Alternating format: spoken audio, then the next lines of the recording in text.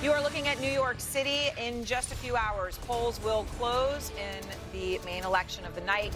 Right now, voters are racing to try to get their ballots in these final hours. There have been long lines in New York City and across the country. Welcome to CNN's Election Night 2025. I'm Erin Burnett here in New York. And I'm Jake Tapper here in Washington, D.C., where President Trump is about to receive the first major electoral report card of his second term.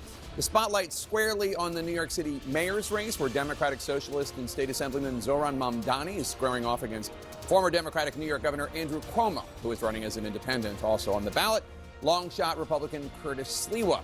Two governors' races are front and center tonight, one in Virginia, one in New Jersey.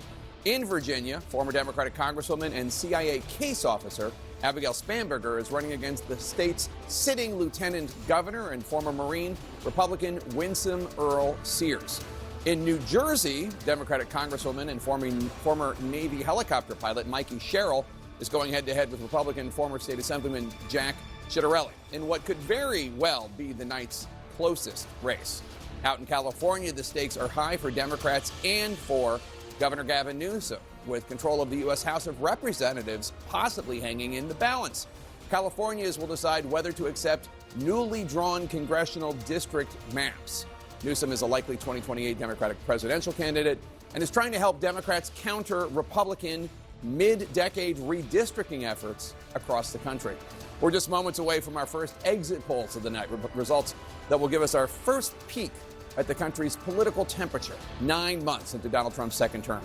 CNN's David Chalian will dig into the numbers and tell us what they mean in just minutes. But first, our correspondents are taking us inside these campaigns for these last few hours of the race. Let's kick it off with CNN's Abby Phillip, who's at Mamdani headquarters at the Paramount Theater in Brooklyn, New York. And Abby, how is the Mamdani campaign feeling tonight? Jake, this is the pinnacle event of a very unexpected and surprising campaign for Zohran Mamdani. Just a few months ago, when he won the Democratic primary in New York City, election night didn't look anything like this. Now they are expecting hundreds of members of the media. They're expecting tons of supporters, maybe even some celebrities who come by this party tonight. And they're feeling good today. The last-minute endorsement that we saw in this race of Andrew Cuomo by President Trump and by Elon Musk is exactly the sort of message that the campaign thinks plays into what they've been trying to do. Mamdani has been running as much against Cuomo as he has been running against Donald Trump. And one advisor that I spoke to said it is a perplexing choice that Cuomo sought to embrace this at this moment, considering that Trump and Elon Musk are two of the most unpopular Republicans in the country. So that is the backdrop that this campaign event is going to be on tonight. And I also spoke to another advisor who said that high turnout that we're seeing so far, according to the last update, it's about 1.4 million New Yorkers who have come out. The early voting was about 4 times what was normal for that period. They're encouraged by that because they are seeing signs that younger New Yorkers, particularly people under the age of 40, are coming out, and they think that benefits Zohran Mamdani. So we'll see as voters continue to vote, but they are feeling good in Mamdani headquarters tonight, Jake. All right, let's now turn to CNN's Omar Jimenez, who's at a voting center in Queens, New York, that Mamdani represents as an assembly member. Omar.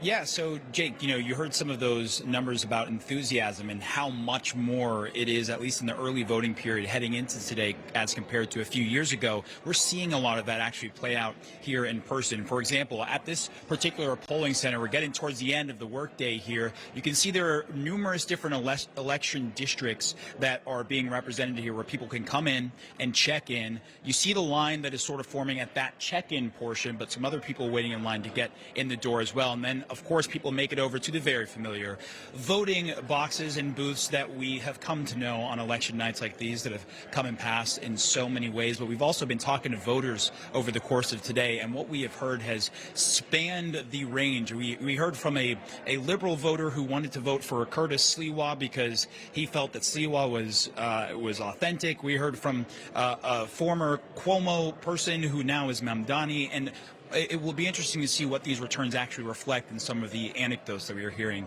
here on the ground here in Queens, Jake. All right, Omar, thanks so much. Let's turn now to CNN's Brian. Todd, who is with voters in Aldie, Virginia. It's part of Loudoun County, where Winsome Earl Sears, the sitting lieutenant governor running for governor, could pick up some key votes. Brian? That's right, Jake, and we are at the rush hour surge here in Loudoun County, which has just exploded in voter population. The polls are going to close in less than 2 hours here. What's really great about our access here tonight is that we have access. In years past, we were not allowed into the room. We are now allowed into the room to show you people registering and voting. I want to go to Belinda Matingu. Belinda is the precinct chief here at Arcola Elementary School. Okay, Belinda, turnout is key. How's turnout been? It's been very strong today. We are a precinct that expected to have about, we have a total of 5,000 voters in our precinct, and about half of them expected to turn out, with about half of them having already voted early. So, with the expectation today, we are strong and on course to hit that target that we're expecting. Very good, Belinda. Good luck for the rest of the night. We're going to be here when polls close. They close in a little less than 2 hours, Jake, and we're going to be able to show you the tabulation and everything live as it happens. All right, thanks so much, Brian. Let's go to CNN's David Chalian now, who has our very first exit poll of the night, which is about how much President Trump was a factor for voters in these key races. David? Yeah, Jake, obviously it is the first electoral test for the president in a significant way. And in New Jersey, you could see that the president's approval rating is underwater. 43% of those voting in this New Jersey electorate approve of the job Donald Trump is doing. 55% disapprove. These are preliminary numbers, and they may shift as we get more information from voters throughout the night. To your point, Jake, about is Donald Trump a factor? Well, listen here. The plurality, 47% say Trump was not a factor in their vote. But where Trump was a factor, he was more a factor for people to oppose him. So 38% in New Jersey cast their ballot in opposition to Trump. 13% did so in support of Trump. We see a similar story in Virginia tonight. You see the president's approval rating in Virginia is even a tick lower than it is in New Jersey. 41% job approval for President Trump in Virginia, 56% disapproval. And the same kind of story we see here in terms of whether Trump was a factor for people voting in Virginia today. The plurality, 47%, roughly half say no, he wasn't a factor. But when he was a factor, it is a factor to oppose him. That's what, when he was a factor, people who wanted to cast a ballot did so to oppose Trump, 37% anyway. 15% said they were casting their ballot in Virginia to support Trump, Jake. All right, those are preliminary numbers, but they are important exit polls potentially from David Chalian. Thanks so much. And Dana Bash, there's so much that any candidate can outrun a president who is underwater, who is an albatross around their neck. Terry McAuliffe, the former governor of Virginia, who ran again 4 years ago, he was here yesterday, and he talked about how Trump was 17 points underwater in Virginia. And I said, what was Biden when you ran 4 years ago? 17 points underwater. Terry McAuliffe, of course, lost. Yeah. I was talking to a Republican strategist who has worked at the most senior levels of campaigns for the past 10 years or so, who said, quote, Donald Trump is the greatest turnout machine Democrats ever discovered. And I said, still? And he said, oh, yeah, even more so now. And it's just a fact. And this Republican doesn't expect that his party will do all that well today. But, you know, they're very candid and understanding of the reality, the political reality for the president and what that means for Democrats. And how much, Casey, how much did that affect the way that the Democrats running for governor in Virginia and New Jersey campaigned? How much did Mikie Sherrill in New Jersey and Abigail Spanberger in Virginia talk about Donald Trump? Not infrequently, honestly. I mean, they ran a similar playbook to the one that Democrats have been running, one that has worked when they have been running against Donald Trump, who, when he is in power, right? I think the test is going to be, what do they learn from the results tonight? If they do well, right? Governor Newsom in California and Zohran Mamdani in New York City, they're trying new things, right? Newsom is trying to take the fight to places that Democrats have previously argued they shouldn't, right? He's breaking norms around redistricting. He is using social media to, troll Donald Trump, quite frankly. Zohran Mamdani obviously has this whole new, young, progressive, social media-based campaign. Spanberger and Sherrill, on the other hand, are using a tried and true method that Democrats have used in the age of Trump. I'm interested to see what their takeaways are for how they should keep going after tonight. Trump is a great motivator for Democrats, and sometimes you can look better because the opponent, Trump in this case, drives your numbers up. Even if the Democrats win tonight in New York City, the New Jersey governorship, and the Virginia governorship, we'll count the votes and see if that happens. But even if it happens, that doesn't mean the Democratic wounds are healed. The Democratic Party still has a lot of work to do. And in fact, the winners could highlight some of the disagreements. If you get a Mamdani in New York and then a more centrist governor of New Jersey, a more centrist governor of Virginia, you already have a more centrist governor of your home state, the Commonwealth of Pennsylvania. Does that actually highlight the Democratic divide? Now, you can make that a good thing, have a debate about policy, or, as the Democrats have often done, you can make that a bad thing and have an internal family feud. But Trump does motivate, to the point the exit polls David went through. Number one, Trump's approval rating in both of those states, Virginia and New Jersey, higher than it is nationally, a little bit higher than we have it nationally. But almost twice as many people say they're motivated, or sometimes more than twice, motivated to vote against him, a protest vote. Look, Trump says this, what I'm about to say is not true. It is true. Inflation is up from a year ago. Credit card debt is up from a year ago. The same issues that made Donald Trump president are present in the economy. They make people mad. They make you vote against the people in power. And we'll talk more about that in a bit, but we have to squeeze in a quick break because we're less than 2 hours away from the polls closing. And our first big race of the night, just a few miles away from where we're sitting in the Commonwealth of Virginia, the governor's race, a very hotly contested race. Coming up, CNN's David Chalian's going to dive into more exit poll results, and we're going to discuss what those numbers could tell us about the political headwinds of the night. Stay with us. A live look for you, some New York polling locations in Queens on the left side of your screen and Manhattan on the right, as voters are still casting their ballots in the final hours of the race for mayor of New York, Zohran Mamdani, the Democratic Socialist and Democratic Party nominee, seeking to become the city's youngest mayor in a century. Let's go to CNN's Manu Raju, who is at the campaign headquarters of former governor, now independent mayoral candidate, Andrew Cuomo in Midtown Manhattan. How is the campaign feeling, Manu?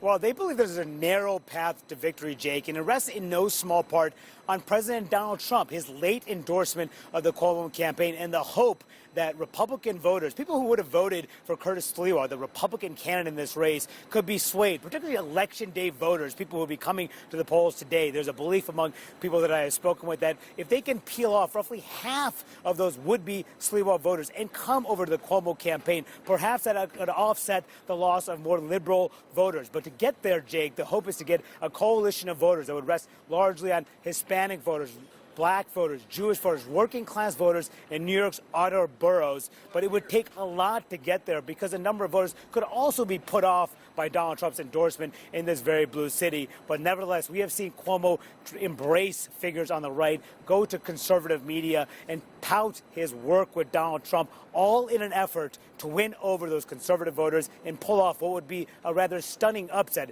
if he were to do that tonight. Can you imagine if you woke up from a coma from 5 years ago and you hear that President Trump has endorsed Andrew Cuomo for mayor? I mean, there'd be a lot of explanation that would have to come forward. I want to go to CNN's David Chalian, who has some brand new exit poll data on the key issues for voters. David, what do you got?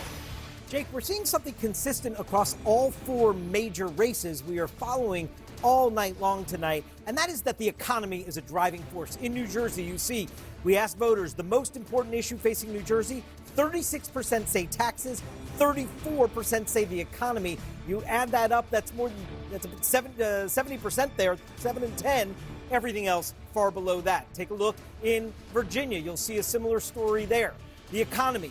49% of Virginia voters today say that's the most important issue. It's double anything else there. Healthcare is next at 21%. In California, we see something quite similar there as well. 46% say the economy is the number one issue facing voters. The next closest one is at 18%. That's immigration. And finally, in New York City, you see that a majority of New York City voters, 56%, say that the cost of living is their most important issue that they are facing in New York City. 22% say crime, 10% immigration. That cost of living issue, it has been a dominant force in this campaign, and clearly it's because it's the first thing on voters' minds. It also happens to be the number one issue that Mamdani has been running on, so that theoretically bodes well for him. Let's hand it over to CNN's Aaron Burnett in New York. All right, Jake. And so let's start here. Mayor de Blasio, former mayor of this city. You just heard what Manu said, narrow path to victory, that Cuomo sees resting in part on Trump's endorsement, which came in just about, 22 hours ago. So Is there any path to victory for Andrew Cuomo? Trump's endorsement in New York City is a kiss of death. So I think what happened here was the Cuomo team was absolutely desperate. They hoped they could pull Sliwa voters, Republican voters, over with a Trump endorsement. The problem is, New York City voters, a lot of people come out on Election Day, especially in the evening in New York City. And so they had plenty of time to hear that Donald Trump has endorsed Andrew Cuomo, which for the vast majority of New Yorkers, you're talking about 75% or so of New Yorkers will hear that and feel very negatively about that. Obviously, Democrats, a lot of independents as well. There's a huge miscalculation by Cuomo, but I think it was an act of desperation because he didn't have anything else. Ken Cuccinelli, you know Andrew Cuomo. You also have been in the room with Donald Trump and Andrew Cuomo.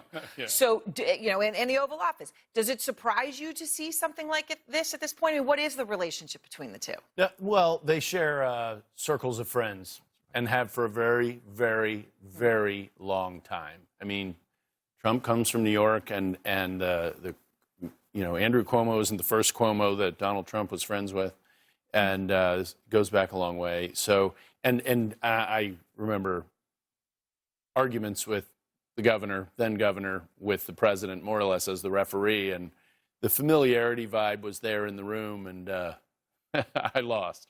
And fighting like people who knew each other. I mean, it is incredible when you think about where we are, Congressman. But how do you think this goes in New York City? Well, I've consistently thought Zohran's going to be roughly at about 45%.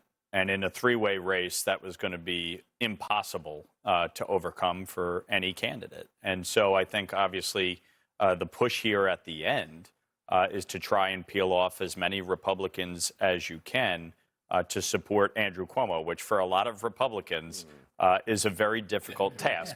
I think the only person that's going to be happier than Zohran Mamdani tonight, if he wins, is Bill de Blasio, because that was quite the relationship for 8 years of overlap. But the fact is that, this is a moment in New York City where you have an avowed socialist on the verge of becoming mayor of the financial capital of the world.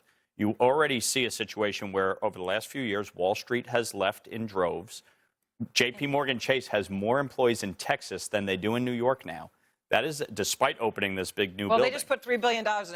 They're stuck. Despite doing it. But this is, I as a Republican from the immediate suburbs of New York City, a large chunk of my constituents work in New York in the financial services industry. 50% of households in my district have a cop, a firefighter, or a veteran living in the district. There is going to be significant blowback if Zohran Mamdani wins tonight in the suburbs of New York City, and it's going to be very interesting in these swing congressional districts next year. I got to say, Zohran, hold on. Zohran has been talking to the issues I wish Democrats had talked about in 2024. When he talks about affordability all day long, you notice he doesn't talk about identity politics. He doesn't talk about social issues. And so I would argue to you, a lot of those constituents you talk about want to hear people talk about affordability, how are we going to make ends meet? And he's actually presenting a message that if Democrats ran on everywhere, we would do a hell of a lot better. And by the way, to that point, that's why I've won twice in 2-to-1 Democratic districts, because I've always talked about affordability, taxes. I fought and lifted the cap on salt. That's a major win for New York. The average New Yorker is going to see a $4,000 tax cut next year.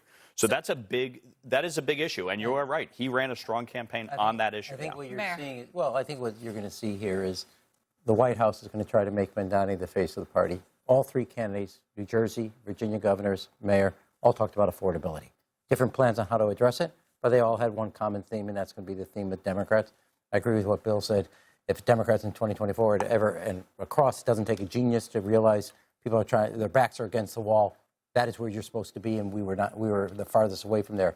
I do think that New Jersey and Virginia governors' races tell more about the future and where the party is than where Manhattan and Queens are going. No disrespect. No, I think that's true, but also think of the fact that Democrats have had basically brand collapse in cities. I mean, wondering what is progressive wing, what do they represent, how do they talk about the issues they talk about, and their facility with online as the new retail politic, that he did do that different from Harris. He did not actually shy away from identity politics. He just embodied it differently than the way it had been used in the past elections, which is to say, you're the first this, you're the second that. He just didn't do that. He spoke from his experience constantly. So I think the irony here is there's this hope that all of a sudden Republicans will be able to look at the city and say, a Muslim socialist, but to Democrats they said, well, you already said we had one of those a long time ago, and now we actually do. What are you going to say about it? And I think also like the word socialist, right? And, you know, Trump calls him a communist.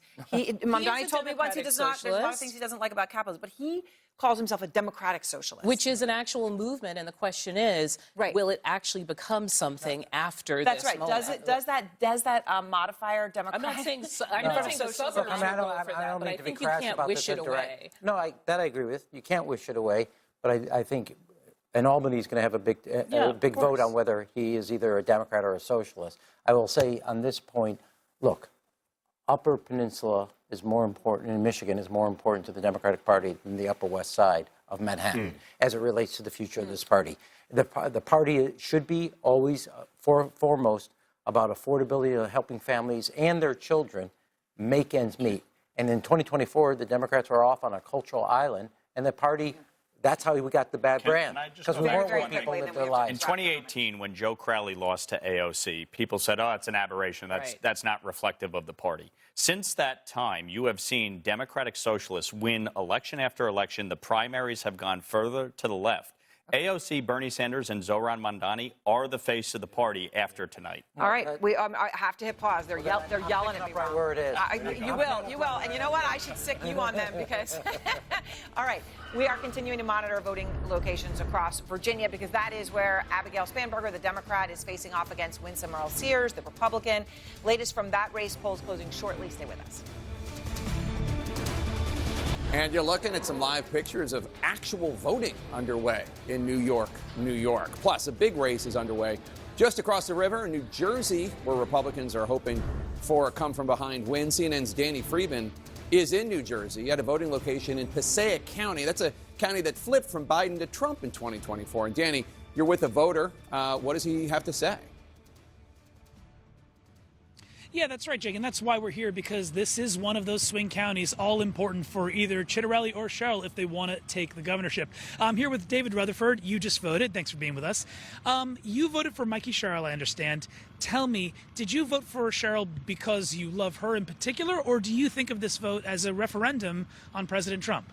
Well, I think I voted both, just because I love her and also just being a Democrat and just wanting change, you know. These last couple of days have honestly been scary for a lot of Americans, so I feel like as me as a young voter, I have to make a change. And just quickly, you said that that's because of SNAP and because of other things, right? Shutdown quickly? Yes, snaps, just our futures. You know, we're hearing so many things, and, you know, and while we're sitting here struggling and worried, they're building a ballroom. Right. Well, so there you have it, Jake. That's part of the concern of at least one voter, David, here, why he came out to vote for Mikie Sherrill in this New Jersey governor's race, Jake. All right, interesting stuff. Vox Populi. Let's go to CNN's David Chalian, who has some exit polls. David?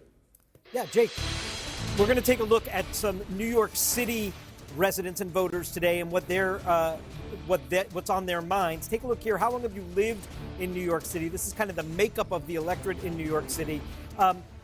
Less than 5 years, 6%, 5 to 10 years, 8%.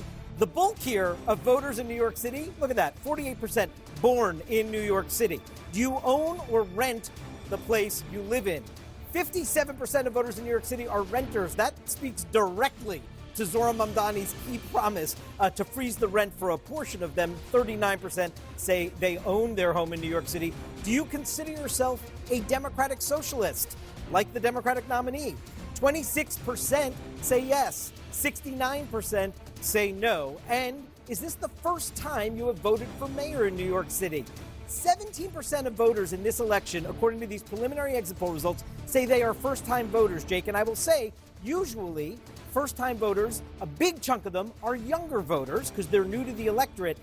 4 years ago in the mayor's race, it was only 9% of young voters in the electorate. It'll be curious to see if this is a big youth surge with all this first-time voting in the New York City mayor's race. All right, interesting stuff. I'm here now with John King at the Magic Wall. John, what are you going to be looking for when the results come in New York? So let's start with where David just was, going through some of the demographics of New York. Are you a new voter or not? One of my big questions tonight is Donald Trump had a lot of wows when he won re-election in 2024, even in places where he lost, like New York, Virginia, and New Jersey. One of the wows was Donald Trump's growing support among men of color. In New York, 5 very distinct boroughs. Yes, it's a blue city, but 5 very distinct boroughs.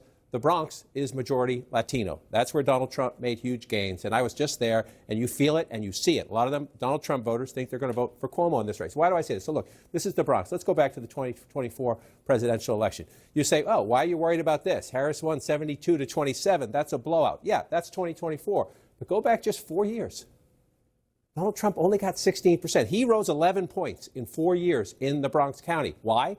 Men of color, particularly Latinos there. So do they stay as Republicans, or were they just Trump voters? Was it just because of the cost of living issues in 2024, or have they moved over to Donald Trump, and will they vote for other Republicans? This is a mayor's race there, but it's a theme that we'll watch elsewhere as we come through. Let's come back to 2025 and come back to these governor's races, because you know Danny Freeman is in Passaic County, right? Passaic County is plurality Latino, right? We're waiting for votes tonight, so it's blank, but you go back to the 2024 election, Donald Trump won this county. Now, just barely. But what happened? Men of color moving toward Donald Trump, particularly Latino men. Look at 2024. Go back just 4 years. This is the same county, the same people.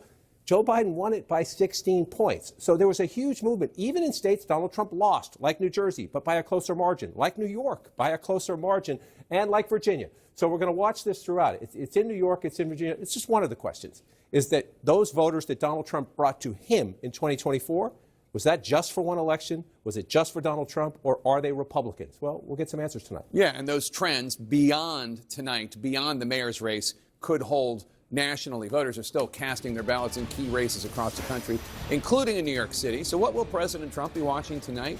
Well, we're going to go live to the White House next. And we're back with a live look at voters in New York City as Americans coast to coast cast their ballots in key races.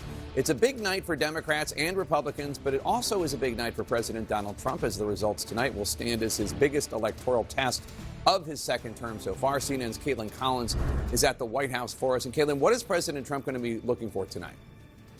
Well, Jake, the White House is not casting it as a test of President Trump's first 9 months in office and what voters think of that. Instead, they're more in wait-and-see mode to see what the results are tonight and whether or not they want to tie it anywhere near the president and what he's done in office so far and what voters think of what the president has done so far. Of course, this is the first major election since Donald Trump has been back in the Oval Office, though, so we will be looking for any of those clues tonight. And the president has been weighing in on these races. He did 2 tele-rallies last night, one for Virginia, one in New Jersey. He was just posting a few moments ago, telling people in New Jersey to get out and vote for the Republican candidate in that governor's race, Jack Ciattarelli. But overall, Jake, it's been a relatively muted response from the president when it comes to these races. We've seen in the past where he's gotten quite involved before, and we have not seen that yet with tonight's races. And really, Jake, that has to do with the president's political aides and advisors behind the scenes. They've been looking at their own data. They're not expecting any major Republican victories tonight, maybe New Jersey being the one that they are the most hopeful about. So they are kind of sitting back and waiting and watching, and Jake, before they go anywhere near tying the president to these results or saying that it serves as a referendum on his first several months in office. I will say, Jake, obviously the one race that the president, with that exception, has been the most closely paying attention to is the New York City mayor's race. He has been weighing in on it constantly, including with that late endorsement of Andrew Cuomo yesterday. And I've been told that privately, when it comes to the mayor's race in New York City and the governor's races in Virginia and New Jersey, far and away, the president has been talking way more about the Zohran Mamdani race with Andrew Cuomo and Curtis Sliwa than any of the others. All right, Caitlin Collins, thanks so much. I'm back with my panel. We also have with us Republican Congressman Jim Jordan of Ohio. He's the chairman of the House Judiciary Committee. Thanks for being here tonight, sir. Let's talk about the government shutdown, because as of tomorrow, it will be the longest in American history. The House has not been in session for 6 weeks. Well, we've done our work. Well, you passed the clean government resolution, clean funding resolution, but obviously there are negotiations to be had. Well, I would argue not just we've done our work and we passed it. We passed what they all agreed to, what the Democrats all agreed to 6 months ago. So that to me is like, that's why the speaker said we've passed it now 14 times. They've tried to pass it in the Senate, and unfortunately they're not listening to John Fetterman. Senator Fetterman said, we should pass this. We should move on. This is ridiculous. So, but I've also been back in town the last 3 weeks. Last 4 weeks. I come in every week and do work that I think is important for the folks in the 4th District, important for the country, namely some of the oversight duties we have as members of Congress. But obviously, though, there are disagreements. The Democrats want some changes to health care policy in terms of extending the Obamacare subsidies, et cetera. Isn't part of the job, not necessarily just you, but all members of Congress, to be negotiating and figuring out a path out of this? Everyone's been clear on our side. Look, open the government. We'll be happy to talk about that. I think it's kind of strange that they brought it up. They won't vote for what they voted for before, and they bring this up and say, "Oh, we." It's not exactly the same thing as it was before. It's a continuing resolution, which means you continue the exact funding level you were at that they all voted for. That's why they called it a continuing resolution. But you made exactly the same. You made major changes to health care policy in the intervening times with the One Big Beautiful Bill Act. That's what Democrats are objecting. They shut down the government because they're concerned about a policy that doesn't kick in until the end of the year. We're saying keep the government open. Don't jeopardize our pay for our folks in uniform who serve our country and defend our country. Don't jeopardize the pay of air traffic controllers and hurt Americans who are getting close to the travel season. Don't jeopardize payments to people on the SNAP program. All that we say, like, just get the government open and we'll talk about it. But again, they picked an issue where Obamacare, where they extended the subsidy, they set the deadline for this. They're the ones who extended this subsidy. Now they want to do it again for Obamacare, which is something everything they told us about turned out not to be true. Like your plan, keep your plan. Like your doctor, keep your doctor. Premiums will go down. President Obama said premiums will go down on average $1,500. Wow, I feel like it's like now 10 years here we ago, are. 15 years ago. Well, I feel like I'm in a time warp. That's what they're trying to do. It is a time warp because none of that's Except changed. they were the Facts ones are shutting facts. down the government ban. Well, I just mean about the keep your doctor. Yeah, Yeah, exactly. Can we talk about the elections? Sure. It is an election day. It is an election day, and I have not talked to one Republican who has been bullish about how Republicans are going to fare from coast to coast, from California to New Jersey, maybe the Attorney General race in Virginia. As somebody who has a gavel, what are you looking at when you think about 26? I do feel good about the Attorney General's race here in Virginia. I think Jack Ciattarelli's run a good campaign. We'll see what happens in New Jersey. I think he's got a real chance. But the context is 3 blue states and a real blue city. And you're all saying, oh, this will be a mandate against the Republicans and President. Are you kidding me? Like Kamala Harris won. My guess is she won all 4 jurisdictions. I bet she won New York City. I know she won New Jersey. I know she won Virginia. I'm sure I know she won California. So 3 blue states and 1 really blue city. Yeah, that's yet true. It's somehow it's going to be Republicans have a bad night if we don't win. Purplish. But I take your point, though. There are pockets within each state, particularly New Jersey, where Donald Trump did so much better in 24 than he did in 2020. So are you looking at that, particularly with demographics, younger people, Latinos, to see how that could fare when he's not on the ballot and you are? I think there's likely to be one big takeaway from today's election, from tonight's election and the results, and that's the mayor of New York. I mean, I do. Like, it's a socialist. They're going to elect a socialist. I mean, I was telling someone earlier today, I remember like 30-some years ago, I competed in what was then the Soviet Union. Tell people, you go to places like that, you thank the good Lord you live here. And I remember walking into stores. First, I remember Moscow. We were there in February. Moscow in February. It's not a political competition. I understand, but it's like... No, I just want you to clarify when you say competed. What's that? You say you competed in the Soviet Union. For athletics. Oh, no, I was wrestling. You weren't running for office. Exactly. In Stalin. I just want to make sure that our audience understands what you mean. Well, I don't think they think. I was wrestling there. But you walk into a store, there's nothing on the shelf. And that's what Mamdani is promising. We're going to have government-run stores in New York City. I don't think that's their guy. That's the guy that the party is now embracing. And he's your guy. Well, that's how. Should the president have endorsed Cuomo? That's how crazy the world's become. That this guy is so bad that we're now for the former governor in New York who shut down the whole state during COVID, and we criticize. I mean, that's how ridiculous it is because so far left the Democrat Party is. Didn't House Republicans refer Cuomo to the U.S. Attorney's office here in D.C.? But I remember he came in and we asked him some questions in a hearing. Echo the COVID. I was on that committee. Yeah, you're on the COVID committee. You referred Cuomo to the U.S. Attorney's office. I think it came from Chairman Comer, if I remember right. Well, a slightly different tone, I'm saying today. Anyway, thank you so much, Chairman. Appreciate it. We're monitoring voters across the country in our key races: Virginia, New York, California, New Jersey. We're a little more than an hour away from our very first poll closing of the night. That's in the Commonwealth of Virginia. Stick with us. We'll be right back. The Santa Ana winds are blowing at the polling location we're showing you right now in California, a traditionally red area in a blue state. Democrats are hoping to pass newly drawn congressional maps that would give Democrats an additional 5 seats in the 2026 midterm election. CNN's anchor Alex Michelson is with us tonight at California Democrats campaign headquarters in the state capital of Sacramento. Alex, what are you hearing from Governor Newsom this evening? Well, the Newsom team is feeling confident. He's expected to speak here behind me at some point later on tonight. But there's a lot of spinning going on as that voting is underway. President Trump posting on Truth Social today that the California vote is a scam and that it's rigged. He didn't really post a lot of evidence of how exactly it was rigged.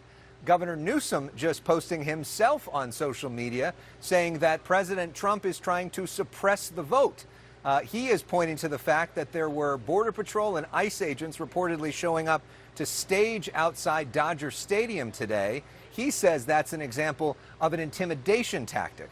We don't have any evidence of those officers actually interacting with voters. Again, we don't have any evidence of any widespread fraud in California. Clearly, we do have evidence of a lot of spinning going on. And from the beginning, Jake, this campaign, President Trump and Newsom have been going at it. Newsom has tried to make this a referendum on Trump. If he's able to do that in deep blue California, he probably wins. All right, Alex, thanks so much. I want to hand things over now to CNN's Aaron Burnett in New York, New York. All right, so here we are. Anybody who's been watching knows that you wanted to get in as we were ending. So you're getting to start here on this panel. Yeah, but I have short-term memory loss. I forgot what I was so angry about. And we're moving on now to California. But as Alex is saying, right, this whole ballot initiative, you know, and then there's been the fight between Schwarzenegger and Newsom on whether to do it. And then it seems to be metastasizing across the country. What do you think happens in California? Oh, I think Governor Newsom comes out today as a big winner, gets the map. He's going to get 5 districts for the Democrats. And this is a big win for him, and it's a big win for the Democrats in that effort as we go through this stupidity of redistricting mid-cycle and across.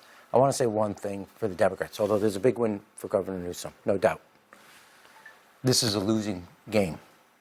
When you look at what they're doing in Texas, North Carolina, Ohio, Missouri, we don't have a capacity to do this. Democrats should come out across the board, get rid of the primaries, and go to ranked voting across the board. It would open up a massive amount of districts that would become competitive, and members of Congress, I know why you're saying no, members of Congress would have to compete for more voters than primary voters. This is a losing structure for the Democrats. Now, I'm for what Governor Newsom just did, and I'm for what we're going to do in Illinois, but it's not a winning game long term. Yeah, this is the first time I heard ranked choice voting dragged in here. I mean, NAACP leaders all over the country hate it because it disenfranchises people. You want actual disenfranchisement. That second ballot wipes thousands of people out of elections, and it's phenomenally confusing. It's easy enough for people who game in politics all day long in their whole lives. That doesn't work for regular Americans, and it's a disaster. This whole dynamic is a downward spiral. Yes. Okay. New York did. It's like mutually assured destruction. That's Every state's exactly going what's to do happening. it. By the way, over 3 decades ago, there were over 100 competitive seats. Last November, 35 seats were decided by 5 points or less. You do mid-decade redistricting all over the country, it's going to be even less than that. But let me just make one point. New York did mid-decade redistricting last year. They picked up 4 seats in New York. So this whole notion that it just started with Texas, this has been happening for decades. Eric Holder, the former Attorney General under Barack Obama, went and headed up the National Democratic Redistricting Committee because he was intent on gerrymandering the maps all across the country. You look at your home state of Illinois, 3 Republicans, despite the fact that Republicans get 40+% of the vote in the state. It's absurd. We're getting rid of the plus. I know you are. We need independent redistricting. I've been against gerrymandering no matter who does it because it's a disaster for the country. That I'm 100% for.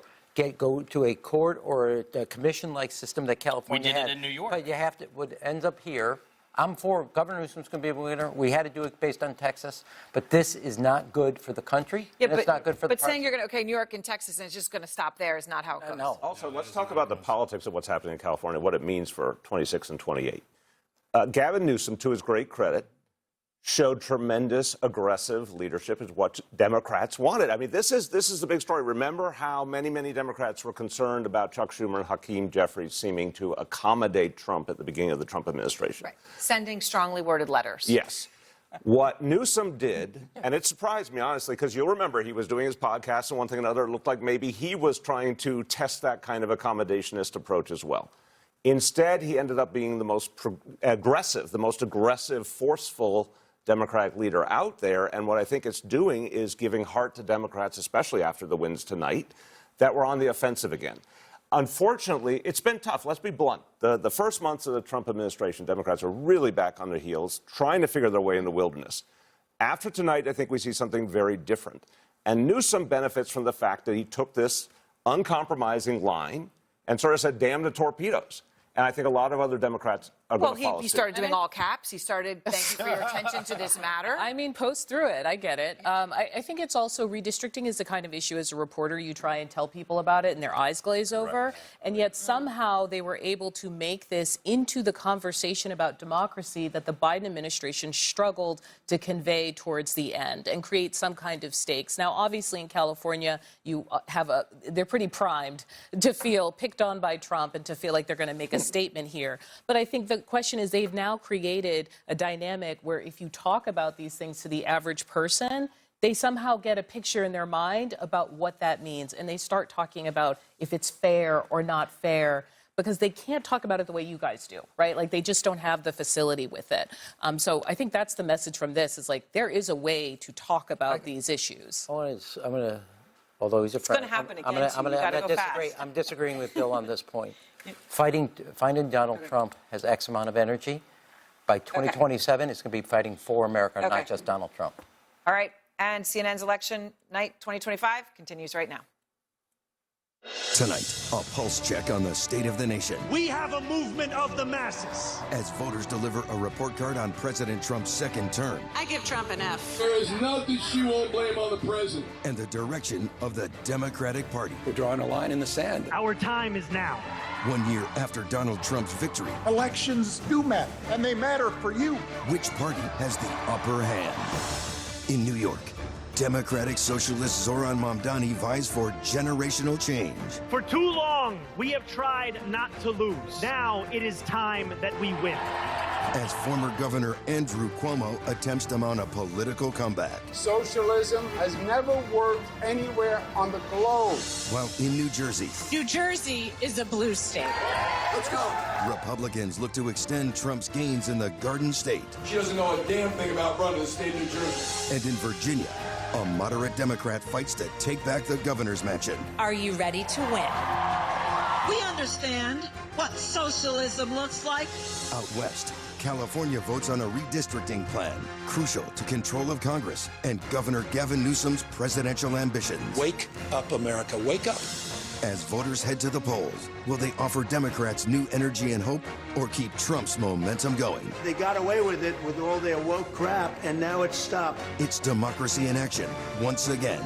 Election Night 2025 on CNN starts right now.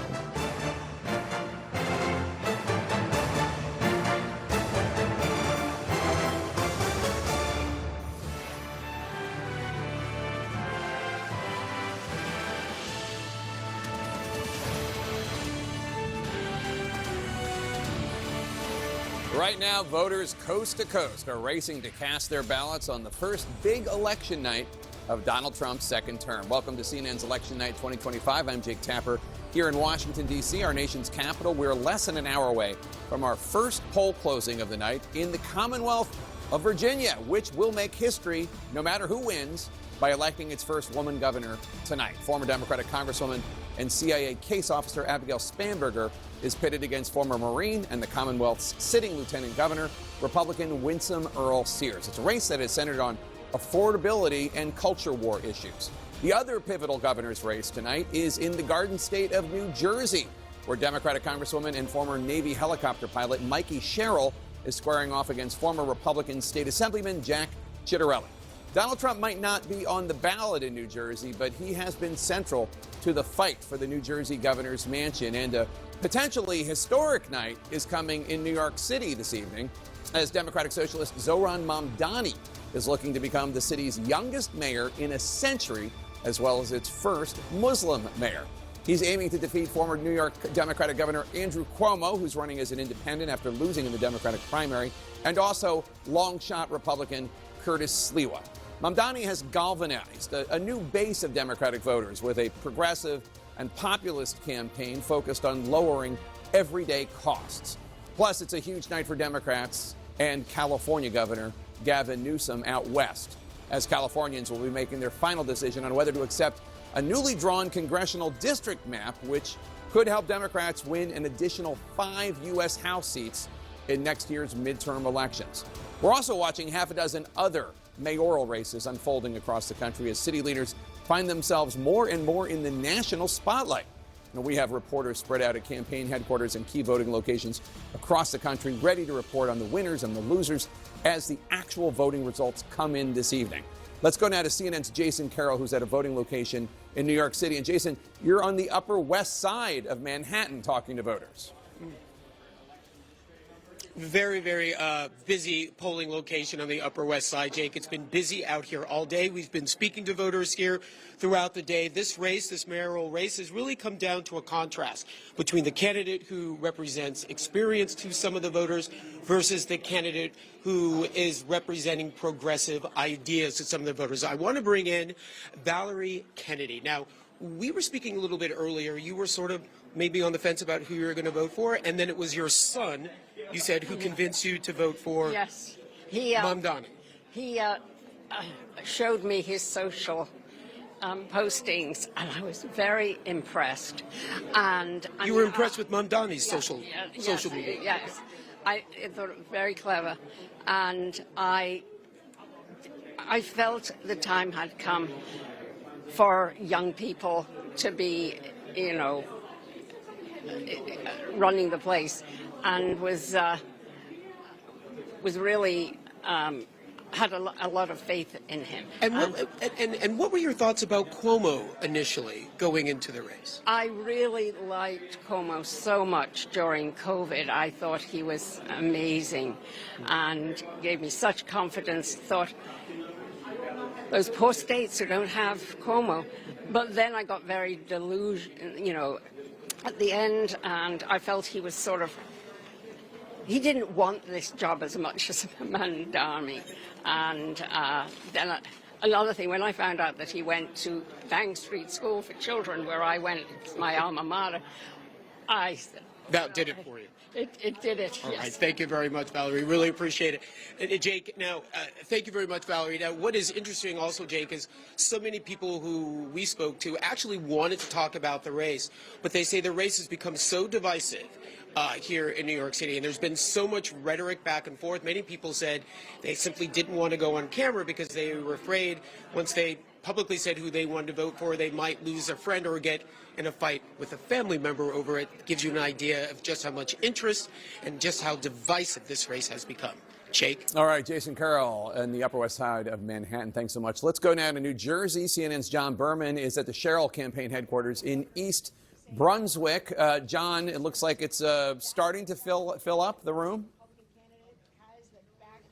Yeah, the people are just coming in. The doors will open shortly. The polls close in New Jersey at 8 p.m., Jake. And the Mikie Sherrill campaign is very happy right now with how things look for them, they say. I'll give you one city, Jersey City, the second most populous city in the state, has already surpassed the voter turnout from 2021. That was a race that Phil Murphy won, but by just 3 points. By about 4 o'clock this afternoon, more people had already turned out to vote in that heavily Democratic city than in all of 2021. In New Jersey, you can actually track voter turnout by party registration over the course of the day. And the Sherrill campaign says they feel they're actually running substantially better than former Vice President Kamala Harris did in the presidential election in 2024. Again, she won New Jersey, but by about 6 points. So the Sherrill campaign feels pretty good about where they are right now. Their message, they say, tracks with what David Chalian has been talking about in our exit polls. Mikie Sherrill has been leaning in to tying Donald Trump to concerns about the economy. It's not just, they say, an anti-Trump message. It's that President Trump has not delivered on the promises he made for the economy and on affordability. So if you listen to any one of Mikie Sherrill's events, she repeats that again and again and again. And they think that is paying dividends. So when you see the numbers in the exit polls, the likes of which David Chalian is showing, it validates what they say. One more point, Bergen County, hometown of Dana Bash. The Mikie Sherrill campaign says that they are winning the election vote there. At least Democrats are overperforming there based on what they have in the last few campaigns, Jay. All right, Berman, my best friend from high school is from East Brunswick, and I know a great diner with amazing cheese fries. I will hook you up after the election is over. Let's go to CNN's David Chalian. He has new exit poll results, which will give us some insight into what's going on in the New York City mayor's race. I also know that diner, Jake, and I love it. Yes, in New York City, there are 3 issues that animated a ton of conversation in this race, especially in those 2 big mayoral debates that we saw. First, the importance of the candidates' positions on Israel. Look at this, 38%, the plurality of New York City voters call the candidate's position on Israel a major factor. 30% a minor factor, 29% not a factor at all. Of course, that cuts both ways since there was a real contrast in positions on Israel. How about crime? That was a major issue discussed in this race. 33% of New York City voters say it's a major problem, but the majority call it a minor problem. 51% say so. Only 13% of New York City voters say crime is not a problem at all. Housing costs where you live. Look at that number. 72%, nearly 3/4 of New York City voters today say that is a major problem, housing costs. This was critical to Mamdani's message. Only 14% call it a minor problem, 12% not a problem at all. Jake? All right, interesting stuff, David Chalian. And there we go again with another exit poll sign that things could really, well, no matter what happens, the idea that Mamdani's talking about affordability and he's talking about rent, this is what is top of mind of New York voters. It's remarkable and yet totally unremarkable at the same time, because this is why Donald Trump is president, and now it's the albatross around his neck because it hasn't gotten better, and for some people it has gotten worse. And that is something that privately Republicans recognize, that Republican candidates in these 4 places, and maybe even 5 if you count the Attorney General in Virginia, are dealing with.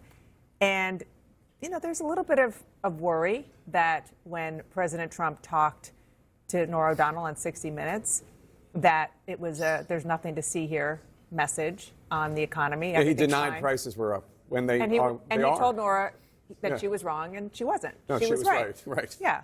It's actually reminded me a bit, Casey, of the previous president when it came to high prices. Yeah, the thing about denying that prices are high when people that you need to vote for you or support the party that you're a part of, everyone has to buy groceries every week, right? It's not, you can't pretend. And look, this affordability issue, right, when you put those numbers up about how many people think housing is unaffordable in New York, I mean, if you looked at rent in New York lately, have you looked at housing prices across the country post-COVID? I mean, have you talked to young people about how they feel about their own prospects for doing the things that their parents did relatively easily? I mean, their parents were able to buy houses. They felt like they could afford to take care of 1, 2, 3 or more kids. People, I'm a millennial. I'm not as young as I used to be sitting on a set like this. But let me just tell you that most people do not think that any basic normal life is easy to figure out anymore. It is so incredibly difficult. And frankly, the gerontocracy in Washington just doesn't get it. And I don't think it's particularly new to this election, right? This is, I think, since COVID and since which disrupted society so much and have come out of that, the record high inflation that we saw in the Biden administration, this has now been a period of years of real concern about costs and affordability. I know it's been a central theme in the campaigns this year, perhaps in a way that it wasn't before, but I don't think it's new for the American people. So, you know, it's interesting that, so 4 years ago, Glenn Youngkin, the current governor who was elected 4 years ago, he won in a large part talking about education. And he was criticized, I remember, by Democrats who were like, well, he wasn't talking about that at the beginning of his campaign. And it's true, he wasn't. And then he campaigned and he heard people were talking about it. Imagine that. He changed, listen to voters. So he changed, Politics. He changed what he was talking about. And the same. So Mamdani started out, he came out with that viral video like last December, and it was about affordability. So I'm not saying that it's the same exact thing. But the idea of, well, this is what people care about, therefore I'm going to talk about it, seems like a pretty basic one. But I have to turn to some breaking news right now. Sources tell CNN that a UPS plane crashed near the Louisville, Kentucky airport this evening. There is a massive plume of black smoke and fire rising not far from the tarmac. This information is just coming in. Let's turn now to CNN's Pete Montine, who's in the newsroom. Pete, what do we know right now? Well, the images are sad and they're sobering, Jake. We've just confirmed from the Federal Aviation Administration that UPS Flight 2976 crashed shortly after takeoff from the Louisville airport, the Muhammad Ali International Airport. That is the main hub for UPS. It's known as Worldport.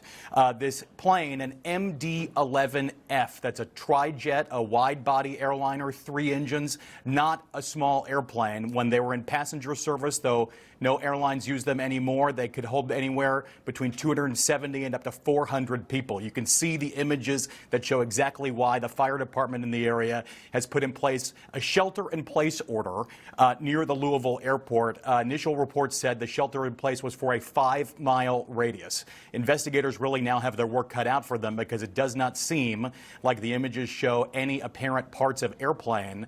It seems like the National Transportation Safety Board will launch to this investigation. The Federal Aviation Administration also investigating. This flight was bound for Honolulu. This is a large cargo airplane, not a small aircraft. As we are just getting in new details, this is developing all the time. It has been a tough year for aviation. Not only are there are the incidents right now with air traffic controller staffing shortages around the country. There was the mid-air collision over the Potomac River back in January. And now this. Friends I've been talking to, sources say this is so hard to see, and the images popping up online. So a very sobering struggle for this plane to get into the air right on takeoff from Louisville Muhammad Ali International Airport. Very, very sad story developing right now. Very sad indeed. Pete Montine, thanks so much. We're going to keep following the story. We're going to squeeze in a quick break. We'll come back with much more on our election night 2025. Live look at a polling station in Alley, Virginia, that is home to some of the most closely watched races of the night. Virginia voting for the next governor and attorney general, both of those crucial as we're approaching closing polls. Doesn't look as if there are lines there, so we'll see what happens. But in New York, there have been lines and hours-long lines for some of the early voting. Here we are, though, in the final hours. Omar Jimenez is at a voting site in Queens, New York. That, of course, is where Mamdani lives and represents that borough as an assembly member right now. So, Omar, long lines, obviously, for days in New York. What are you seeing now? And I know you're there with a voter right now. Yeah, we have seen a lot of extremely high turnout, even leading up to Election Day itself, and we're continuing to track that enthusiasm over the course of today. And some of it we've seen in voter conversations. I've got one here, Alec. You've lived here in Queens for a while now. You just voted here a little bit earlier. Can you tell me who you voted for and why? Yeah, so I ended up voting for Mamdani. The reason why is, I've always been a Democrat my whole life, but I've been kind of frustrated with the direction that some of the more mainstream or establishment Democrats have taken. I feel like they struggle to really articulate a vision for the society that they'd like to see, but that's not the case with Zohran. I feel like with him, he has a clear vision for the kind of New York that he imagines. And that's the one that I believe in, too. One that's more equitable, one where, the rich just don't dominate everything in the city like I feel like they're so used to doing. You've lived here a while now. What do you think is the biggest issue that New Yorkers are facing? Definitely affordability. I mean, that's where Mamdani really just nailed that one. Just everything in the city is so outrageously expensive that the city's really been in a state of decline for a while. Yeah. And I like that. I think Mamdani is going to bring us back to being the greatest city in the world. Yeah. All right, Alec, appreciate the time. This is just some of what we've heard from many of the Mamdani supporters, but we've heard a wide range of opinions over the many voters we've spoken to here in Queens, and we'll see if that translates to results. All right, Omar, thank you very much.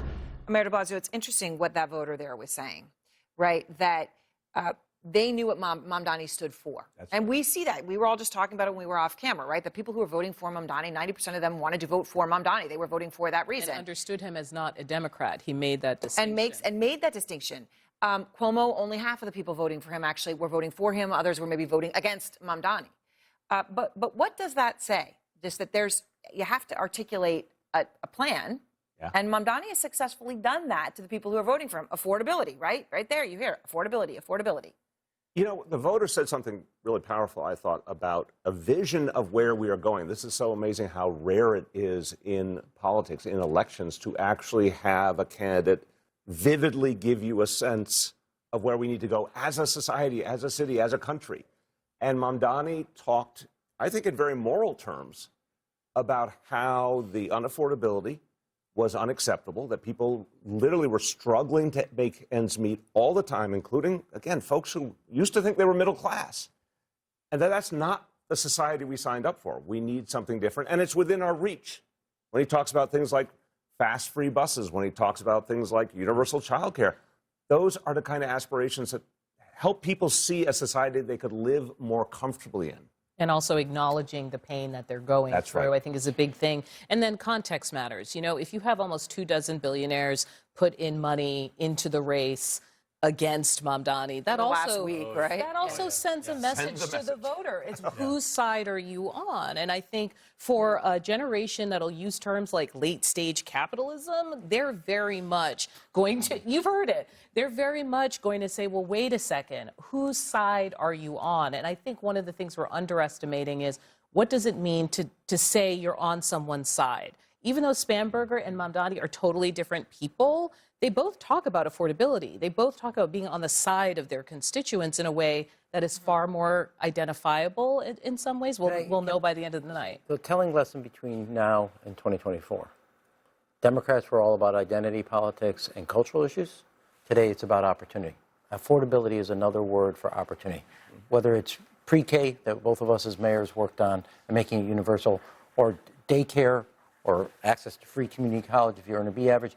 This is about opportunity and making it what used to be, you achieved a middle class status, today is a struggle to maintain, and people do not want an economics or politics where it's a struggle just to stand in place. If you look at it, at the end of the day, it goes back to what your old friend James Carville said. It's the economy, stupid.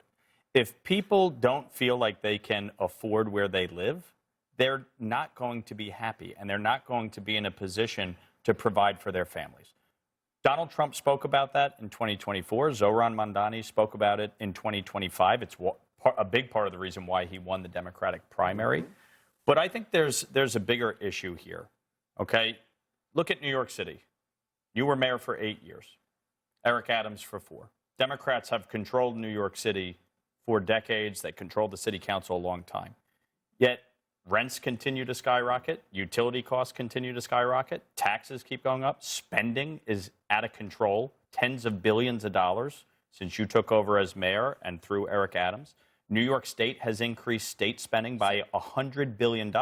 So, yeah, there's an affordability crisis in New York, but it is primarily driven by the policies that have been enacted. You look at the energy policies in New York. We've shut down natural gas, shut down Indian Point. Utility rates have skyrocketed. So, the grid has gotten dirtier. These are one point you say, though, is last night Zohran Mamdani was here, and he said that he and Trump have both identified the same problem, affordability, okay? That he put it on, that they have identified the same problem. It's the solutions that are different. But he's the first Democrat that I've heard, Ken, that's come out and said it that way. That the two agree on the problem. Yep. Specifically and explicitly, and are going to talk about a different solution. I would agree that probably in the last 5 years, he has done a better job than any other Democrat in the country of prioritizing that approach to his campaign. And I'm reminded 25 years ago of Jim Gilmore running. You ask him any question in the world, and his answer was, I'm going to get rid of the car tax. It was message discipline combined with focusing on the priority of ordinary voters. Now, I don't agree with Mamdani's solutions, and it is that I don't think they'll work. I wish it was as simple as he'd like to think. But nonetheless, his focus on optimistic outcomes that create opportunity and focus on what people are concerned about. We were talking about paycheck to paycheck, off camera, and that is a focus. I don't care what party you're in, Republican, Libertarian, Vegetarian, whatever. That is. By the way, now I'm going to hit pause on this for 1 second. 1 second, but we got to come back to this later because you said something really important. You used the word optimism, which so few people feel, and that is important. We'll come back to that, but we do have live voting right now. Look at a center in Santa Ana, California. Democrats are hoping to pull off a big win. There's a redistricting issue going on, Prop 90 in California, and you can see the lines there. When we come back, Senator Bernie Sanders will join to discuss. It's election night in America, and we're back with a live look at Aldie, Virginia, as the final voters cast their ballots as polls prepare to close in less than 30 minutes in Virginia. Here to discuss Democrats' hope for a big night tonight, I want to bring in Independent Senator Bernie Sanders of Vermont. Senator Sanders, always a pleasure to have you. Thank you so much. If Democrats sweep the big races tonight, Democratic Socialist Zohran Mamdani in New York, more moderate Democrats, Abigail Spanberger and Mikie Sherrill in Virginia, New Jersey, and then also, obviously, the redistricting measure in California. What is the message for Democrats there? Is it all good? Is there a mixed message because Mamdani and Spanberger Sherrill are kind of different? Very different. I think that the common message, if all of that happens, if Democrats do well, is that there is a lot of dissatisfaction with Trump's policies. $1 trillion in tax breaks for the 1%. At the same time, you cut Medicaid and the Affordable Care Act by $1 trillion. You throw 15 million people off the health care they have. You double premiums for 20 million people in the Affordable Care Act. Those are not policies that the American people are supportive of. And I think tonight's election votes may reflect that. But obviously, the Mikie Sherrills and Abigail Spanbergers of the world would probably look at the health care challenges facing the United States differently than Zohran Mamdani. Is in terms of policy direction, what do you think it would suggest?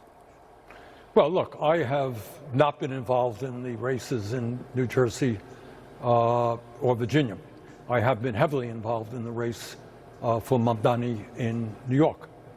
And the reason for that is that I think what Zohran understands is that we are living in a moment in American history where we have never seen the people on top doing so very well. Billionaires are doing better than they have ever done, while 60% of the people in this country are living paycheck to paycheck. They can't afford housing, which is a major part of what Mamdani is talking about. They can't afford decent quality food at the grocery store. They can't afford health care. They can't afford to send their kids to college. And what Zohran is doing in New York is putting his race in that context and saying that maybe, just maybe, we should have a government that works for all of us, not just wealthy campaign contributors. And by the way, if he pulls that off in New York City, and I think he will, it will be one of the great political upsets in the modern history of this country. He has taken on the oligarchs in New York who have spent millions and millions of dollars trying to defeat him. He's taken on Donald Trump, who has endorsed Cuomo. He's taking on the Republican establishment. He is taking on the Democratic establishment. And what he has done is created an incredible grassroots movement, Jake.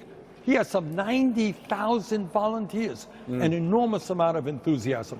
So I think this young man deserves an enormous amount of credit for running a brilliant campaign. And what do you make of the fact that, I mean, I hear everything you're saying and the idea that he was laser focused on the message of affordability in New York obviously worked to his advantage. I have to say, he ran a rather Sanders-esque campaign in many ways. But Chuck Schumer, the Senate Democratic leader from New York City, did not endorse him, did not endorse anyone. What does that say? Well, I think it suggests that there is a strong rift between establishment Democrats who collect a whole lot of money from wealthy campaign contributors and people like Zohran who are prepared to run a grassroots campaign. I think that's true in New York City, and I think that's true all over the country. Needless to say, what I believe is at a time when this country faces so many crises above and beyond Trump, before Trump's effort to throw 15 million people off of health care and double premiums for the Affordable Care Act, the health care system in America is completely broken. Everybody knows it. And that is why Zohran believes, I believe, that we need to move to a Medicare for all single-payer system. Health care is a human right. We're in a competitive global economy. You know what? We got to make sure that all of our kids, regardless of income, get the higher education they need. Our child care system is a disaster. We got to make sure that to do what Zohran is doing, making child care free all over this country. Invest in the future generation of America. So I think the division is that there are some of us who believe that we need a party, Democratic Party, that stands with the working class, that is prepared to take on the oligarchs. Needless to say, the establishment does not necessarily agree with that assessment. Vermont Independent Senator Bernie Sanders, thank you so much. It's always great to have you, sir. Thank you, Jake. Coast to coast, voting centers are still full of Americans casting their ballots. We have new exit poll numbers to bring you next. And we're back with a look at a voting center on the Upper West Side of Manhattan. Zohran Mamdani is looking to make history as the first Muslim mayor of the largest city in America. I want to go straight now, though, to Brian Todd as we're watching these races coast to coast. He's in Aldie, Virginia, where polls are set to close in less than 20 minutes. Brian, what have you seen in terms of turnout as the day's gone on here and we're about at closing time, as I know you're with a voter? That's right, Aaron. It's been a big day at this precinct. A lot of turnout here, despite a lot of early and mail-in voting here in Virginia. There's been a lot of foot traffic here, and we do have a Republican voter here. We haven't encountered too many Republican voters at this precinct, but we have one here. His name is Roger Rockhill. I've been talking to Roger. One of the big issues that drove him, and one of the big issues here in Virginia, is the candidacy of Jay Jones, the Democrat running for Attorney General, and the violent text that he sent 3 years ago. That's been a big issue in the campaign. Republicans saying that he's not fit for office. He's apologized for it. Abigail Spanberger has not rescinded her endorsement of him, even though she's condemned the text. Roger is here. Roger, you talked about this and how this was kind of a driving factor. How did that candidacy of Jay Jones and the whole issue of political violence influence your vote tonight? Yeah, I mean, it made me not want to look at any of the Democratic candidates, especially the governor, the person running for governor. So I think that anybody that does that in writing and the person running for governor isn't going to denounce that and ask him to suspend his candidacy is wrong. All right, Roger, thank you for talking to us. We really appreciate it. Good luck. Thank you. So a sampling of one of the big issues here, the government shutdown also, Aaron, a huge issue. That's been on the minds of many of the voters, driving kind of their anger and angst as they come to the polls tonight. Aaron? All right, just minutes away from closing there. Brian, thank you very much. And let's go back to Jake in Washington. Jake? Thanks, Aaron. And let's talk with my panel. And Casey, you have a text chain where you talk to various sources and folks about issues. What did you make about the comment that voter made about Jay Jones and the Attorney General candidate in Virginia? He had sent several years ago some violent text messages talking about harm coming to a fellow member of the House of Delegates, harm to his family. It's really, the Republicans have tried to use this to tarnish the entire Democratic ticket. Yeah, they have. And we have been texting with, I've been texting throughout the night with sources who've agreed to kind of talk to us, give us their perspective.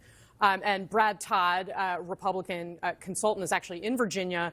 He's working with Jason Miyares, the Attorney General candidate. And he says this: in Virginia, I'm watching for split ticket voting. He says the Spanberger Miyares voter is the most interesting voter anywhere tonight. And Kristen Soltis Anderson chimes in to say that her polling does show that there actually is likely to be a fair amount of this ticket splitting. The question here is really about the nature of our politics, right? And how are voters feeling about that? And that has come up repeatedly also among my sources.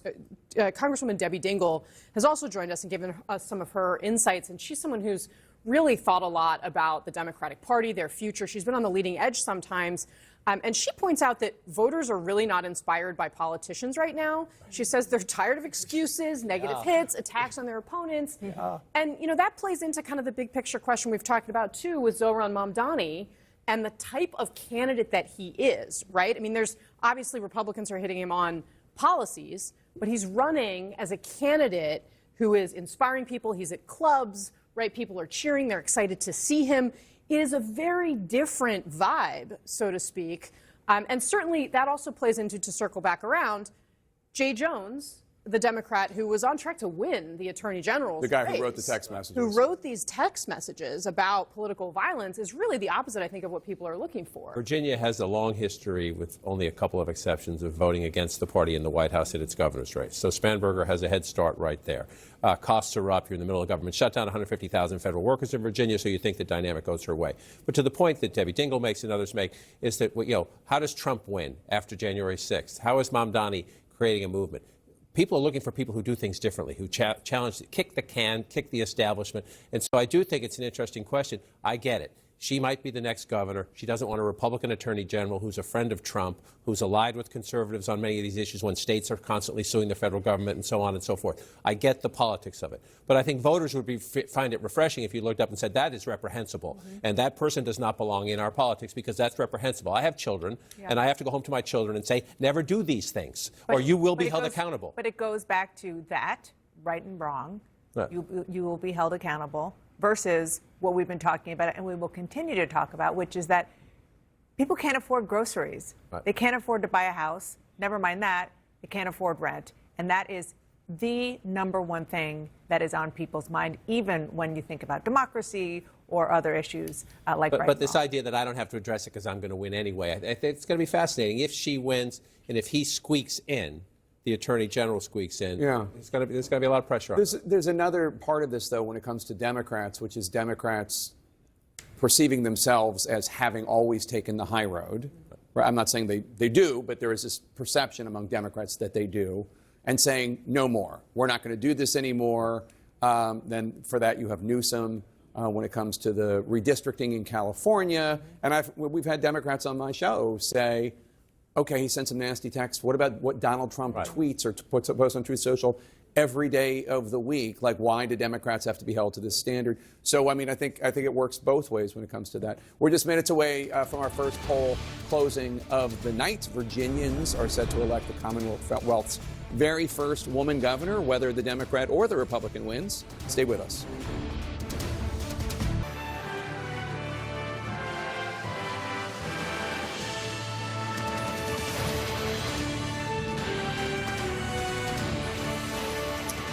We have a live look at Aldie, Virginia, where voters are counting their final ballots in Virginia's high-stakes governor's race. And we are here for it. I'm Erin Burnett in New York. And I'm Jake Tapper in Washington, D.C. We're just minutes away from polls closing across the river in Virginia. The outcome of the Commonwealth's governor's race could give us the very first gauge of the political headwinds of the night. In Virginia, former Democratic Congresswoman Abigail Spanberger and Virginia's sitting lieutenant governor, Republican Winsome Earl Sears, are both vying to become Virginia's very first woman governor. Our reporters are covering every aspect of the story across the Commonwealth. Let's go to CNN's Jeff Zeleny, who's at the Spanberger campaign headquarters in Richmond, Virginia. Jeff? Well, Jake, Abigail Spanberger is looking to spark a Democratic revival here in Virginia. There are just a few more moments before the polls close, but for the last 2 hours, since people have gotten out of work, the campaign has been focusing intently on those suburban voters that are so key to her driving up the turnout in Northern Virginia, here in Richmond, and in Southeast Virginia as well. The campaign, Jake, is confident. It is as confident as any Democrat that we have talked to for the last year. The question is the margin. In the final hours of this campaign, Abigail Spanberger was talking about wanting to crush victory, look for a decisive victory. The translation to that is, Jake, they're looking for a double-digit victory. That would be more than the victory in 2017 that Ralph Northam got. He got about 9%. Of course, that was the year after Donald Trump was elected. We shall see about that margin. But one thing is clear, that Democrats believe that Abigail Spanberger, who, of course, was part of that blue Democratic wave back in 2018, the CIA case officer who ran for office there as Democrats swept to their House majority, they believe that she is the type of Democrat who can win here in Virginia. But voters also say they have the federal government shutdown well on their minds. Of course, so key here in the Commonwealth of Virginia. So many workers we've talked to, military members we've talked to. And the Trump effect is also hanging on this race, even though Abigail Spanberger has talked about it very little. And Jake, as you said, history will be made here. Virginia is one of only 18 states in the whole country that has never elected a woman to be governor. That will change tonight. Abigail Spanberger hopes she's the one. Jake. All right, Jeff Zeleny in Richmond. CNN's Eva McKend is in Leesburg, Virginia, at the Winsome Earl Sears campaign headquarters. And Eva, you have some new reporting about how the Earl Sears campaign feels in these closing minutes. Well, Jake, they remain clear-eyed about the difficult environment right now for Republicans in Virginia, but they are standing by how they ran this race. So core to the lieutenant governor's election argument was leaning into a debate that President Donald Trump very much did in 2024, and that is the policies that govern transgender children in public schools when it comes to bathroom policies, when it comes to sports teams. And in asking them about it, they maintain that it was an important messaging tool, especially to reach non-white voters in Northern Virginia. And when you speak to them, they say that it wasn't the only issue that they focused on, but a key component of their strategy. Now, as for the lieutenant governor, she never really entertained defeat. She continued campaigning throughout the day, praying with supporters, going to diners. She'll watch the returns tonight, Jake, with her 2 adult daughters and her husband here in Leesburg. Jake. All right, polls close in 3 minutes and 15 seconds. I want to go to CNN's John King, who is here at the Magic Wall with me. When the vote starts to come in from Virginia in literally just minutes, what are you going to be looking for? Every vote matters, of course, but if Winsome Earl Sears is to have a chance in this state, it's going to be right here. That's in Northern Virginia. Those are the Washington, D.C. suburbs. Anywhere between 1/3 and 40% of the vote, by the time we count them up, is going to come from the more populated D.C. suburbs. Now, can it be done?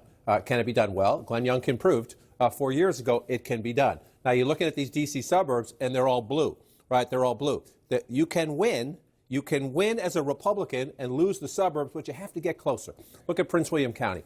He's at 42% in Prince William County. This county is very important to me tonight for a couple of reasons. Number one, it's one of the farther out suburbs. Number two, it has the highest percentage of Latino voters in Virginia by county. Who are trending who have moved toward Trump, trending toward conservatives. Can she sell that message here? But look at Youngkin at 42%.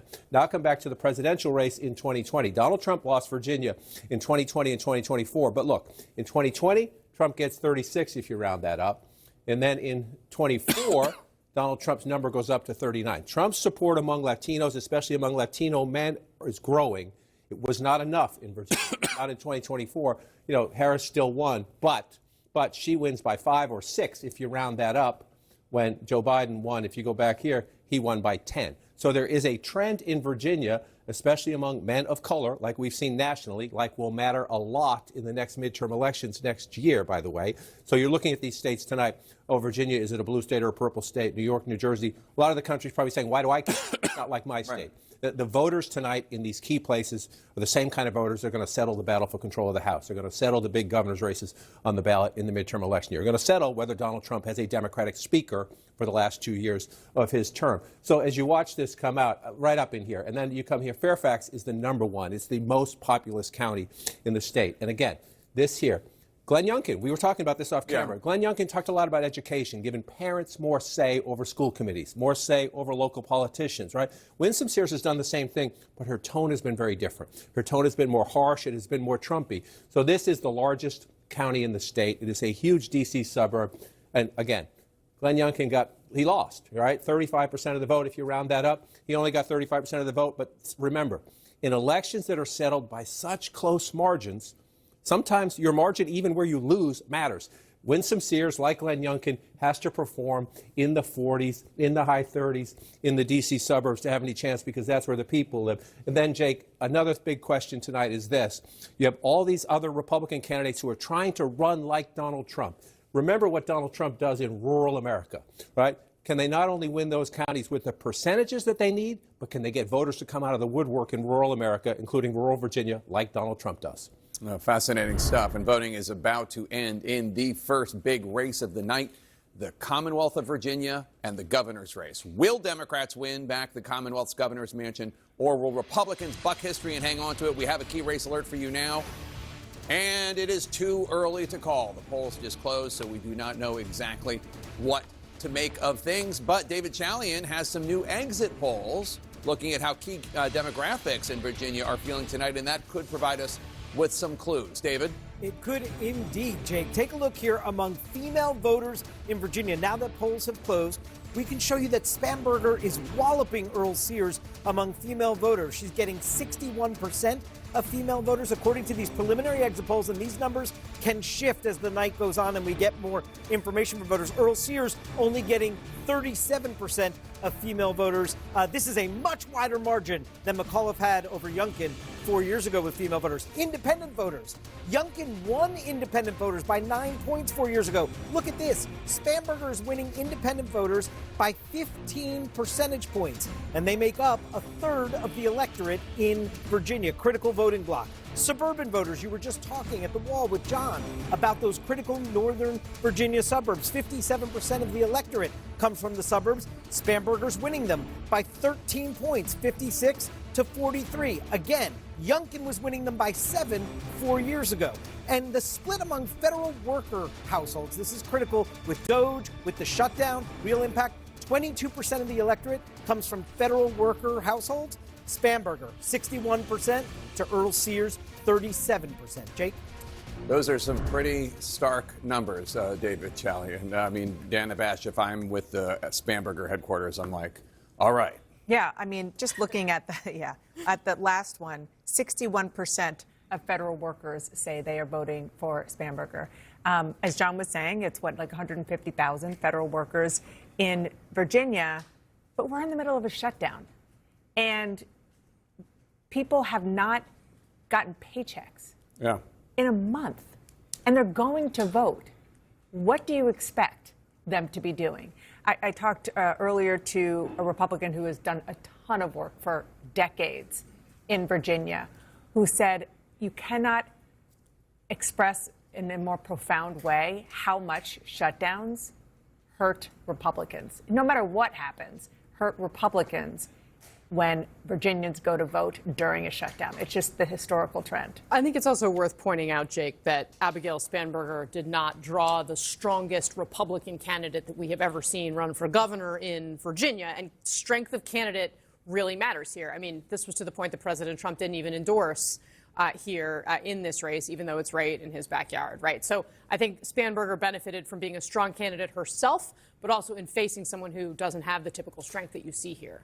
Well, I have a lot of thoughts on everything that you said. Well, let's go back to the issue about the government shutdown. Historically, Republicans have been the ones that have caused the shutdowns, right? I mean, they're the ones, and I'm only specifically talking about whether or not they vote to fund the government when it goes to the House, when it goes to the Senate. Democrats are the ones that are not voting to fund the government. Now, I understand why they're doing so. They're doing so because of health care, and they want to fight, and they want Republicans to negotiate, et cetera, et cetera. The messaging by Democrats around the shutdown has been sharper than I've seen Democrats on any issue in a long time. They have convinced voters, Democratic voters and independent voters, that it's the Republicans' fault. And just on the numbers, that might not be actually accurate. Well, in terms of who's voting to open the government and who isn't. Again, you're right. No, you're absolutely right about that. I know why they're doing it. They're doing it because of health care policy and some really big issues that voters have. But it's just interesting to me. And what tends to happen is pox on all their houses. But again, if you are a voter and you haven't gotten a paycheck and you understand that maybe it is the Democrats, because people who are very savvy about everything you just talked about, who aren't voting yes, you're still angry at the incumbent party. And the incumbent party is the guy in the White House. And also you're angry at the incumbent party bringing in Elon Musk and the Department of Government Efficiency and DOGE. That's the underlying part here. Cut the federal workforce. And I'm guessing federal workers, generally speaking, think that the Democratic Party is fighting for them while Republicans are fighting to reduce the size of government. Look, I would say this is a little bit of anecdata, but obviously these federal workers in the DMV area are our friends and neighbors. And for many of them, there is a sense, and we're seeing this also in polling, that they want people to fight for them. So right. even if it is that Democrats are the ones that are preventing the government from reopening right now, they are seeing that Democrats are fighting, right? And that has been the demand. That has been the pressure that has caused Democrats to, as you point out, essentially abandon the argument they've been making for the last couple of decades, which is that you don't shut the government down over a policy dispute, right? I mean, Democrats always said that. But in this case, it may be this perception of fight might be more important. Yeah. All right. Now let's hand it over to CNN's Aaron Burnett in New York. Aaron. All right, Jake, thank you very much. And all right, so Ram, when you look through the, as we're getting these numbers in, as Jake said, okay, those numbers are pretty stunning when you look at the state of Virginia. What do you see there when you see the suburban breakdown, when you see the federal workers breakdown? It goes on and on. Look, there's two things that are coming out of this election that's going to tell you a lot about a year from now, because it's 1 year after the president won, and obviously the midterm. One is around message, affordability and opportunity are the central message of Democrats, and that's winning. The second is the construct of the electorate. In an off-year election, when one party controls both ends of Pennsylvania Avenue, there's a law of physics. Right now, Democratic turnout is exceeding Republican turnout by a significant margin, and independents are breaking kind of 57-43, 56-41. That number tells you in swing districts that will determine the majority in the House where the electorate is. And so if that sets, and you got to see it, California, New Jersey, Virginia, et cetera, and Pennsylvania, if it becomes a pattern, then you have the constructs of what is going to make up and explain why the president's trying to redistrict his way out of a verdict by the American people. Congressman Malliotakis, obviously you know New York, and also nationally, they're looking at this as a congressperson. When you see these results from Virginia, and those polls are closed, we could get this any second here, but obviously the breakdown here, even when you look at independents, right, 56% of the independents exit polls are saying that they went for the Democrat Abigail Spanberger, only 41% for Winsome Earl Sears. What does that say to you? Is that sort of a ding, red light? Look, I think honestly, I think it's a personality, right? I think that you had Glenn Youngkin, who was a very personal person. He came in at an interesting time where people were very upset about the education system in Virginia. I think that Winsome Sears is just simply a different type of candidate that maybe didn't have that same type of personal connection with the voters. And I know Abigail Spanberger, and quite frankly, she's a moderate Democrat. She's not somebody who's extreme to the left or like somebody that we may be electing tonight in New York City. And I think that she probably had a better connection. What I am surprised about is this fact that, somebody like Abigail Spanberger, or you saw the New Jersey candidate Mikie Sherrill, these are two individuals that actually voted to shut down the government, and yet that didn't seem to have an impact, at least in Virginia. So we'll see how the numbers come in, but I think the other thing you got to consider is that you have a lot of federal employees who live in Virginia, and they were impacted so by hold on one second. I just want to go to Brian Todd, since the polls are closed in Virginia. He's in Aldie, obviously, swing center of a swing county. Brian, what are the latest numbers here that we're getting? Okay, so Aaron, this is where the numbers are actually being tabulated in real time as we speak. All the votes that were entered by paper ballot are now have now come out on these pieces of tape that were signed by bipartisan election officials. These numbers on these pieces of tape will now be entered into an electronic tablet. And Belinda Matingu, the chief of the precinct, the lady in blue here, she's going to take these numbers, enter them into an electronic tablet that she's booting up right now. This is called a communication tablet. She's doing that. She's starting to enter these numbers. Okay? When she completes that task, they will send the numbers, the actual vote tally, from this electronic tablet to the central office in Leesburg, Virginia. That is the election board office of Loudoun County. So you're seeing this in real time. What's really cool about this, Aaron, is that in years past, we have not gotten access to this room. We couldn't show voters voting in real time because they just wanted to keep us outside the room. Today, we've had amazing access. We've been able to show the voters coming in, checking in all day, casting their ballots, entering these ballots that look like this into a counter, which is behind us, right? And then as soon as the polls closed just minutes ago, the counter put out these three pieces of tape. And these have all the numbers from this precinct today, where they have had more than 1,000 voters come in. So it's just great to be able to watch this in real time. They're about to enter these numbers into the tablet, send the numbers from this precinct back to the central voting office in Loudoun County.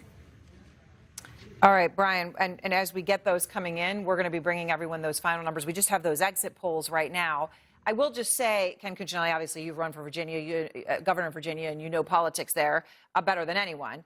I just say as an American, it's great to see this process and to see more transparency as you want to build confidence. But when you look there at Aldi and Loudoun County, two names that mean a lot to you, what do you see so far coming out of this? And obviously, we're going to get the formal announcement here, you think, pretty quickly? Votes will come in pretty quickly from a lot of parts of Virginia. While I don't like 45 days of open voting, I think we could survive with 2 weeks. We have had that. We crossed the million voter threshold maybe in the third or fourth week of October, and you'll see maybe 2.5 million roughly voting tonight, well, in the total for the election. And those tabs you see there aren't the official ballots, in case anybody's freaking out about that. Those are tabulations of the official ballots that went through counters, and now they're going to enter them into an also unofficial tablet to get them. So, you know, but the transparency point you made and that your reporter made, right on the money. I think every American should be able to see how this system works, up close and personal, everything except how your neighbors mark their ballots. We should be able to see it all. And in terms of the breakdown, I know I want to get back to you, Ron, but I know you also were talking about the breakdown of the this. Congresswoman said. I think people are not looking at the government shutdown and its length specifically and saying, this is the chapter I am mad at. For months, this has been going on, right, between DOJ and these other cuts. If you look at the community of black women, 300,000 black women are pushed out of the workforce in the last couple of months. I'm sorry to interrupt. I just want to get to Jake because we do have a key race alert. Jake? We do indeed. A key race alert right now. And we have some actual votes coming in from the Commonwealth of Virginia. Abigail Spanberger, the Democrat, with 5,722 votes. That's 64.7% of the vote. The Republican, Winsome Earl-Sears, 35.2% of the vote. Spanberger is 2,609 votes ahead.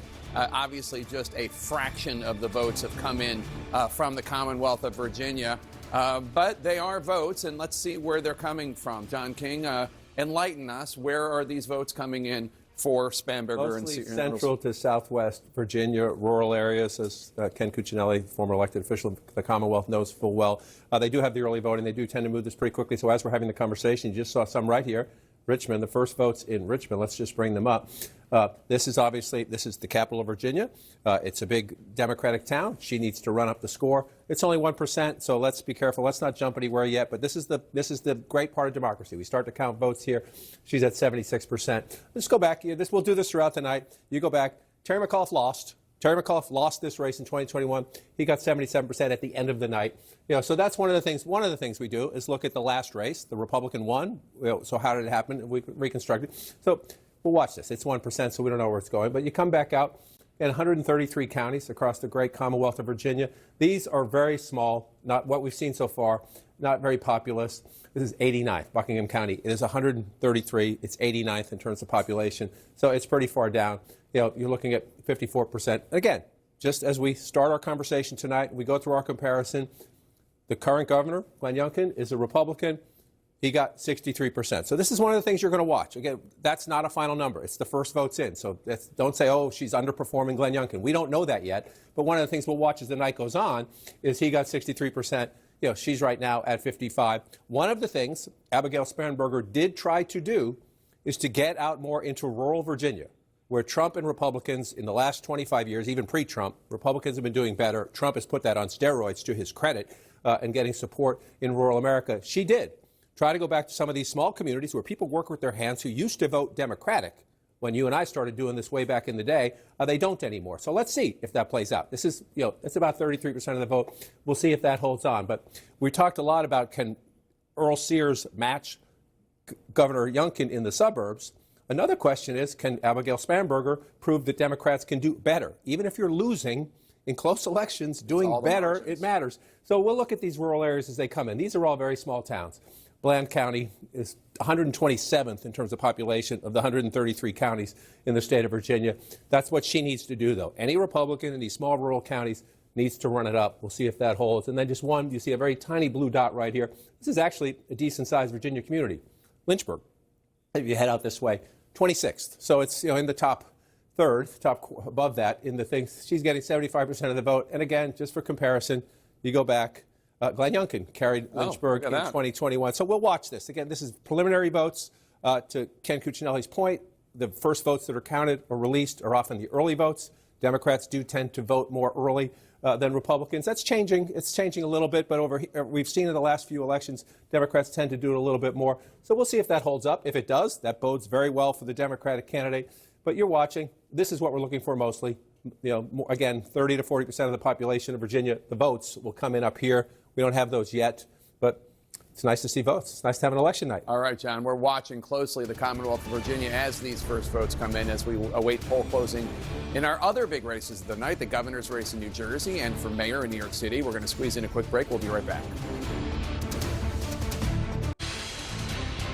And we have another key race alert for you out of the Commonwealth of Virginia where polls have closed. If you look at the board here, the Democrat, Abigail Spanberger, is leading with 56.3% of the vote. The Republican Winsome Earl Sears has 43.5% of the vote. Spanberger is in the lead with roughly 7,800 votes. That's with only 2% of the estimated vote in. But as of right now, with many, many more votes to count, Spanberger is in the lead. CNN's Caitlin Collins is at the White House for us right now. And Caitlin, you're learning some new details about President Trump's endorsement of Andrew Cuomo for mayor in New York City.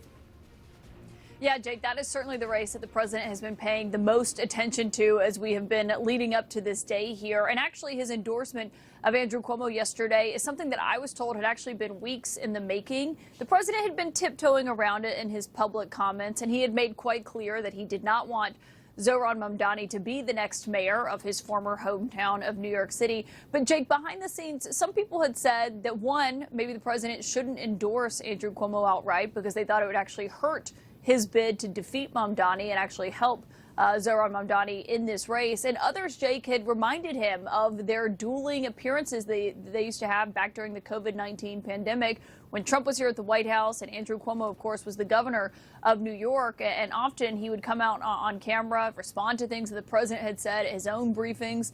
They have a long history that dates back way before that, back to the time when they were both in New York City, Jake. But none of that stopped the president from coming out outright yesterday. He had his aides draft that post that went up on Truth Social yesterday evening, outright endorsing Andrew Cuomo in this race. And one thing that people have suggested here, Jake, is that maybe the president is playing, some kind of 3D chess here, that he actually does want Zohran Mamdani to win the New York City mayor's race because he'll prove to be a good foil for him and for Republicans. And certainly we've seen Republicans try to use that and to invoke him from Capitol Hill during this shutdown. But that is not the case here, Jake. The president genuinely does not want Zohran Mamdani to win this race, which is why he has been so outspoken about this leading up to tonight. All right, Caitlin Collins, thanks so much. Let's hand things over back to Aaron Burnett in New York. Aaron. All right, Jake, and we're sitting here as we're waiting the formal announcements for Virginia of winner, loser for both governor as well as attorney general, going through some of the numbers. And there is a lot to see here. Audie, you're specifically looking at just in these exit polls. One of the things that is sort of obvious, but let's just say it very clearly.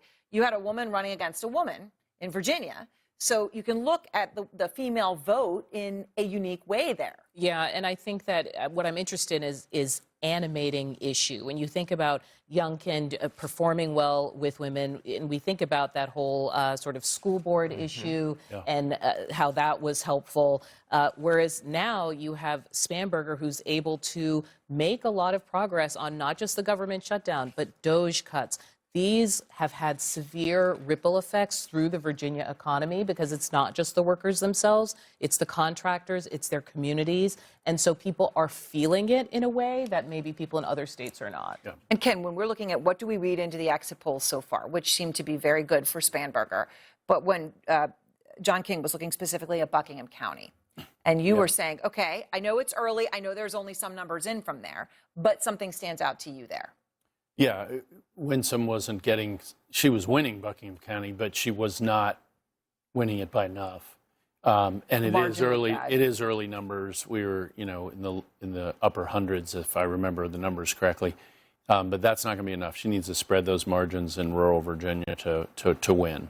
And then Ron, what you're looking at is the underperformance of Earl Sears versus Glenn Youngkin when he was running. Not both underperformance or Spanberger's overperformance, but take just one fact. Governor Youngkin won independents by 7. Spanberger's winning by 15. That's a 22-point swing. When you go through control of the House, that's going to be where a preponderance of independents and unaffiliated voters in these unaffiliated swing districts, that is the most important measure. Energy among Democrats, how independents breaking? They're breaking now to tell you that 2026 is in the outlines a year to go. The construct of the electorate is predominantly got wind at the back for Democrats. Doesn't mean that's how it plays out. Yep. But if New Jersey, you get that same kind of swing among independents, go by 15 points for Democrats, that's going to tell you a lot. Everything for midterms. Now, okay, we've been talking about the top issues, and you see it for exit polls in Virginia, where you've got polls closed, and in New Jersey, clearly it's economic issues, not social issues. And yet there was an exit poll question in Virginia about trans rights, okay? And 52% of Virginians in the exit polls said they believe trans rights, however that is defined by an individual answering the question, have gone too far. 78% of the people who said that voted for Earl Sears, as you would expect. But does that say that cultural issues still have legs? I think it does not. I think what we're seeing here, this is the ultimate confirmation that people are voting on the economy because they are struggling so deeply. And we have to remember, this started before COVID. The Great Recession had a huge lingering impact. Then COVID put everyone back on their heels. Literally every family across the country was affected. And we're still feeling the effects. So what's happening here is, with the economy being the leading issue, the incumbent in the White House has not been able to produce. Donald Trump said he would do something about inflation. It's been the other way around. People are hurting more. And so he can't go out and campaign in these states. He can't go out and campaign because he hasn't been able to fulfill his basic promise. And the Trump also, here's an amazing thing, Aaron.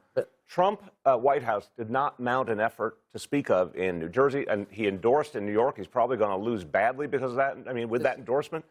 Something's wrong when you're an incumbent president and you're getting killed in the first election that's a referendum on your administration. On the cultural issue, I would say, on the economics bills, right, I would just say this. There's a difference between Kamala Harris and Abigail Spanberger, in the sense of that attack working. I wouldn't say that cultural issues are totally gone. They haven't lost their potency, but Abigail shows that that does not work with her. She has a shield, and that's her background. And her profile. We're all here, and we are just over 30 minutes away from polls closing in New Jersey. We'll get more. And when we come back, Democratic Senator Cory Booker, of course, of New Jersey, will join us live.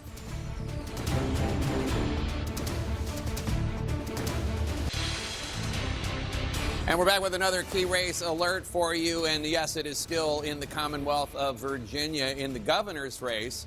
Abigail Spanberger, the Democrat, is leading with 56% of the vote. The Republican Winsome Earl Sears has 43.8% of the vote. Spanberger is leading by more than 41,000 votes with an estimated 10% of the vote in. But I want to bring your attention to the Attorney General's race because this is really interesting. As you may or may not know, there was a controversy involving the Democrat Jay Jones, involving some rather violent text messages he sent several years ago. It's really rocked the entire Virginia race. And if you look here, the incumbent Republican Attorney General, Jason Miyares, is right now, with only 6% of the vote in, he's right now in the lead with 52.1% of the vote. Jay Jones, the Democrat, has 47.5% of the vote. That means that Spanberger is, well, right now, oh, look at that. Jay Jones just jumped ahead. Jay Jones has now 50% of the vote, 50.7% of the vote. Jason Miyares, 49% of the vote.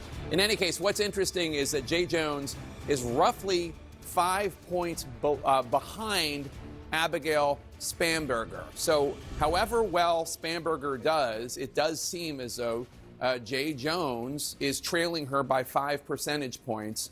And the question, I guess, is, will she bring him up enough that, like, if she wins by 8 points, 11 points, she could be pulling Jay Jones with her past the finish line. But if she only ekes it out by like 4 points, that might be not enough for Jay Jones. It's a fascinating question as you watch it play out. And again, the conversation we're having with about 11% of the vote in statewide or Commonwealth-wide could be a very different conversation when we're later in the night, when we have 60, 70% and more, which is when it matters most. But this is what we're going to watch because it's a fascinating question.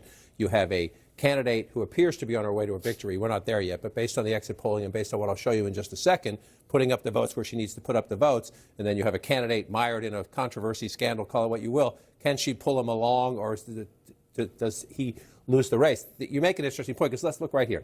Loudoun County, one of the biggest suburban counties outside of Washington, become increasingly blue. That's where Brian Todd is in Aldi, near here. She's getting 63% of the vote, about 75% of the vote they say in right now. That can fluctuate a little bit. Sometimes you get early votes and the number changes, but that's a good-sized vote, 82,000, 48,000. The Democratic candidate for governor is getting 63% if you round that up.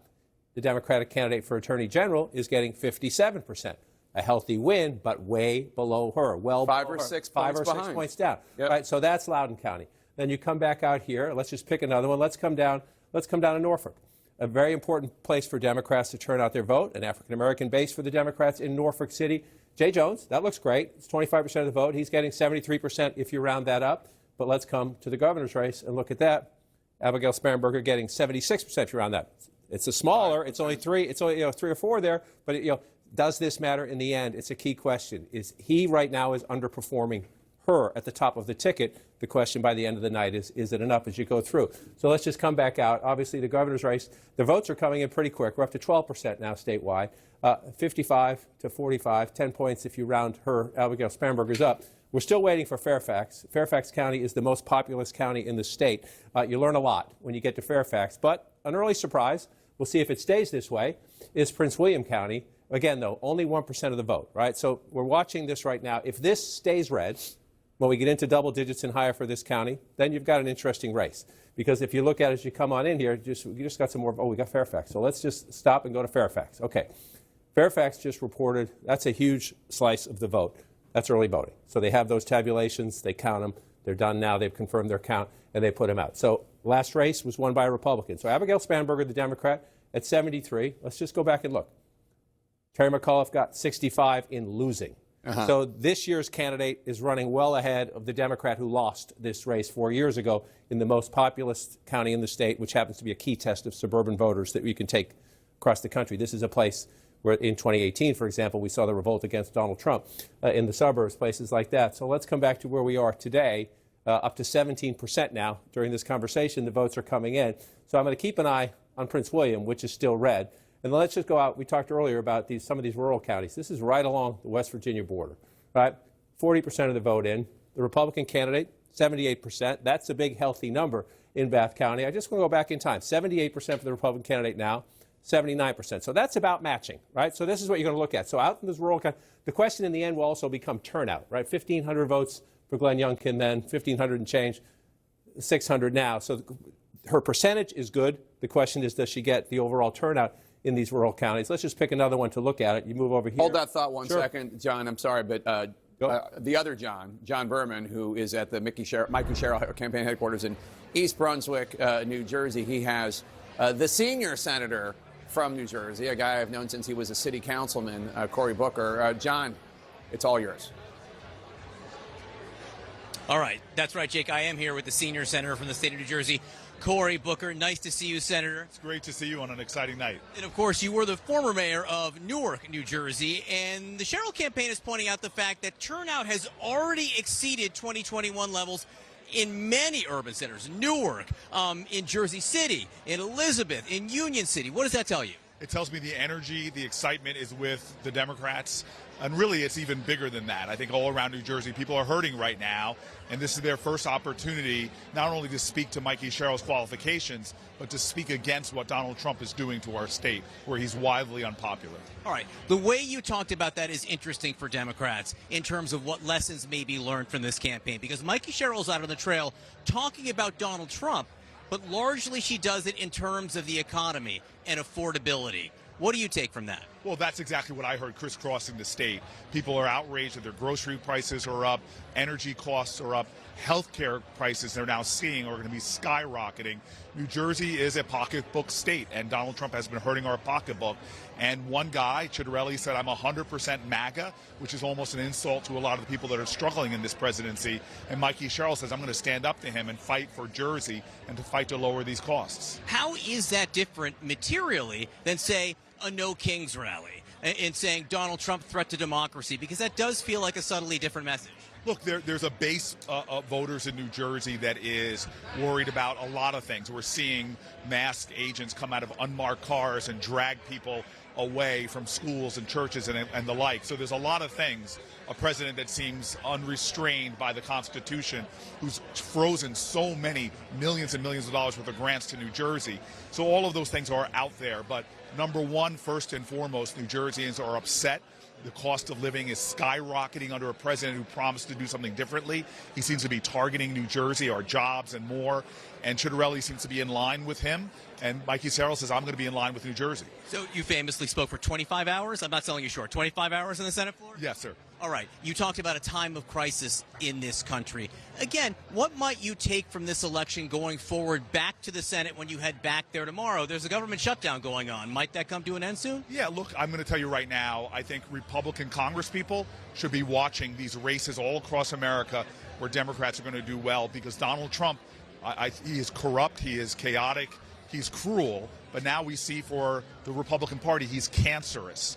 A lot of folks are going to start seeing that tying their stars, hitching to his candidacy, his brand is going to hurt them. So I think you might see some Republicans waking up and saying, wait a minute, I should be more afraid of the people than I am of Donald Trump, and start standing up to lower health care costs, to work with Democrats, to come together and negotiate with us to do something to lower costs for Americans. Senator Cory Booker, the senior senator from New Jersey, we do appreciate your time tonight. Thanks very much. Thank you very much. Thank you. All right, Jake. John Berman, thank you so much. And John King, let's look at the Garden State of New Jersey. What are you going to be looking for when the votes come in 20 minutes? Yeah, 20 minutes or so, 19 minutes of voting stuff. So, again, this is a blue state. So a lot of Republicans around the country say, so what if the Democrat wins? Well, it's a blue state where Donald Trump did a lot better in 2024 than he did in 2020. Republicans were saying we're making progress. The question is, now that Trump is back in the White House, does that progress continue, or do voters decide, never mind, and go the other way? So you just saw the conversation there. So you start here in Hudson County, which is just across. This is Jersey City. This is Manhattan right here. So you're just across. This is a suburb of New York in many ways. And so Democrats this morning were nervous about turnout. Tonight they feel a lot better about it. They think their voters came out here. Then you move over here to Essex County, which is third in population. That's Newark. That's where Cory Booker was mayor. Again, big Democratic base right there, but a place where Donald Trump did a little better last time. Democrats this morning a little nervous. Would their voters come out? They say their voters are coming out, and they say, and we'll see in 18 minutes or so if they're correct, they say that they have managed, it's an off year. It's not a presidential year. It's hard to get people who vote for president but maybe don't vote other times to come out. Democrats say they did a better job than Republicans in turning out what we call low propensity voters. We will see it pretty soon. And then just one last place I would say we're going to look at a lot tonight is Passaic County. This is where Donald Trump flipped this. Donald Trump in 2020 won this county in 2024, after losing it in 2020. Why? This is a plurality Latino, about 44% Latino county, and Donald Trump flipped it.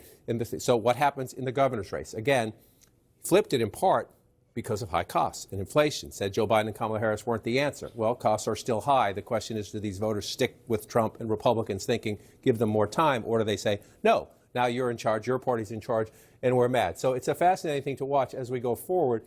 Again, a blue state, but an incumbent, when people are mad, and people are mad right now, sometimes they just kick the guys in power. That would be the Democrats in New Jersey. So being able to hold on, especially after the race was closer last time, would be an achievement, but we'll see. And again, we're looking at this for tonight, but then we're also looking at this for, okay, what did the voters in New Jersey do and in Virginia do, and where do voters like them live in the key midterm battlegrounds when the House will be at stake, and so such on and so forth. And so we're waiting on New Jersey, and I just wanted to check, we're up to 22%.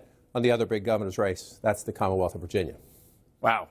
Spanberger is really in the lead now. Yeah. It's only 22%. Right. And remember earlier I said we'll keep an eye on Prince William County. It was red last time we checked. Again, that was at 1 or 2%. Now we're up to 11%, but that's a giant flip right there. Again, this is a Washington, D.C., right here. Yeah. Very liberal right over the border. Blue suburbs, not 25 years ago, but they are now. And as you move farther away, think about driving out of any urban area. Yeah. You know, first you see the suburbs, then all of a sudden there are a lot of fields, maybe still a couple of farms. That's where you see the big box stores. That's what Prince William County is out here as you go. And a lot of, in Virginia right now, it's got a big issue for years to come, data centers. A lot of data people centers. don't like them. Yeah, well, because they suck up a lot of energy and a lot of water. I want to check in on our other big race of the night, of course, in New York, the mayor's race. And polls close there in a little more than an hour. CNN's Abby Phillip is at Mamdani headquarters at the Paramount Theater in Brooklyn, New York. Abby, I'm guessing that the sentiment there is fairly positive. It is, Jake. I mean, they are feeling pretty confident going into this, but just like John King is doing at the Magic Wall, the Mamdani aides are also looking very closely at the maps here in New York. They're particularly looking at the geography that we are actually in right now in Brooklyn. Brooklyn is an important place for the campaign. It's become an important political center for New York City. And my colleague Gloria Pazmina is here with me now, and she's got some reporting about what else is significant about Brooklyn. Gloria, this is a part of the city that has a lot of black voters in particular, and it was a place where Cuomo showed strength. What are the Mamdani aides looking for tonight? Yeah, this is not Mamdani's district. He represented Queens in the state assembly, but Mamdani's campaign views Brooklyn as very much Mamdani country. The reason for that is because the electorate in Brooklyn has changed so significantly over the last few years. So they're watching Brooklyn closely because the turnout has been so significantly high. More than 400,000 people in Brooklyn alone have voted. And the Mamdani campaign thinks that that is only good news for them. Now, there are parts of Brooklyn, as you said, where Andrew Cuomo, the former governor, actually performed pretty well during the primary. And part of the reason for that is because his historical base, black New Yorkers, came out and supported him. But in the last few months, the Mamdani campaign has been doing a lot of work to try and drive up those numbers, reaching out to those communities to try and close that gap between the two of them. This will be an important test for Mamdani because one of the knocks on him coming out of the primary was that it was younger voters, even actually more affluent voters. You saw Upper East Side and Upper West Side where wealthier voters are overrepresented in his support. Can he appeal to more conservative black voters who frankly might have been a little bit uncertain about whether he had the qualifications to be the mayor of this city? And one of the things tonight, as they are as confident as they are, it's a debate raging inside the campaign about whether or not he needs to have a mandate. And what would a mandate look like here in New York, Gloria? Absolutely. I think that there's two really important points there, and that the first one that you made is the significance of the black vote here in New York City. Never before had a primary mayoral candidate won an election without securing the entirety of the city's black vote. That is just a huge sort of change in how people are voting in New York City, and it says a lot about what New York City looks like in these past few years. We know that black families, black people, black New Yorkers have left New York City in droves in the last few years. In terms of that 50%, they want to cross that threshold. There's a few aides inside the Mamdani campaign who are focused on making sure that they can cross because they think that will give them a strong mandate and a solid win. But there are others who just want to win. They just want to be able to say they got to win tonight. And Jake, of course, there is right now incredible amount of interest in this race, and turnout is very high. We're not quite at historic levels, but it is certainly trending as if it could be. A little bit more time for New Yorkers to go to a vote, and we'll keep you updated as that goes on. That sounds great, Gloria and Abby Phillip. We're in the final countdown to polls closing in the Garden State of New Jersey. Will the Democrats hold on to the governorship? Will Republicans get their first big win of the night? Plus, we're looking at the race to lead New York, and California's push to redistrict. Stay with CNN. We'll be right back.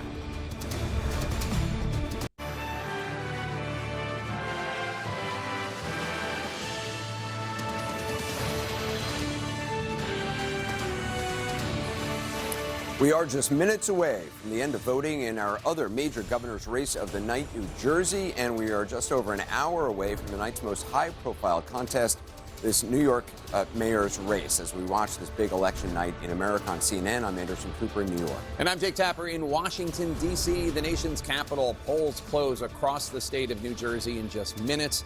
The Democrat, Congresswoman Mikie Sherrill, is a former Navy helicopter pilot. She is facing off against former Republican State Assemblyman Jack Ciattarelli. We expect the very first votes in this race to come in very soon after polls close. Our reporters are stationed across the state, ready to bring you campaign reaction as these votes come in.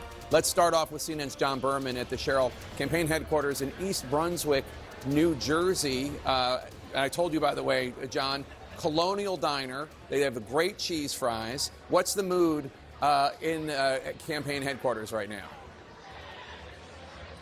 I think hungry, not for cheese fries, Jake, but for these polls to close in about 5 minutes. Why? Because they like what they've seen in terms of turnout. In urban centers, heavily Democratic cities like Newark and Jersey City and Passaic and Hoboken, they say they've seen turnout well higher than 2021, the last gubernatorial race. And they say they're frankly surprised how high the turnout is for a non-presidential election. Of course, Donald Trump's not on the ballot, but boy, is his presence felt here in this campaign.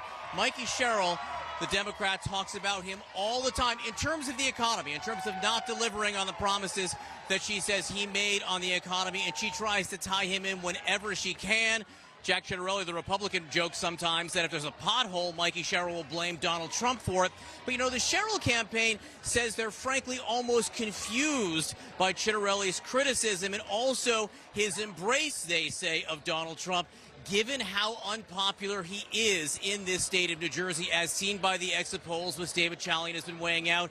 Given how unpopular he is, the Sherrill campaign thinks it was a mistake for the Republican to run close to the sitting president, Jake. All right, John Berman in East Brunswick, New Jersey. CNN's Arlette Saenz is in Bridgewater, New Jersey, at the Ciattarelli campaign headquarters. Arlette, what are you hearing from the campaign just ahead of the polls closing in about 5 minutes? Well, Jake, Republican nominee Jack Ciattarelli and his campaign are bracing for a close race, with one GOP official telling me they expect this will be as tight as a tick. Now, what Ciattarelli is hoping to do here is really eke out a win in the state after President Donald Trump made significant gains here back in 2024. One senior campaign official told me that they were really looking for a strong push in these final hours of voting tonight. They are hoping to run up Republican numbers in places like Ocean County and Monmouth County, as well as other parts of southern New Jersey. But to interrupt you, I apologize, Arlette. We can now make a major projection in the Virginia governor's race. CNN projects that former Democratic Congresswoman and CIA case officer Abigail Spanberger will be elected the governor of Virginia, defeating the Commonwealth's sitting lieutenant governor, Republican Winsome Earl Sears. Abigail Spanberger will become the very first woman governor in the history of the Commonwealth of Virginia. Again, CNN projects that Abigail Spanberger will be elected governor of Virginia. CNN's Jeff Zeleny is at the Spanberger campaign headquarters in Richmond, Virginia, the capital of Virginia. And Jeff, it must be pretty jubilant there as far as I can see from behind you. Jake, it definitely was. This crowd here just learned moments ago that the projections are calling this race for Abigail Spanberger. Now, that is not necessarily a surprise because they were confident going into this. But what they are seeing in the particular counties is really giving them a bit of a lift. Loudoun County, for example, right outside Washington, D.C., that is going very strong for her. And you can hear the crowd behind me now as they see more of these numbers come in. Abigail Spanberger represented the Richmond area when she was elected to Congress back in 2018. She won a red seat. She used really this moderate Democratic message, but also had some tough medicine for Democrats who she believed were leading the party astray. So it is going to be very fascinating here as Abigail Spanberger begins her governorship here. It's a historic one when she takes office in January. How does she lead Virginia? What type of path does she make? But there's no doubt she talked very little about Donald Trump in the final days of this race, but Donald Trump was on the mind of many voters. So I just talked to a school teacher here, Jake, who brought her 2-year-old daughter to this party to watch history being made, and indeed now it has. Virginia was one of 18 states that had never elected a woman governor. Now it certainly has. But even more than that, Democrats have been looking for a bit of a revival, if you will. They've been looking for a bit of a injection of energy after that punishing defeat a year ago. So now they have it here. The question is, will Mikie Sherrill in New Jersey, who was her roommate on Capitol Hill, will she fare the same as Spanberger did? We'll find out when polls close now in New Jersey. Jake? All right, Jeff Zeleny at Spanberger campaign headquarters in Richmond, Virginia. I mean, the polls didn't even close an hour ago. That is quite a big moment for Democrats who have had not a lot to be happy about in the last year. Candidates matter. And I'm sure that you've both had the same experience in talking to Republicans, particularly those who have been very focused on Virginia, and they have been less than thrilled with Winsome Earl Sears and her campaign. And Abigail Spanberger is a Democrat with the credentials of a military background. She is not a lefty. She's a moderate Democrat who has experience in Congress. And that was the right message. She was the right candidate for the time, particularly when she was up against somebody who clearly was not on the Republican side. Yeah, her trajectory onto the national stage was as a national security mom, right? The CIA case officer who, after Trump gets elected in 2016, is inspired to run for the House in 2018. She becomes part of that wave, many of whom were women at the time. And now, of course, the question is going to be, how does she govern? And also, how does the party embrace her as they continue to try to fight back against Donald Trump? Jake? Well, polls are about to close in New Jersey, and we're about to get our first results in the high-stakes battle between Democrat Mikie Sherrill and Republican Jack Ciattarelli. Both candidates campaigned on opposing viewpoints of President Trump's second term. Who's going to pull off a victory? Well, we have a key race alert, and with the polls closing, not a surprise, it is too early to call in the race between Democrat Mikie Sherrill and Republican Jack Ciattarelli. Too early to call right now. I want to hand things over to CNN's Anderson Cooper in New York. Anderson. Jake, thanks very much. Here with the team in New York. I want to talk, obviously, about the results we have just called for the Virginia governorship. Congresswoman, are you surprised at all? I'm actually not surprised, and I said this before, that Abigail Spanberger is a moderate Democrat. I served with her in the Problem Solvers Caucus. I mean, she was always very reasonable. I think she's very personable. It's unfortunate for Republicans that we lost this, because 4 years ago we were so excited. But, you know, honestly, we didn't know how long. We didn't think we were going to really hold on to Virginia. How long could you hold on to a state like Virginia, particularly where you have so many government workers in that area? There's also like a 50-year history of Virginia electing a governor who is not from the party that is in power in the White House. I think the only exception was Terry McAuliffe under Obama. Yeah, I mean, I think that's true. I mean, you're looking at those trends, and I think that really what we saw was Glenn Youngkin break that trend, and it was shocking, and it was a shock that needed to be, it was a message that needed to be sent at the time to the Democrats. And now we're seeing the reverse, and it probably is in many ways a referendum that these federal workers in Virginia are not happy with the direction of the Trump administration. I think New Jersey will be a lot more telling for the country. But even that, you know, the fact that Republicans are so close in New Jersey really says something good about the Republican Party and the message and what we're doing, giving the largest tax cut to the middle class that we've seen in decades. And what we are delivering when it comes down to reducing energy costs. Inflation is coming down. The interest rates are coming down. Mortgage rates are coming down. Things are getting slowly better. And we are cleaning up President Biden's mess. Ram, what did she do right in Virginia? I mean, Glenn Youngkin, previously, when he won, he ran on school, on parents and schools. Well, Terry McAuliffe made a mistake in a debate about schools, and Youngkin grabbed on it and said, what do you mean parents don't have a voice here? I think the lesson, there's a couple lessons here. One is the President of the United States and the Republicans, by shutting the government down and looking callous and laying off 100,000 people, set a condition.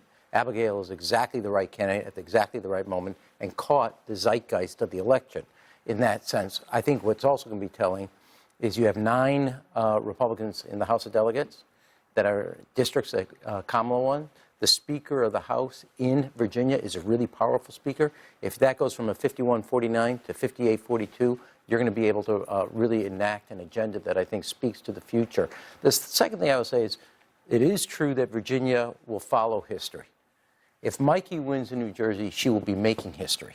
A totally different, because no Democrat since the 60s in use, or rather, no party in use in this case, wins in a third term on the party. So if she does this after 2 terms of Governor Murphy, that is making history, and that is an indictment of what I say on President Trump. And in this case, I would say if 2024 was an election about bathrooms, 2025 and 2026 is a verdict on ballrooms. And they are done with what the president has done about kind of looking like basically Marie Antoinette. You think that issue of, the ballroom, the No, but I think I think this, and we were talking about this slightly earlier, by being callous about SNAP and food for people, and then being so self-indulgent about both bathrooms and ballrooms for himself, yes, I do think it has resonance that he has lost touch with the very people that gave him his vote. He stabbed them in the back. Again, Congressmember Spanberger and Sherrill, the ones who actually voted to shut down the government. And with that said, the president did move money to WIC to ensure that women, infant children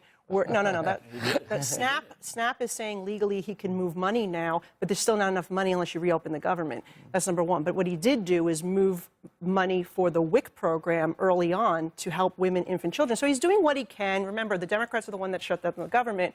I voted to keep the government open. I'm proud of my vote. I was going to say the reason why we care so much about these votes are also because they are a proxy for the Democratic primary that wasn't. Everyone is going to look at a win here or a win there and say, look, maybe it's better to be more progressive. Look, maybe it's better to be more moderate.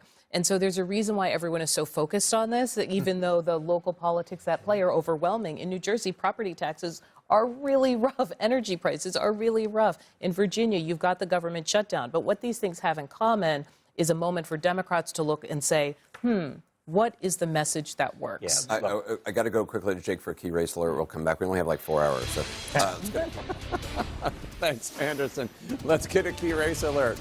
Right now in New Jersey, Democrat Mikie Sherrill with 54.1% of the vote, and Republican Jack Ciattarelli with 45.3% of the vote. Sherrill, the Democrat, is roughly 17,900 votes ahead of the Republican. This is only 6% of the estimated vote. But let's find out at the Magic Wall where these votes, these actual votes of actual New Jersey voters, are coming in from. John? Democracy in play here. The bulk of them come from the Jersey City area, right up here, Hudson County again, Manhattan. You come across the bridge or the tunnel, the ferry. There you go. 78% to 20% right here. This is an interesting one because Jack Ciattarelli was the nominee against Governor Murphy 4 years ago. So when we say sometimes we're making historical comparisons, how did they do against the Republican candidate or the Democratic candidate 4 years ago? Well, the Republican candidate was him. This is about 40% of the vote. So what you get, early voting, right? You get a big early voting reported early. Tends to lean Democrat. Now tends to lean Democrat. Now we count more. So Mikie Sherrill's getting 78%. The Republican Jack Ciattarelli, 21% if you round that up. He got 25%. 4 years ago in the final vote. So just watch. It's not there yet. But again, if she's overperforming, Phil Murphy won 4 years ago in what was, let's come back to this and come out to the whole state. Let's go back to this one here. This is a close race, right? The reason Republicans rallied around him this time is because he ran a close race there. 3 points. Three points. Only 84,000 votes. A 3-point race. Now, one of the big questions is he was not as Trumpy then as he has been this time. He's tried, probably has no choice, maybe he thought, to embrace Trump. So we'll see how it fills in. But that's then, and this is now, as these votes start to come in. And we just got more votes as we're having the conversation, which is the best part about being live on election night. So now we're up, she's at 59 to 40. That's a big lead. Don't expect it to stay that wide because the votes that we're seeing coming in so far are in the blue urban Democratic area. So we'll watch. Except for that one. We have to count them all. This is that Ocean County right down here. It's 6th of the 21 counties in terms of population, so it's a decent chunk of votes. Again, we're comparing, right? Ciattarelli at 63% right now with about 4 in 10 votes in. He was a little higher last time. So this is something to keep an eye on, right? Is he underperforming himself, if you will? Because that expensive oceanfront property. He lost last time. That's nice. That's nice real estate. So let's come up here. Essex County, this is your 3rd most populous. This is Newark here. Then you're moving out this way around it. She's running at 79% if you round up there. He's at 21. Again, third of the vote. That's significant. You go back in time. again, she is at the moment, in every place we've looked, overperforming the Democrat who won the election 4 years ago. So you can do the math at home. I just want to, so if you're in the early, if you're looking at this early, you're encouraged. But I want to emphasize the early part because, as we're going to say this over and over and over again, early votes, we've learned, especially in the COVID age and now the post-COVID age, tend to be, Democrats are more comfortable. Doesn't always happen that way, doesn't always happen that way, but let's just take a look at it here one more time. Bergen County, again, this is a suburb, a lot of people work in New York. It's a huge, this is the most populous county in the state of New Jersey. 20% of the vote in, she's at 52%, he's at 48%. You come back to it here. Again, this is about the same, right? This is about the same, a little, you know, he's down a little bit in the early vote, so we'll see how this plays out. This is where we talk about the Northern Virginia suburbs, all the population. Yeah. New Jersey's a little different because you have the Philadelphia suburbs down here, the New York suburbs up here. New Jersey has two giant suburban bases, even, and then some here. But at the moment, if you're the Democrat, you're saying, okay, but there's a long way to go. So the last time a Republican won statewide in New Jersey, I think, was Chris Christie's reelection. Was that 2014? When was that? Let's go back. Let's go back. I just want to see, what does it look like if a Republican pulls it off? What does it look like? What year was that? That's a good question. 2000. Was it 13? There you go. Okay, 2013. Yeah, there you go. I mean, that was a, and that was mostly that was a we can't really. I guess the point, we can't really take any lessons from here because this was such a slaughter. And it's strength of candidate. People talk a lot about strength of candidates also in the moment and stuff. No, and plus we live in a very different age right now because you got to remember as we go through the age now, and again, Jack Ciattarelli has tried to navigate this. We'll see if he navigates it successfully. There are some places where in the primaries you have to get closer to Trump or else. Right. And then in a state like New Jersey, which is largely suburban, you then try to get your way back to the middle. He has tried. You know, he is, again, one of the places we're going to look in a little while. Passaic County, plurality, not majority, but plurality Latino here. He's a guy who's gotten a lot of credit. Everyone says he shows up to parades. He shows up to ribbon cutting. He's like a mayor out in campaigning. This is a place Trump flipped before. So as we look at the early results and you say, wow, you know, I would just caution everyone, number one, we expect this race to be closer, and number two, what we do have right now, and let's come down here because these came in as we were here, Camden County, again. Very Democratic. You're from right across, right there. Very Democratic. She's getting about half the vote counted, half projected vote counted. She's at 75 if you round that up here. And let's just go here again.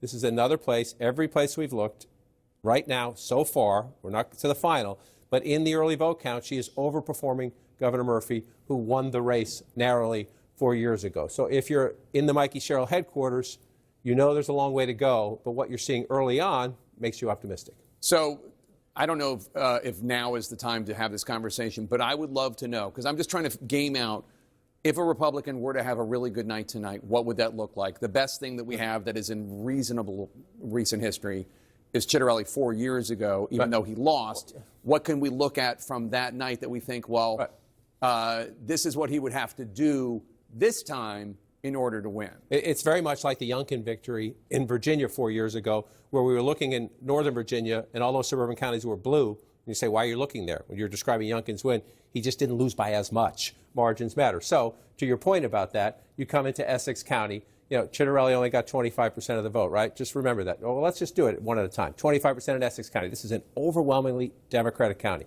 He lost this race by 3 points statewide, right? So 25%. Right now, he's only getting 21%.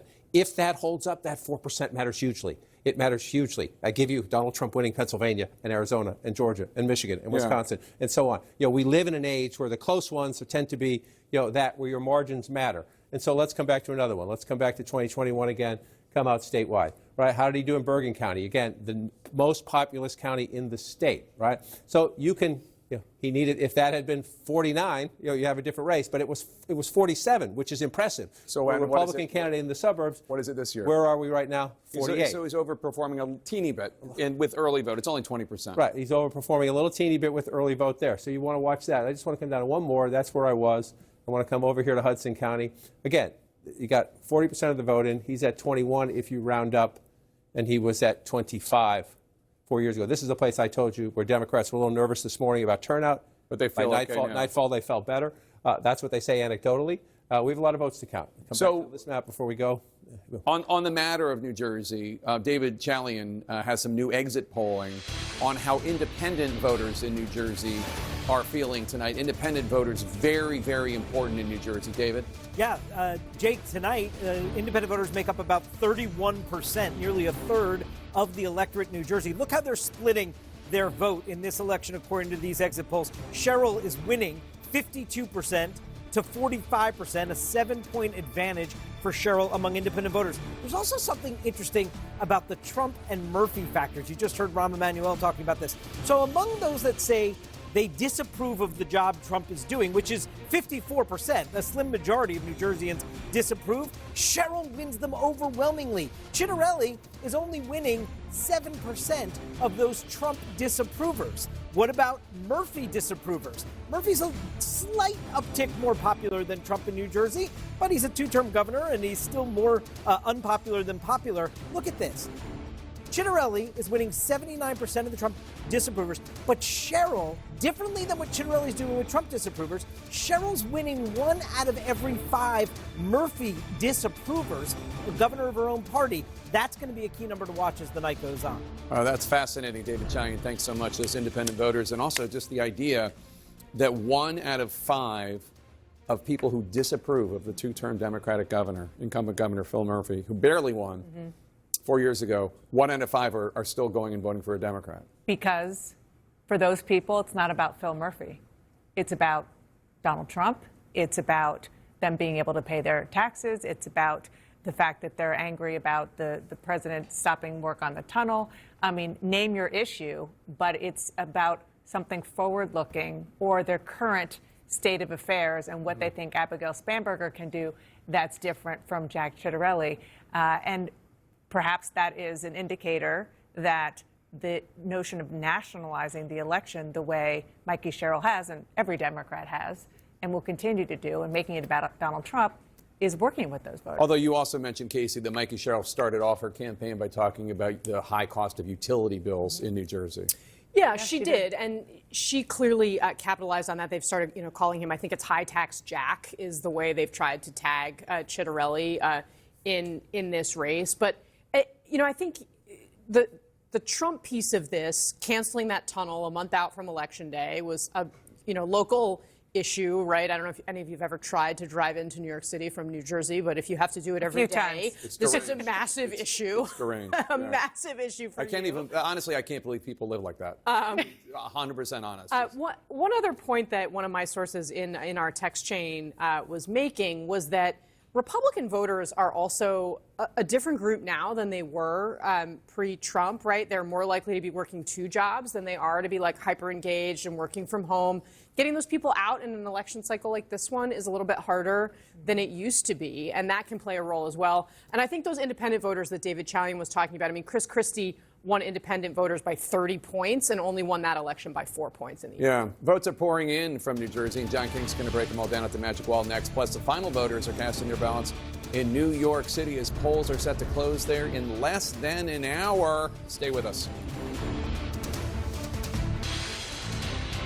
And we're back with a key race alert in the Garden State of New Jersey and the race for governor. Democrat Mikie Sherrill is in the lead with 64% of the vote, and Republican Jack Citarelli is in the lead. Is in the rear with 35.5% of the vote. Sherrill right now with 22% of the vote in is up by about 204,000 votes. But John King, just a reality check for our viewers. This is not really indicative of where we expect this race to be. Even if Sherrill wins, she's not going to win by 30 points. No, we need to do the NASCAR equivalent of the caution flag here. Yeah. In the sense that, look, every vote counts. Every vote counts. And so if you're in Sherrill campaign headquarters, you're happy right now. Sure. But we also want to make clear these are early votes that are turned in.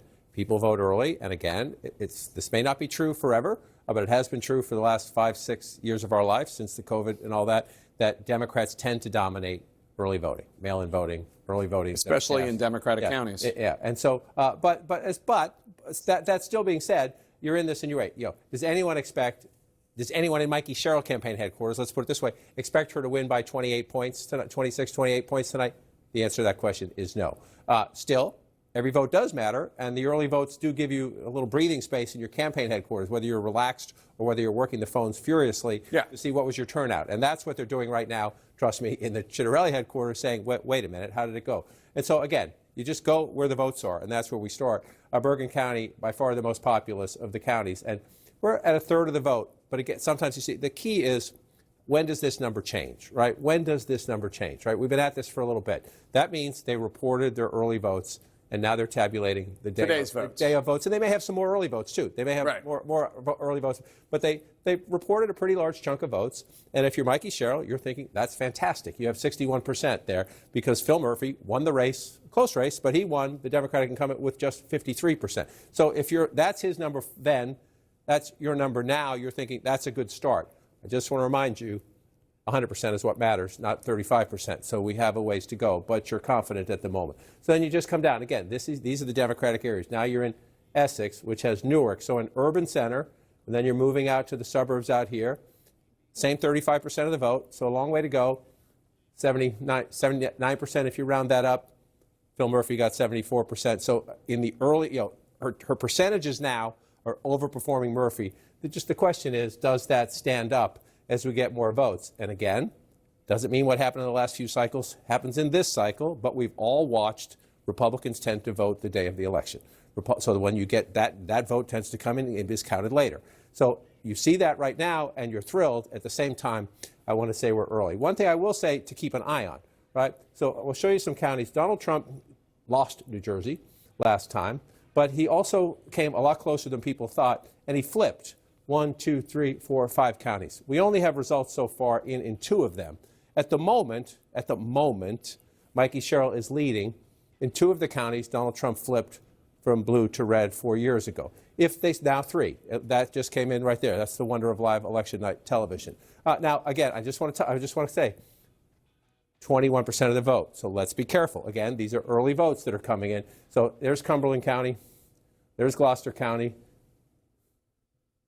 and there's Atlantic County. Right? These are counties that Donald Trump flipped 4 years ago as he got close in New Jersey. Didn't win, but he got close. Let's see. If they stay blue, 2 out of 3 stay blue, and then the ones in the north, then she's going to be the next governor of New Jersey. But we're not there yet. We're not there yet. And these ones up here, Passaic, we've talked about this earlier. This is a plurality Latino county. We'll see when we're keeping a close eye on that. Because then you drop down to Morris County there because of other trends important in the state of New Jersey tonight, also important as you look out to the midterm elections and what message voters are sending tonight. But we do have a ways to go. Again, you always want to be the candidate. You'd rather be the candidate with 62 than 38.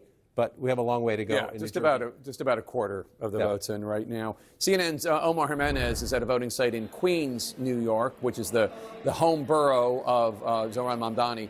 They are seeing massive voter turnout in Queens. And Omar, polls are set to close in New York in just over 30 minutes. Are they going to be able to have everybody who's in line vote? That's what it appears to be the case at this point. They've handled a lot of people coming through this particular location over the course of today. And you talk about voter turnout. This is what it's looking like at the end. It's kind of emptied out. But over the totality of today, from what we've heard from the Board of Elections. All right, well, I think we lost Omar's audio there.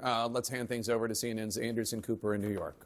Jake, thanks very much. I want to talk about what's going on in New Jersey with the governor's race. The top issues there, Mayor de Blasio, taxes, that's number 1 at 36%, economy at 34%, immigration crime back in single digits, Trump approval in New Jersey at 43%. It makes sense that taxes, that's not really a surprise, especially to your point earlier, which I think you made maybe during the commercial break. The issue on the border is not an issue right now. Look, and I would also say, despite Trump's effort to force crime into the national discussion, people are not experiencing what he's saying. They're really focused on the economy. They're focused on the kitchen table issues. What's interesting is we're seeing kind of the Bidenification of Trump here.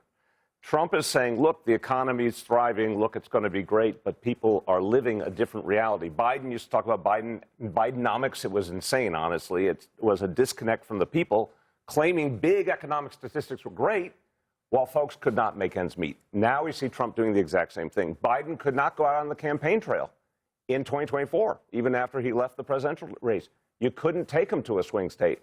No one would dare have put, even in the White House, would have dared send Trump to New Jersey or Pennsylvania, where the judicial races are tonight, or Virginia. It would have backfired. So I think this is a big frame going into 2026, that the president's lack of popularity, but also the inability to deliver on the number 1 promise, bringing down prices, is going to haunt the Republicans. We're seeing the evidence Can I add tonight. context to Please. this? So Trump swung the counties that had Latino populations by significant amounts. And this was the reason people were looking at this kind of incursion into blue areas and saying, look, is there a new coalition being built? But what Democrats learned is what Republicans are learning now, which is those Latino voters were interested in the economy. They're not feeling good about the economy, and this is the thing I'm most looking forward, other than independence, is the Latino vote in some of these major counties of New Jersey. Ken, what are you looking at? Yeah, well, I agree with that point in terms of is Donald Trump's performance really major improvement in New Jersey last year a trend? Right. Does he turn a page politically for the next few years, or was it Donald Trump specific and 2024 specific? Or have they changed their minds about immigration after watching how he actually carried out those policies? Well, but he was pretty blunt in the campaign. I will say, whatever you think of Donald Trump, he does what he says he's going to do, and he has shut down the border. And I would also note that Donald Trump's scoreboard for Donald Trump is the economy. It's how people are doing economically. And that takes a while to accomplish, but that's his number 1 priority. The president did secure the border, and he is deporting the criminals. But the issue, I believe, with the Latino vote, and somebody who's half Hispanic and also a member of the Republican Hispanic caucus, we've been sounding the alarm that we need to make sure that we're focused on the criminals, not people who have been here a long time, But have the American citizen as children. of the president on 60 Minutes, criminals is anybody across the border not through proper entry points. So by that definition, according to the president, they are all criminals. And therefore, I mean, you're saying, he ran on the worst of the worst, and there was a lot of support for that.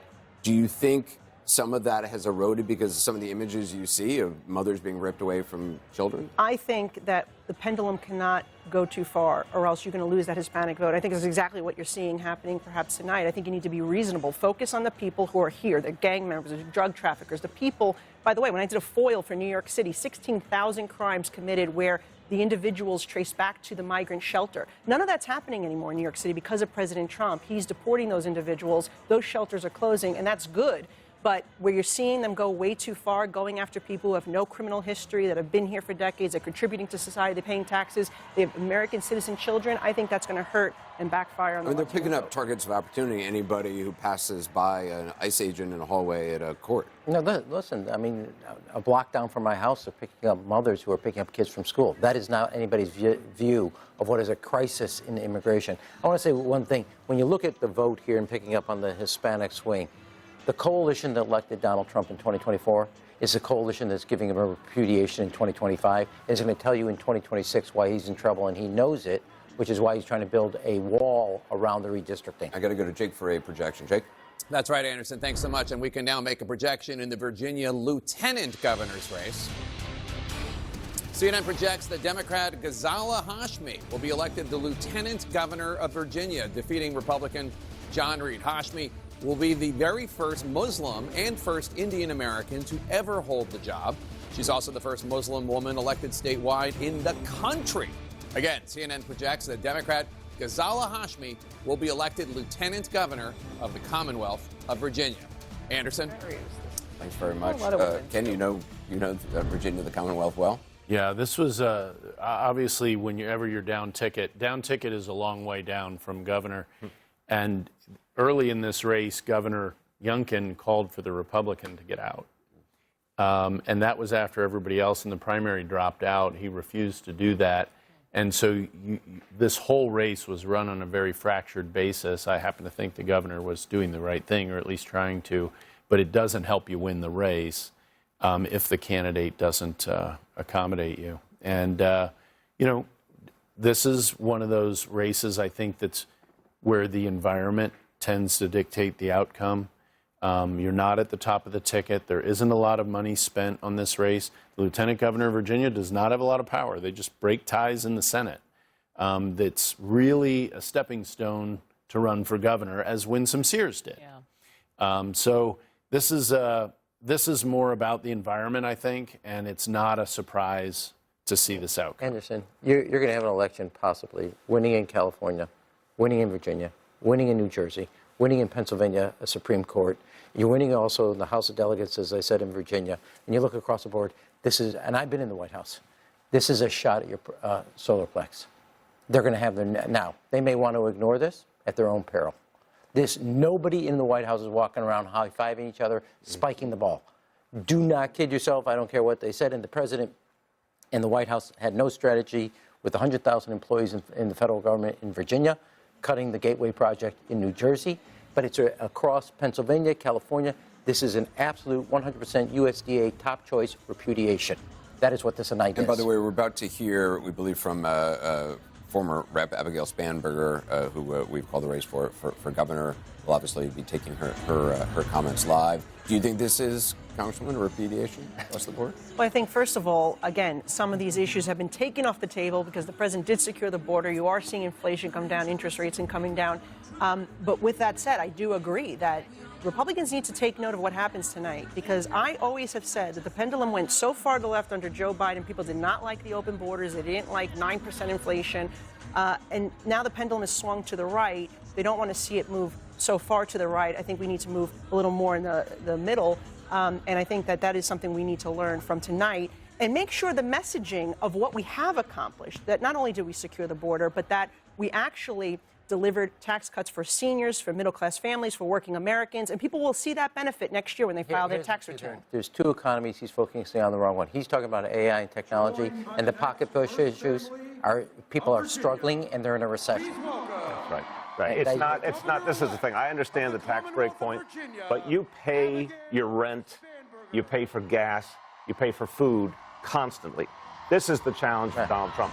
That he could say inflation's down. No one's feeling that. They're feeling like they're back against the wall. And this is why I think actually Mamdani is providing a very helpful example to Democrats of really focus in on that kitchen table and pound away at it. And then Republicans don't have an answer. They don't have an answer on health care. All they do on health care is put people in danger of losing the opportunity to be healthy. There's never been a Republican health care vision.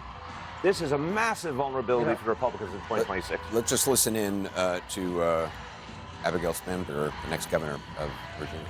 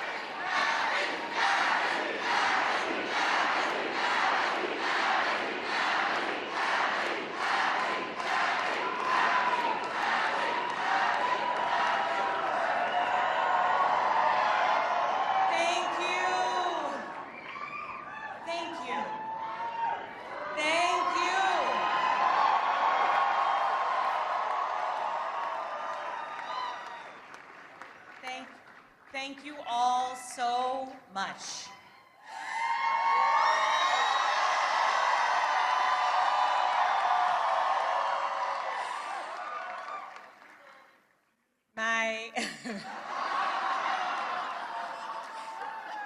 My fellow Virginians,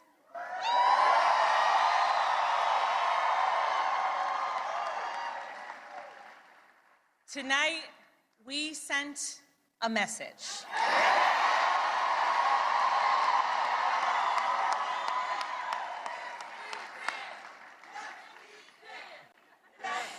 We sent a message to every corner of the Commonwealth, a message to our neighbors and our fellow Americans across the country. We sent a message to the whole world that in 2025, Virginia chose pragmatism over partisanship. We chose our Commonwealth over chaos.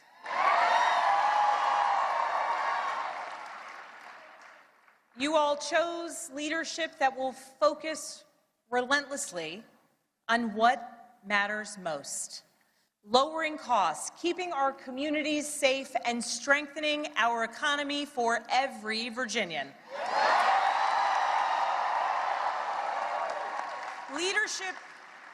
Leadership that will focus on problem solving, not stoking division.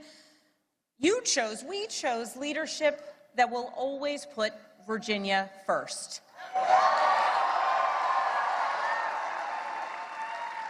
And Virginia, I cannot wait to get to work for you.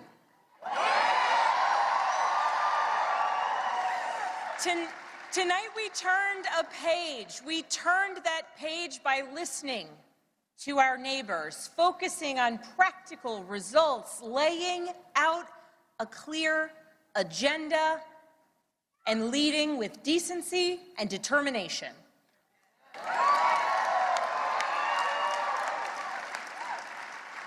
To everyone who helped us achieve this win, from the bottom of my heart, I thank you.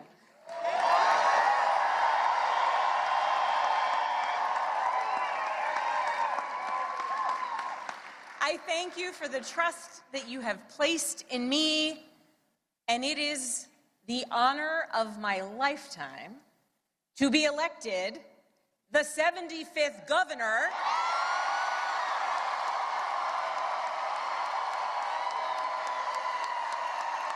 of the Commonwealth.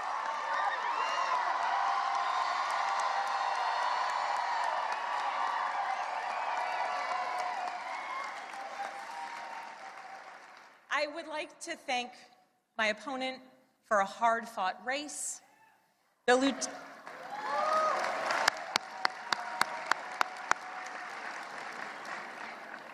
Lieutenant Governor's story, her military service, and her years of service here in Virginia deserve our respect and our gratitude, and I ask that you join me in wishing her and her family well.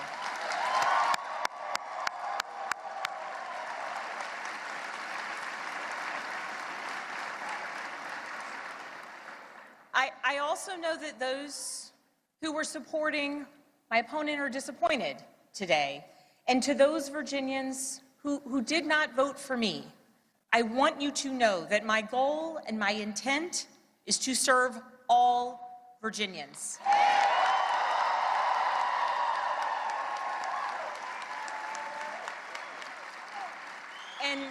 And that means that I will listen to you, I will work for you and with you.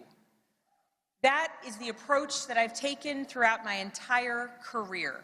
I have worked with anyone and everyone, regardless of political party, to deliver results for the people that I serve. And that's because I believe in this idea that there is so much more that unites us as Virginians and as Americans than divides us.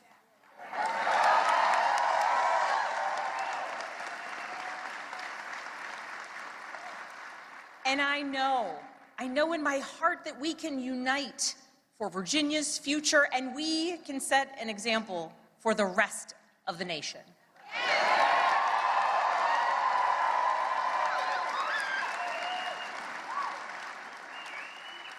Our founders understood this from the very beginning. They didn't choose to call Virginia a Commonwealth by accident. They chose it to signify that our government would be based on the power of the people united for a common good. Not for a political party, not for a president, not for a monarch, but for a common good, together.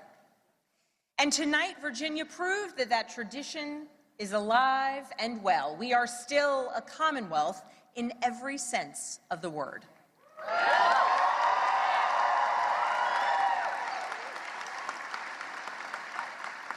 We are built on the things we share, not the things that pull us apart. And I am proud that our campaign earned votes from Democrats, Republicans, independents, and everyone in between.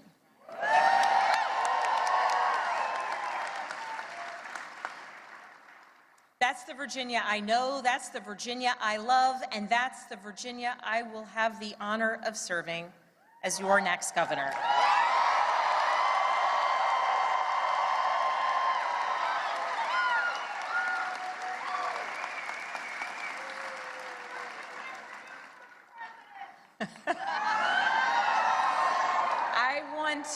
I want to thank so many people for the support that they have given to our campaign.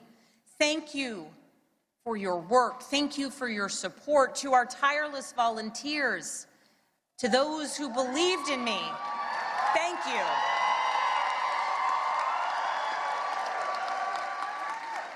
Thank you for devoting your time, your energy, and your conviction to this campaign. Thank you for braving the weather, the heat, and then the cold, and then the rain, and then the sun. It's Virginia after all. Thank you. Thank you for talking to your neighbors about the importance of this race. Thank you for recognizing that when we went person to person engaging, that we could bring people not just into supporting our campaign, but into engaging in our democracy. Thank you. We won this race because of you.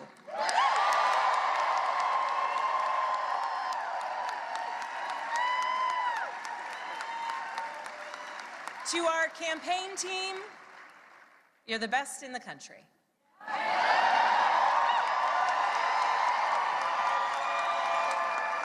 Every single member of our team, every single one of you, you work tirelessly for the change, the progress, the policies, the connection, and the respect that you want to see in our communities. Thank you for working so hard. Thank you for giving people hope. Thank you for knocking on doors in the sweltering heat. Thank you for showing kindness. Thank you for showing up in every corner of Virginia. Thank you for diving deep on policy. Thank you for capturing moments and the essence of our campaign. Thank you for reaching voters everywhere. And thank you for believing that Virginia could and would send a hopeful and joyful message tonight.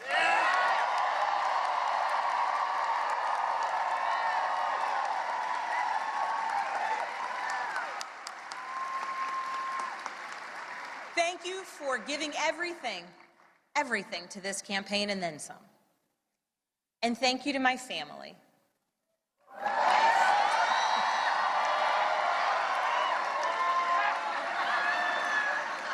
To my husband, Adam.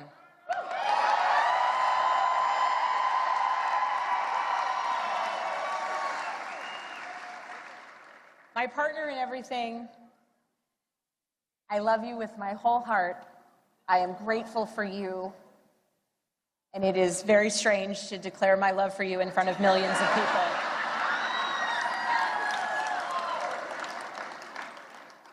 But every adventure we have ever been on has been worth it because you have been by my side. I love you. I'm grateful for you. And I cannot wait to see what the next couple of years bring.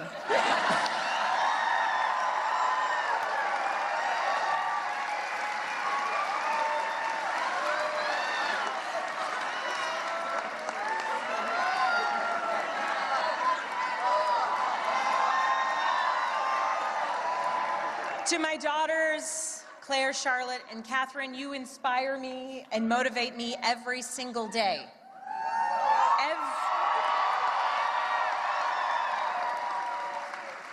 Everything I do to build a better future for you and for all of Virginia's children, and I am so proud of you every single day. I am lucky to be your mother.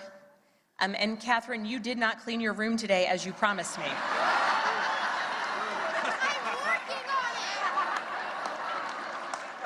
She's working on it. If I was working on it, we wouldn't have won this election, okay?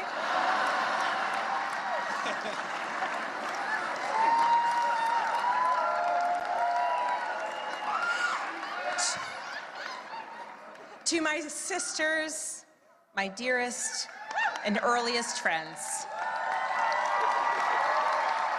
I love you. I love you, I love you, I love you. To my friends who have traveled from around the world to be here with me today, thank you. Thank you for making me who I am, and thank you for always believing in me. And to my parents, I love you.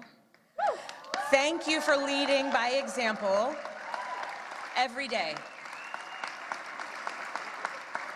And I know that today is a day that you all could have never imagined. But you taught me the importance of service to others and relentless hard work.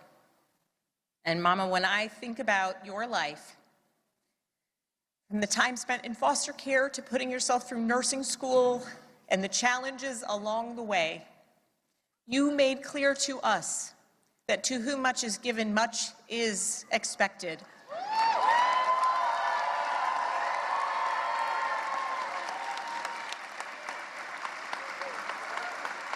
And you have given me so much, born of your own struggles and your own challenges, and I know much is expected.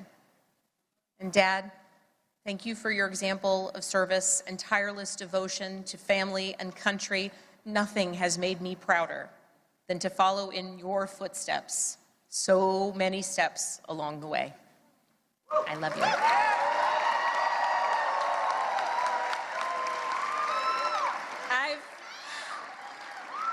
I've talked a lot throughout this campaign about the importance of service and how it's shaped my life and my approach to public office, and that all came from my parents.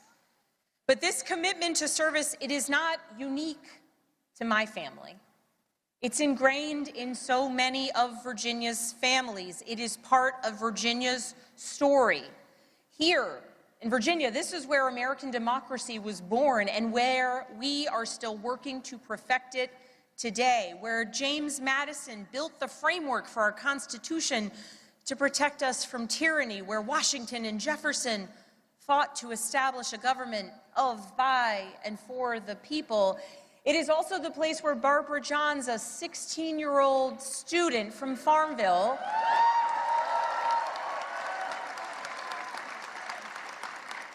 led a walkout of students that became part of the Brown versus the Board of Education case to integrate public schools.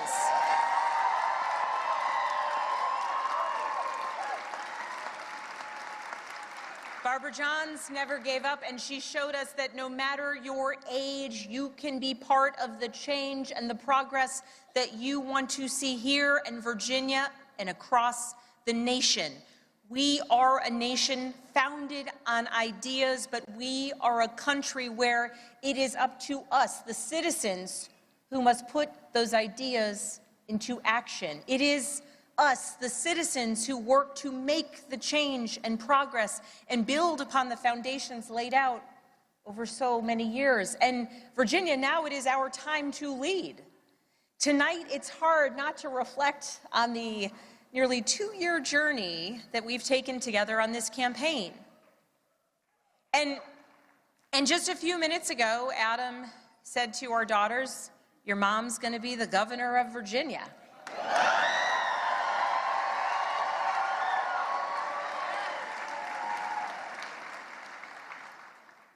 And I can guarantee those words have never been spoken in Virginia ever before.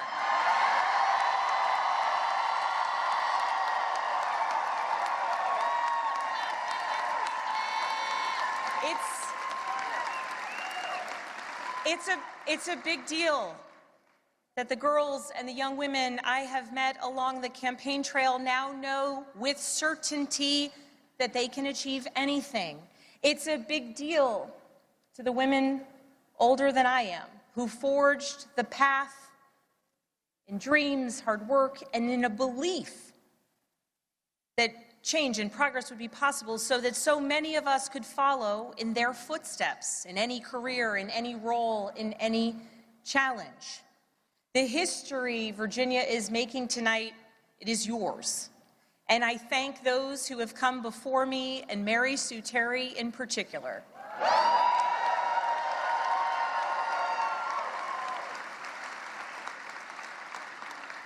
She was the first woman elected statewide in Virginia. And because of her and the continued work of so many, there will be many more women to come for generations to come.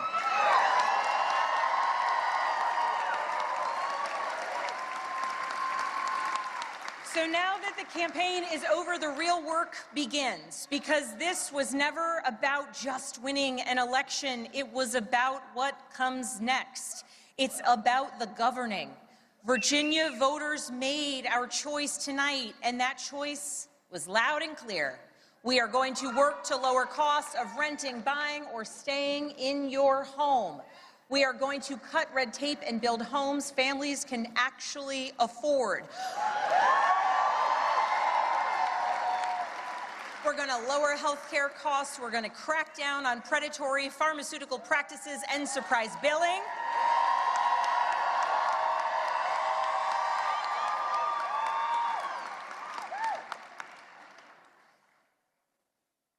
And we're going to produce more energy, and we are going to lower costs, and we're going to do it by producing more energy here in Virginia, and we're going to make sure that large utility users make sure that they pay their fair share.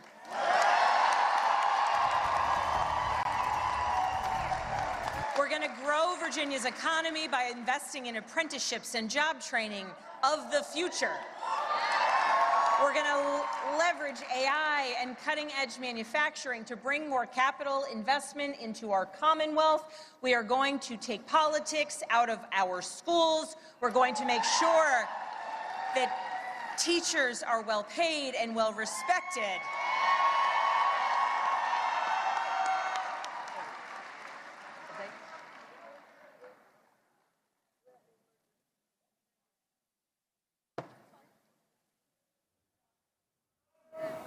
That was Virginia Democrat Governor-elect Abigail Spanberger speaking live in Richmond. She will become the Commonwealth's first female governor. We're nearing 9 p.m. Eastern in New York City when voting ends in the most closely watched contest of the night, the New York City mayoral race. So you're watching CNN's Election Night 2025. I'm Anderson Cooper in New York. And I'm Jake Tapper in Washington, D.C. The nation's capital. Democrat Zohran Mamdani seeks to make history as New York City's youngest mayor in a century, the first Democratic Socialist mayor, and the very first Muslim mayor. He is facing off against former Democratic governor turned independent Andrew Cuomo and long-shot Republican Curtis Sliwa. Our reporters are at campaign headquarters across the city awaiting the results. CNN's Abby Phillip is at Mamdani headquarters at the Paramount Theater in Brooklyn, New York. And Abby, we're hearing that excitement is building in the Mamdani headquarters. Polls close in 5 minutes. They're expecting a good night. The energy is starting to build in this room, Jake. The DJ is playing. A lot of supporters, a lot of campaign staffers and volunteers are filling up the space behind me. This is a very large auditorium-style space, and the contrast between where Mamdani was just a few months ago when he basically catapulted from 1% in the polls to being the Democratic nominee could not be greater tonight. This is a big party. There are hundreds of members of the media here. And as polls are about to close, I think there's a lot of anticipation among his staff who are walking around, smiling broadly, expecting a very good night. The anticipation is about how good of a night can they expect. And I think a lot of them do want to make a point, want to make a statement about what kind of mandate that Mamdani wants. I want to bring in also, I have my colleague Gloria Pazmino here with me. Gloria, I know you've been covering this campaign for a long time now. Where do you think the Mamdani campaign's head is at tonight as he, I think, expects to be elected mayor of New York and now has to look toward what governance is going to look like? Yeah, and honestly, I mean, I think that is very much the hard part. In some ways, the hardest part is yet to come. It's very hard to run a political campaign. It's very hard to do it in a city like New York for a year. But it's even harder to govern such a complex city like New York City. I think many of the aides tonight are anxious. They're excited. They've been working for a long time. And I did just hear a few minutes ago that Zohran Mamdani himself is actually putting the final touches on the victory speech that he is hoping to deliver here tonight. He's not yet in the building, but he is with his wife, Rama, right now, finishing up what he is hoping will be a victory speech tonight. All right, Jake, just seconds away, or minutes away now from the top of the hour when polls are going to close. We also just heard from the New York Board of Elections that more than 2 million New Yorkers have voted. That is the most since 1969. So this city is seeing really a bonanza of excitement and interest in this election as it becomes a major national storyline for the rest of the country. Jake. All right, let's go to CNN's Manu Raju now. He's at Andrew Cuomo's campaign headquarters in New York. And Manu, how is Cuomo's campaign reacting to the surge of voters that turned out today? With you heard Abby mention record turnout.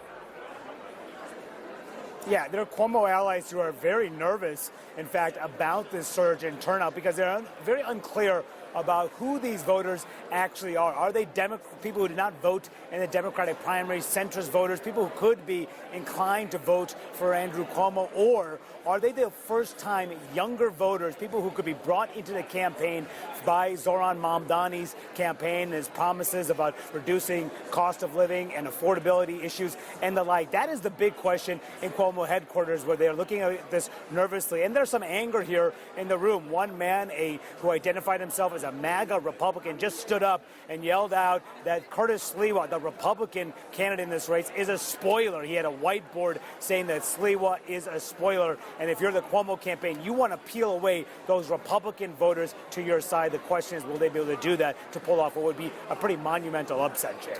All right, Manu, thanks so much. Let's go down to CNN's John King at the Magic Wall. John, what are you going to be looking for when the polls close in New York City in 1 minute? Jake, it's an overwhelmingly Democratic city, but the 5 boroughs are quite distinct. What do you look for? Number one, Brooklyn. This is where Mamdani needs to run it up. He won it big in the primary. It's a big part of his base. Number two, Staten Island, the only borough Donald Trump carried it all 3 times. Do those voters stick with Sliwa, the Republican, or do they hold their nose and vote for Cuomo, as the President of the United States has asked them to do? And lastly, if Cuomo is going to have any prayer, we're going to see it here in the Bronx. This is blue-collar voters. It is majority Latino. Cuomo won it in the primary. He needs it big tonight, Jake. All right, John, thanks so much. Polls are about to close in this marquee election of the night as the Big Apple seeks to elect its next mayor.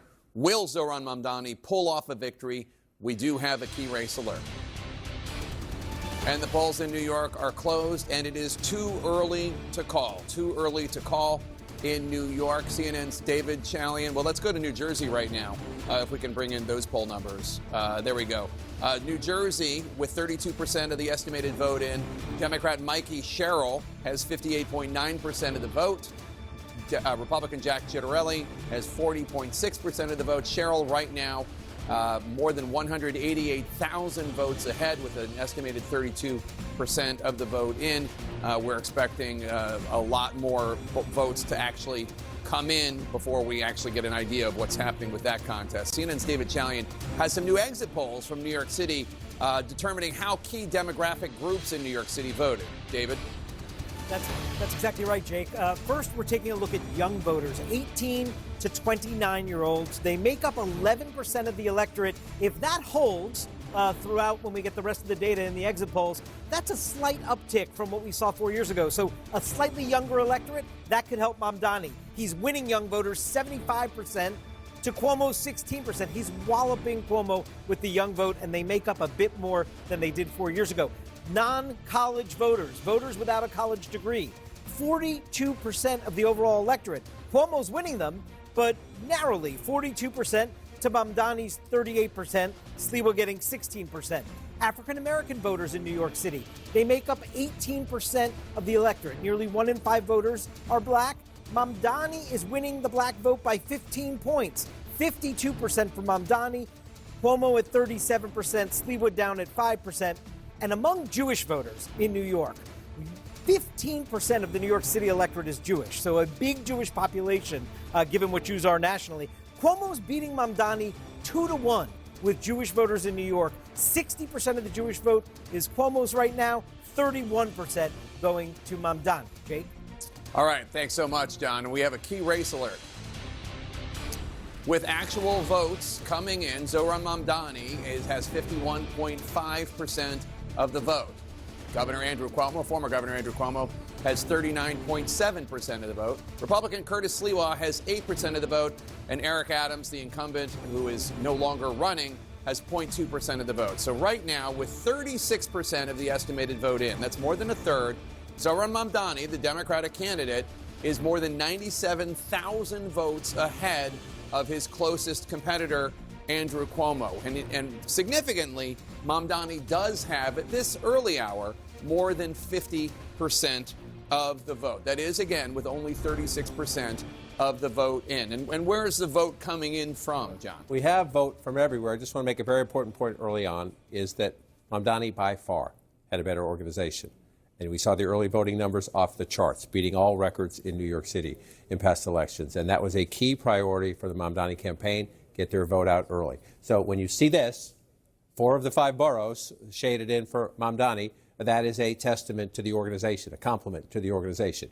We're also at 36%, so let's wait until we get further. But you make a key point. At the moment, you come out of the box. You know your organization is the better one. You want to come out of the box strong. He comes out at 52%. Staten Island taking its place as the outlier, as it always is in New York City. It is the conservative outpost. Donald Trump won it all 3 times.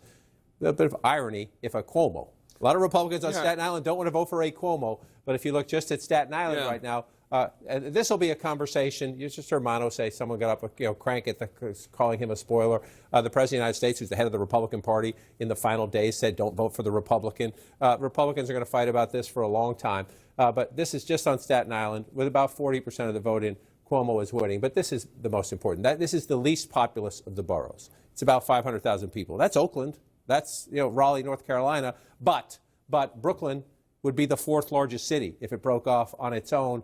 And Mamdani is getting 60% of the vote. Again, early votes, about a third in of the vote there. 60%, though, let's just wander around the boroughs. 60% in Brooklyn, 48% in Queens. Cuomo was born in Queens. Mamdani lives there now. His state assembly district is right here, Astoria, along the river area there. That's where Mamdani represents. This is the most diverse of the boroughs. Its politics are very complicated because of how diverse it is. Then you come up here, let's look at the Bronx. This would be key. If this stays, Cuomo won the Bronx in the primary. It's the only borough that's majority Hispanic. A lot of blue-collar voters here. Trump's support went up a lot, 10 points in 2024. Still lost the Bronx, got blown out, but its numbers do go up 10 points.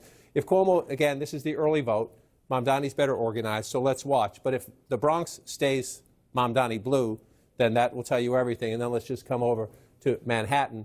And in Manhattan, again, this is sort of young professionals, the Mamdani base, versus the big money in Manhattan, which doesn't want a democratic socialist who says he's going to raise their taxes.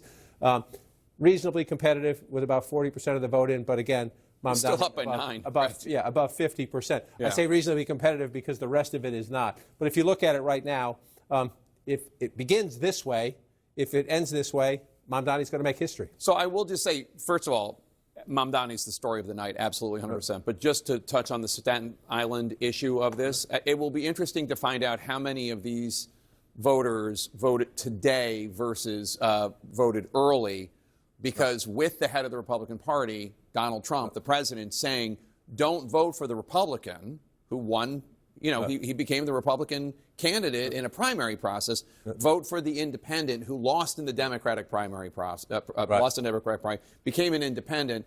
If how many of them seem to follow his lead is interesting. It is interesting. I'll tell you, before Trump said that, I was out on Staten Island. I went to all 5 boroughs about 10 days, 2 weeks ago now. And the torment of Republicans was palpable. Yeah, some of them said they never. Cuomo. They didn't vote for his father when he was governor or attorney general in New York. They didn't vote for Cuomo when he was Andrew when he was attorney general or governor.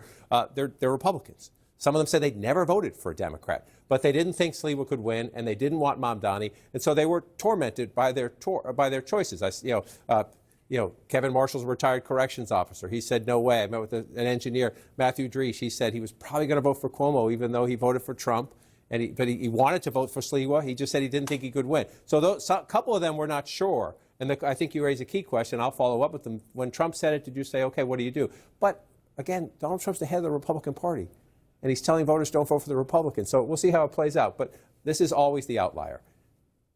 And it's an interesting story, a fascinating wrinkle. A Republican's going to vote for a Cuomo. But this is the story. Yes. A 34-year-old young immigrant on his path to potentially being the first Muslim mayor of America's largest and most diverse city, a global financial capital, just a melting pot of voters. And again, a lot of Democrats cringe at the socialist label. They think Trump and Republicans will apply it nationally.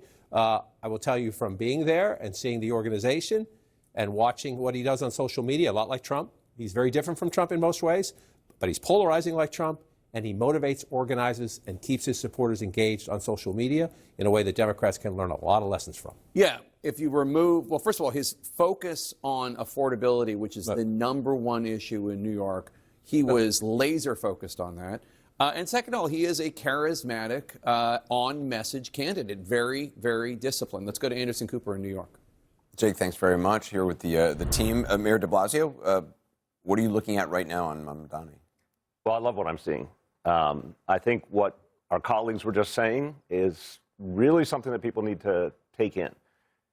Perfect message, discipline, total focus on the kitchen table issues, amazing organization, the enthusiasm that was created, particularly with younger voters and volunteers.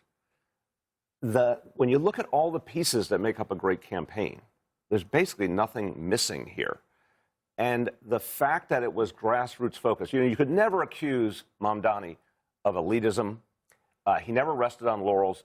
Even when he was doing well, he kept going out into neighborhoods. People said he would go to any small gathering, right? And he would go to places he did not do well in the primary. You're seeing these amazing numbers with black voters, for example. He didn't do as well with black voters in the primary. He went out to those neighborhoods over and over again in the general election with humility, something Democrats bluntly didn't always show, for example, in the 2024 election. So there are amazing lessons here.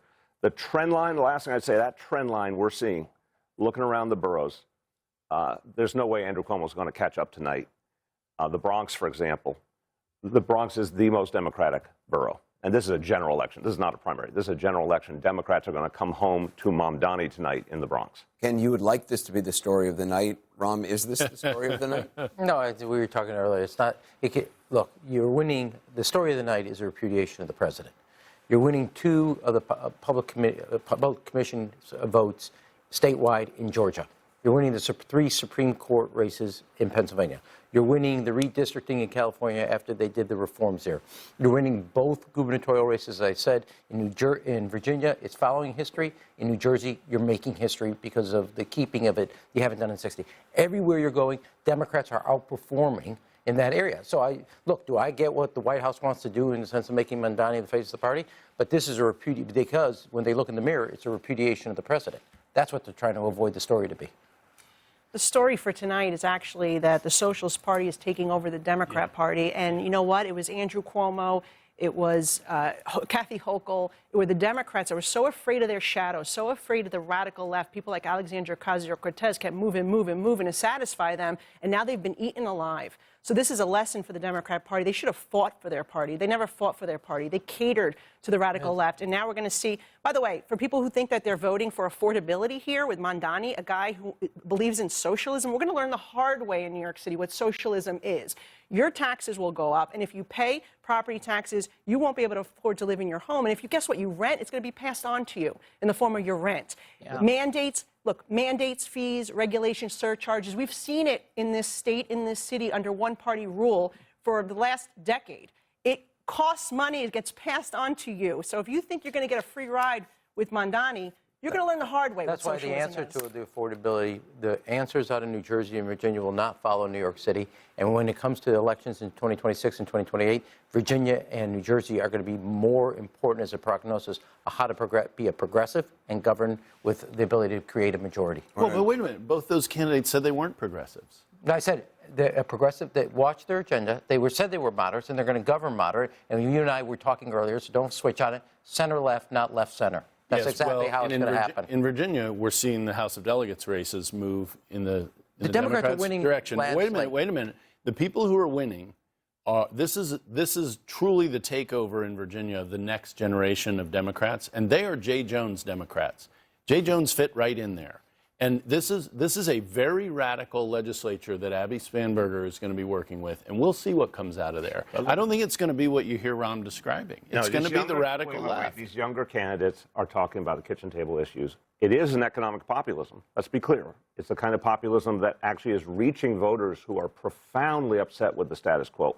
So I hear Nicole trying to shape it as some left-right ideological struggle. I think it's something simpler. I think it's a generational struggle, and I'll tell you something. Are you going to bet on the voters under 40 who are going to be the future of this country? Yeah. I sure would. And it's about going back to our roots, going back to the kitchen table. It's not what I agree on the affordability of what was said. No space for the cultural left-wing stuff. So it's also what wasn't said. Everybody from the Mamdani to all the two gubernatorial candidates, nobody touched the cultural issues that left Democrats out on an island by themselves. I want to bring in Audie, and then I got to go to Caitlin. Oh, sure, very quickly. I mean, you can hear the messaging. I think you delivered what that is going to be when people talk about Mamdani. I do want to think back to the time when Trump entered the party, and there was a lot of questions about the Trump-like candidates who followed as candidate quality. Are they too extreme? Can they win a general? Some of this sounds really familiar. And I think that maybe people need to see some of the warning signs from a younger electorate that is making different decisions about what they think is pragmatic, what they think is practical. I want to bring in CNN's Caitlin Collins at the White House. Caitlin, you have new reporting on how the president is reacting to the mayoral race in New York. Yeah, Anderson, as we've been watching all this play out, watching the returns come in to what's going to happen in New York City, I should note President Trump has been hosting a private dinner upstairs at the residence this evening as these results are coming in that could prove to be a test of how his first 9 months in office have gone and what voters think of it. Obviously, they weren't surprised by what happened in Virginia with Abigail Spanberger. The White House was not hopeful about that race. That's why the president didn't really endorse Winsome Earl-Sears in that race. But instead, the president has been hyper-focused on New York, Anderson, as you know well. And, you know, when he came out and endorsed Andrew Cuomo yesterday, it wasn't just that endorsement of Andrew Cuomo that stood out. He also threatened to withhold federal funding from New York City should Zohran Mamdani prove to be successful tonight and prove to win. And I've been talking to people around the president about that threat and what exactly he has in mind. And one thing that they've made clear, Anderson, is that it's a threat that should be taken seriously. They say that the president means it when he says that he's going to try to withhold federal funding. And they pointed to past moments and instances where he has either withheld federal funding or terminated contracts, and several of his cabinet secretaries have done so as well, from not just when it comes to those infrastructure projects in New York, but a lot of energy projects, even if they affect Republicans in some red states across the country. And so they pointed to his willingness to do that, something that has been a signature of his second term, Anderson, and said that he is willing to do that again should Zohran Mamdani win tonight. Caitlin Collins at the White House. Caitlin, thanks very much. Mayor de Blasio, I mean, do you think there are, warning lessons for the Democratic Party in his victory, or are you fully behind him as the face of the Democratic Party? Well, I don't think he's going to be the face of the National Party. I wouldn't say that at all. What I'd say is, look at the turnout. Let's start with this. That turnout stuns you. I have never seen anything like this. And, you know, I was, I think, 8 years old when the last time we had 2 million people vote in a mayoral election in New York City. This is stunning.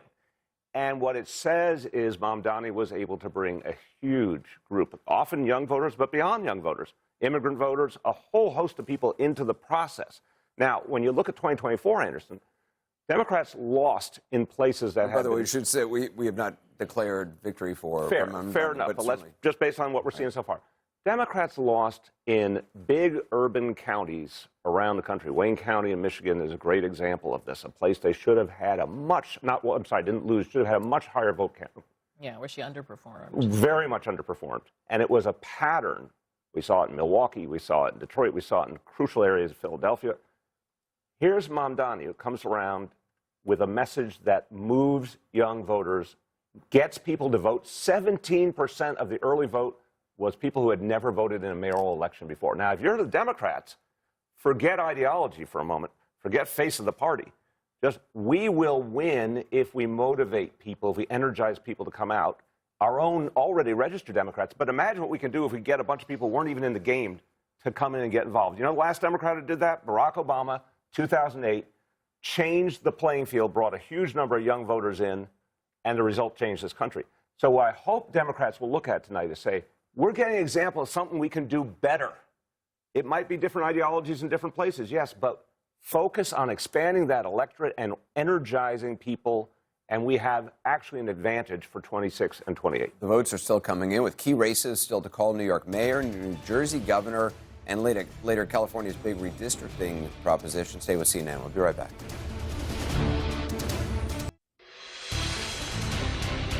And we are back with a key race alert in the New York City mayor's race. Democratic candidate Zohran Mamdani is ahead, 49.6% of the vote.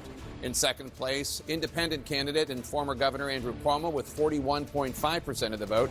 Republican Curtis Sliwa is next with 8.1% of the vote. Incumbent Eric Adams, who is no longer running, with 0.3% of the vote. So Zohran Mamdani right now is just under 95,000 votes ahead of Andrew Cuomo. That's with 52% of the estimated vote in. Still a lot of votes to count out of New York, but a healthy lead for Zohran Mamdani. In New Jersey and the governor's race there, Democrat Congresswoman Mikie Sherrill has 56.6% of the vote. Republican Jack Ciattarelli with 42.9% of the vote. Sherrill right now with a significant lead of more than 265,000 votes. That's with an estimated 59% of the vote in. So a lot of the vote has come in since we last spoke.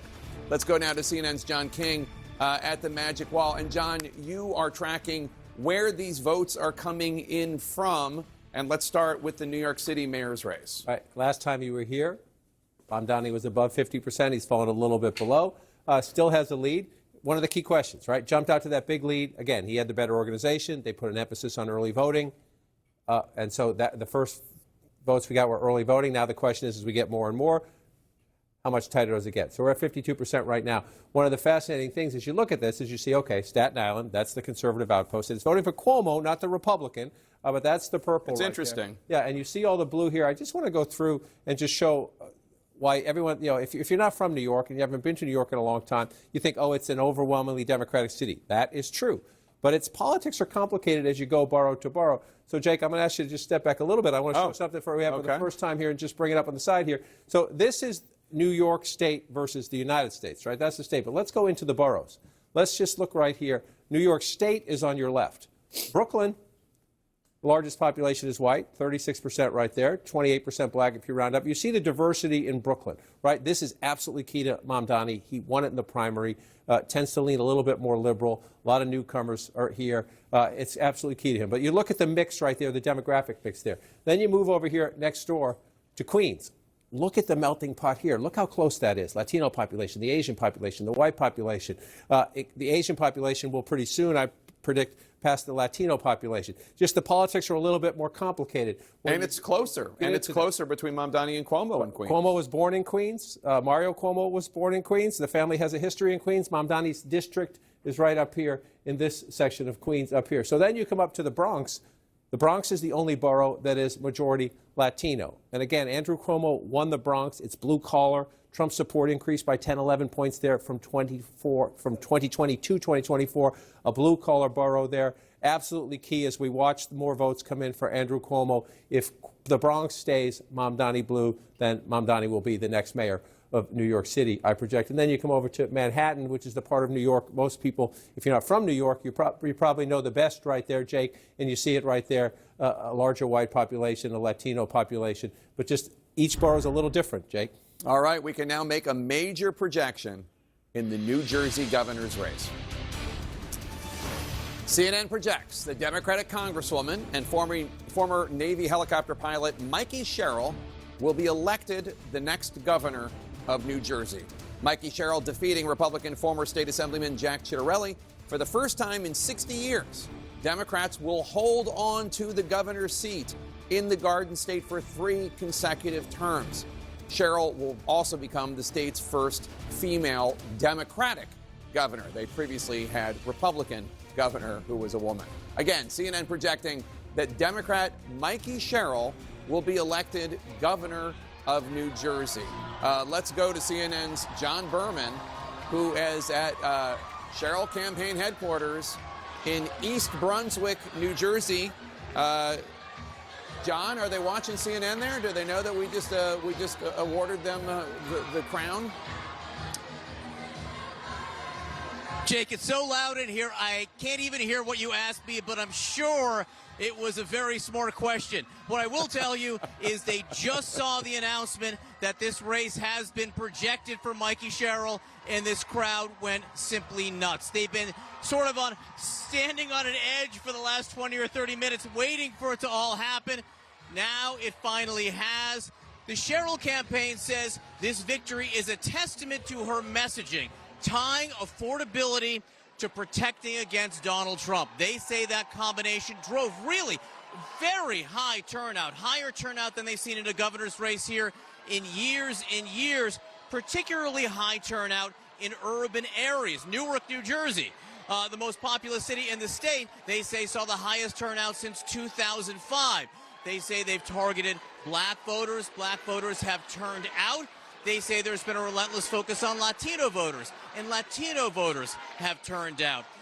When Democrats look at this race, particularly those associated with the Sherrill campaign, they think they're beginning to see the recipe of a way to fight back against Trumpism, to talk about the economy, to talk about affordability, but also at the same time to tie it to Donald Trump.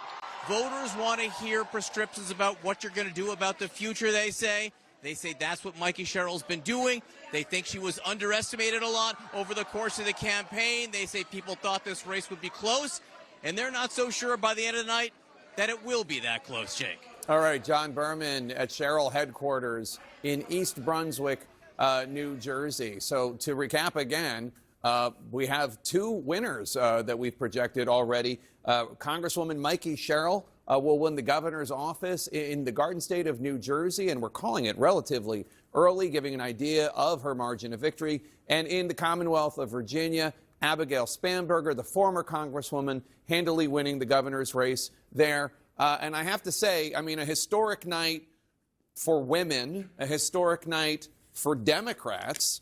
And, you know, we cover the news every day, and Democrats have been very demoralized for maybe like the last year and a half, 2 years. Tonight, and like, you know, the Democrats finally have some good news. They have good news, and the fact that it's these 2 women is noteworthy, because these are 2 women who came into Congress in 2018 taking Republican seats. So they came in on a Democratic wave. And they both have national security credentials. They were part of a self-described badass caucus of other female national security members. And they were roommates. And of course, I'm talking about Spanberger and Sherrill. They were roommates here in Washington, and they decided both, independent of one another, but at the same time, to leave Congress and run for governor in New Jersey and Virginia. And they both are successful tonight. And it really is just crazy that Virginia has never had a woman governor until now. I mean, that's just such a wild statistic. Mikie Sherrill in New Jersey might be the 2nd woman governor. Chrissy Todd Whitman. Yeah, but still, it's you know, nothing to crow about. Yeah. But at least finally some gender equity, a touch of it at least. Well, I will say, Jake, Virginia's part of the South as well, you know, and we've seen some trends nationwide as far as, you know, how soon women have made those kinds of strides. But, you know, I think, first of all, the breadth of the Democratic victories tonight have all of the Democrats that I'm talking to extraordinarily relieved and bordering on excited. I think there has really been this depressed period. Just bordering on it? Well, I think they have been so down for the past year after President Trump won in the wake of January 6th that, you know, we sometimes joke about how Democrats can't necessarily get too excited. They're always concerned and anxious about things. But I think the night is turning out the way they really wanted it to. And I'm interestingly hearing from Republicans who see this as perhaps the first example of President Trump really experiencing something negative that could lead to lame duck status. One Republican who has not been pessimistic about Trump in recent years said to me, well, the king may not be dead, but he is starting to have no clothes. And just on that note, quickly, Jack Ciattarelli completely tied himself to Donald Trump, which was definitely a risk. He was banking on the fact that that is the way to make sure that so-called low-propensity Republican voters get out and support him. But he was doing it in New Jersey. And I was just texting with a Republican who knows New Jersey very well, who said there just aren't enough of those voters. And to do that at a time when, yes, Donald Trump is president and he's riding high still among the Republican base, people are hurting, as we've been talking about all night. And Mikie Sherrill, jumped on that, the fact that Ciattarelli had no daylight between himself and Donald Trump, and it didn't work for him. Yeah, I mean, and I guess if there is a lesson here for Democrats, it is to talk about how Trump's leadership is affecting how they live their lives, not necessarily whether or not they're offended by him, whether or not necessarily by whether or not they like his behavior, but more about, well, what is he actually doing for you? Right. As you go deeper into these results, this is definitely a warning shot across the bow of the White House, and I would say the Republican Party. You know, Donald Trump won big just a year ago, 2024. This is America saying, we're still not happy, and you're in charge now, and we're not happy. Look at the scope of this victory. We're not quite there yet, 63%. Election day vote tends to be more Republican. That's what we're waiting on. This margin is likely to narrow. However, I just want to show you something as we go through this, and then I want to go to Virginia. Just what message, right? The Democrats are going to have a debate now. A centrist governor of New Jersey, a centrist governor of Virginia. We'll see what happens in New York City, perhaps a Democratic socialist there. The Democrats will still have a debate about how to do things. But in 3 races where they focused on affordability, they're winning. So we'll see what happens in New York, but they're winning at the moment. You watch this one here. I just want to show you a couple of things here as you come through this. Number one, did Mikie Sherrill outperform Kamala Harris? You notice nothing changed. That means everywhere. In every single county in New Jersey, Mikie Sherrill overperformed Kamala Harris. Here's another way to look at it. Donald Trump made New Jersey close last time, right? Because he flipped some counties. He flipped 5 counties. Tonight, we're not completely done yet, but at this moment, with 63% of the vote in, Mikie Sherrill has won all 5 of those counties that Donald Trump just a year ago flipped from blue to red. And so that's called never mind, right? Never mind. We're going back to vote for the Democrats. And that includes at the moment Passaic County, which was the big county. This is a plurality Latino county. Right. Republicans were saying that's our ticket to the future. We're bringing men of color and voters of color into our party. Again, it's one election. However, when you see that, it's only 38%. We'll see if it holds up. That's one thing. But in New Jersey, you see her progress, running better than Harris, bringing back counties that went for Trump. Now let's move down to the Commonwealth of Virginia, because I want to show you something similar that Democrats will talk about heading in. Okay, so you come into here and you say, did Abigail Spanberger outperform Kamala Harris? Not everywhere, but in very, very key places.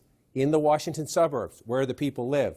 Down here along the coast, right? That county, the Virginia Beach County, Glenn Youngkin won that 4 years ago for governor. Spanberger wins it tonight and outperforms what Kamala Harris did in the presidential election. This is what strikes me as most significant right here.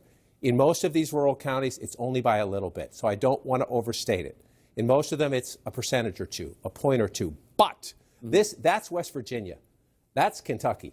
This has been the death of the Democrats in rural America in the Trump age. Abigail Spanberger is running a little bit better than Harris in many of these rural counties. Again, I don't want to overstate it, but the Democrats at some point, if they're going to fix their problem in a lot of these, as you start moving into the heartland, they need to perform better in rural America. And so 1 point, 2 points, and 3 points is a step in the right direction. We'll see how it goes right here. And again, I don't want to overstate it. I'm going to come into one right here. This is Augusta County, 2025. She's getting 26.2%.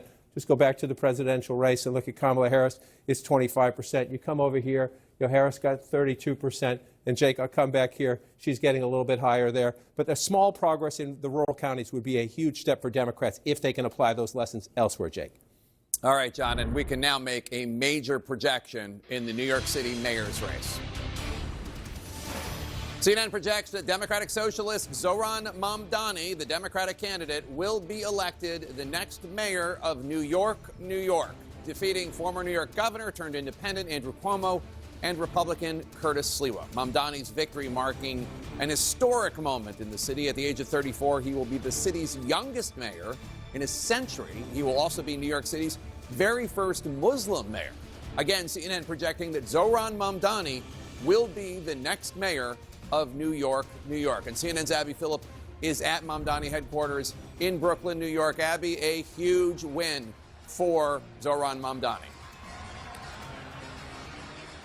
It is a major win from Zohran Mamdani, a candidate that was basically unknown to the city about a year ago and now is now elected mayor. We just heard the crowd behind me yelling, screaming, clapping at the news that you just announced on CNN.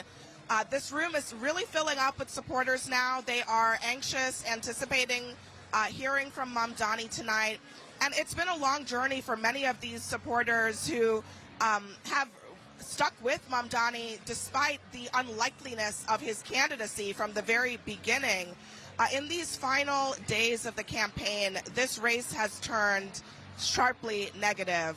A lot of his supporters believe these attacks against him were Islamophobic. They were you hear it there, they are screaming one more time as the race is called and the news is spreading. But these supporters are elated tonight, as you can hear them, by the news, by the opportunity for this city to be elected by someone that, frankly, it's never been elected by, never been run by before. Mamdani is both young, he is a Muslim, he is an immigrant, and he is someone who represents a sharp break from the past.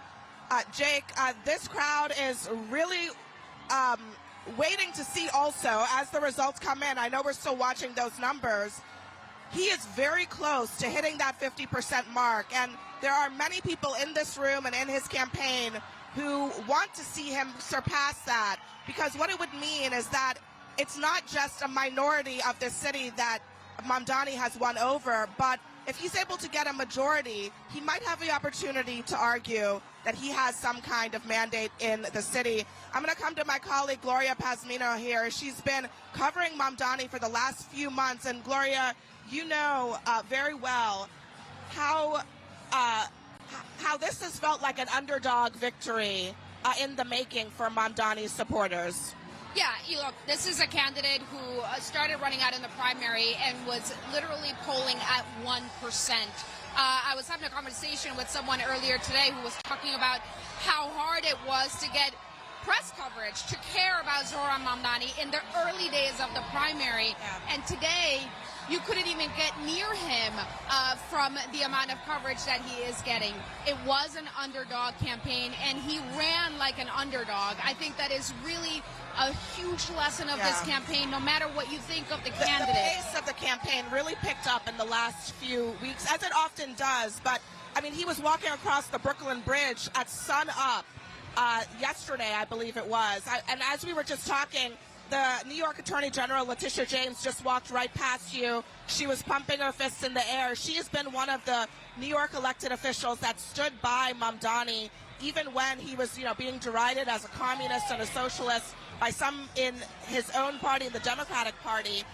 And the shadow of Donald Trump in this race also is a pretty big deal. Trump weighed in the last few days to endorse Andrew Cuomo. He has been going after Letitia James, a prominent supporter of Mamdani's. He has promised to withhold funds for the city of New York. How big of a factor has Donald Trump been?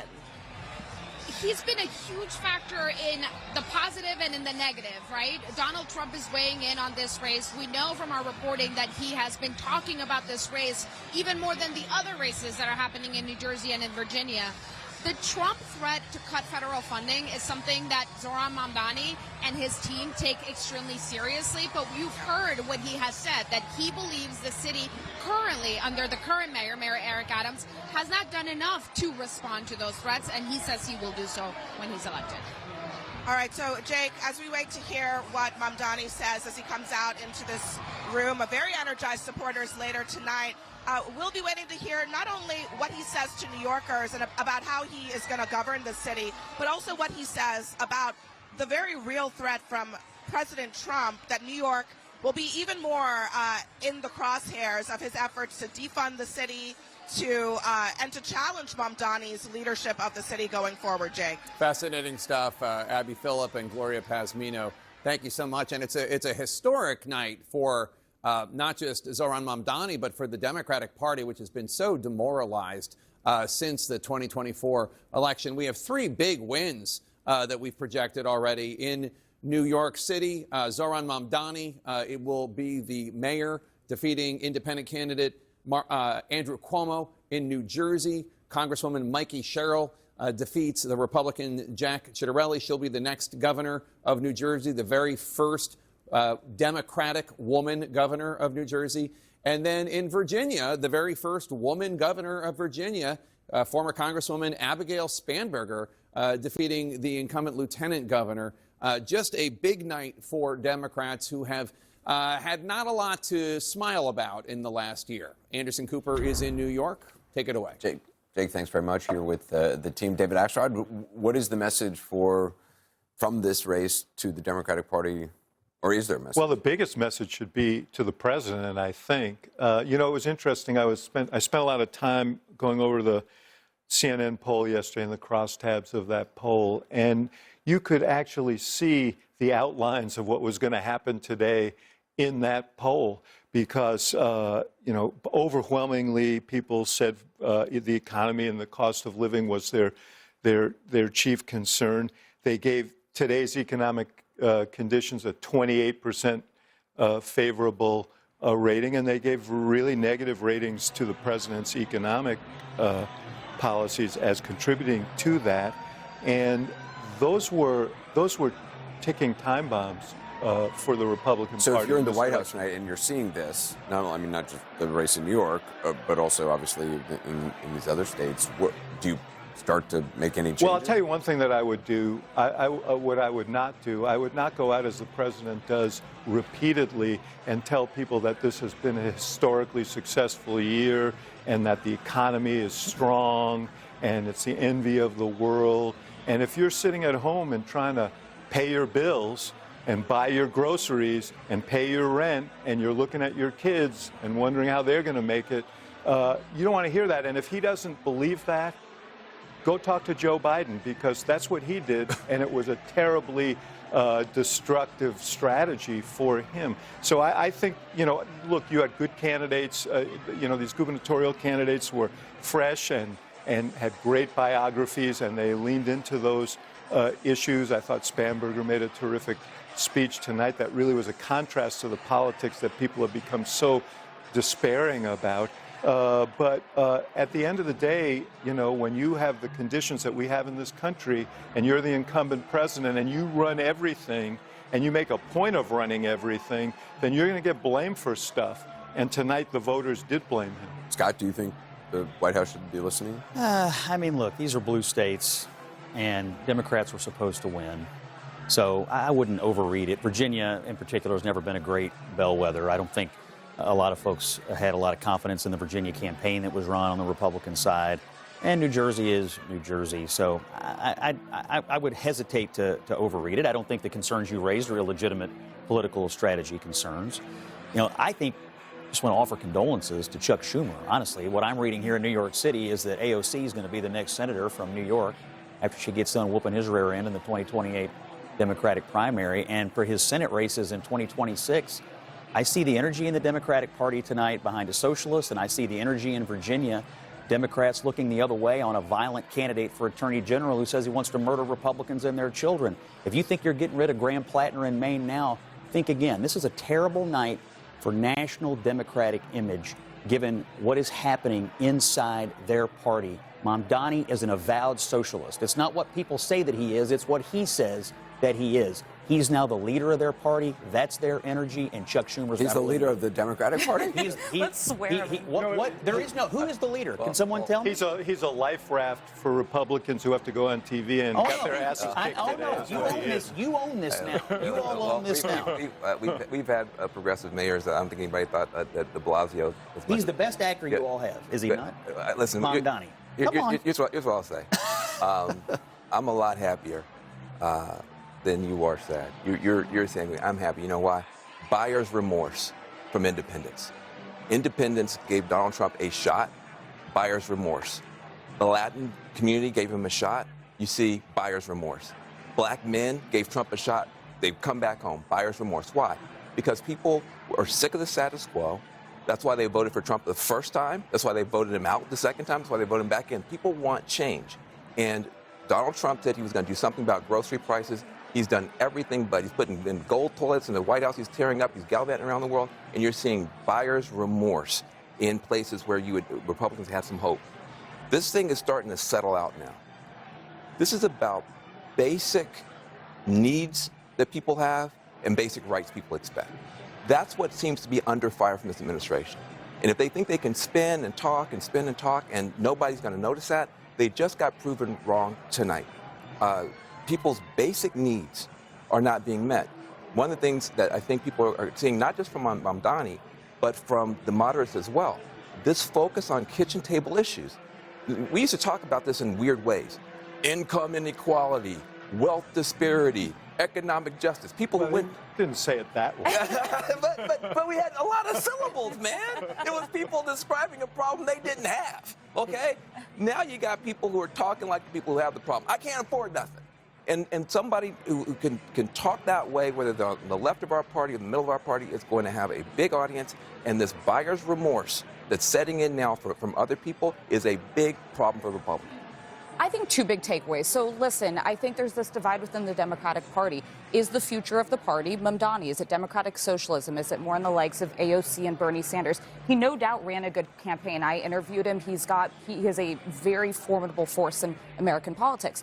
We had two female governors who were just elected, Democrats, who ran as consummate centrists.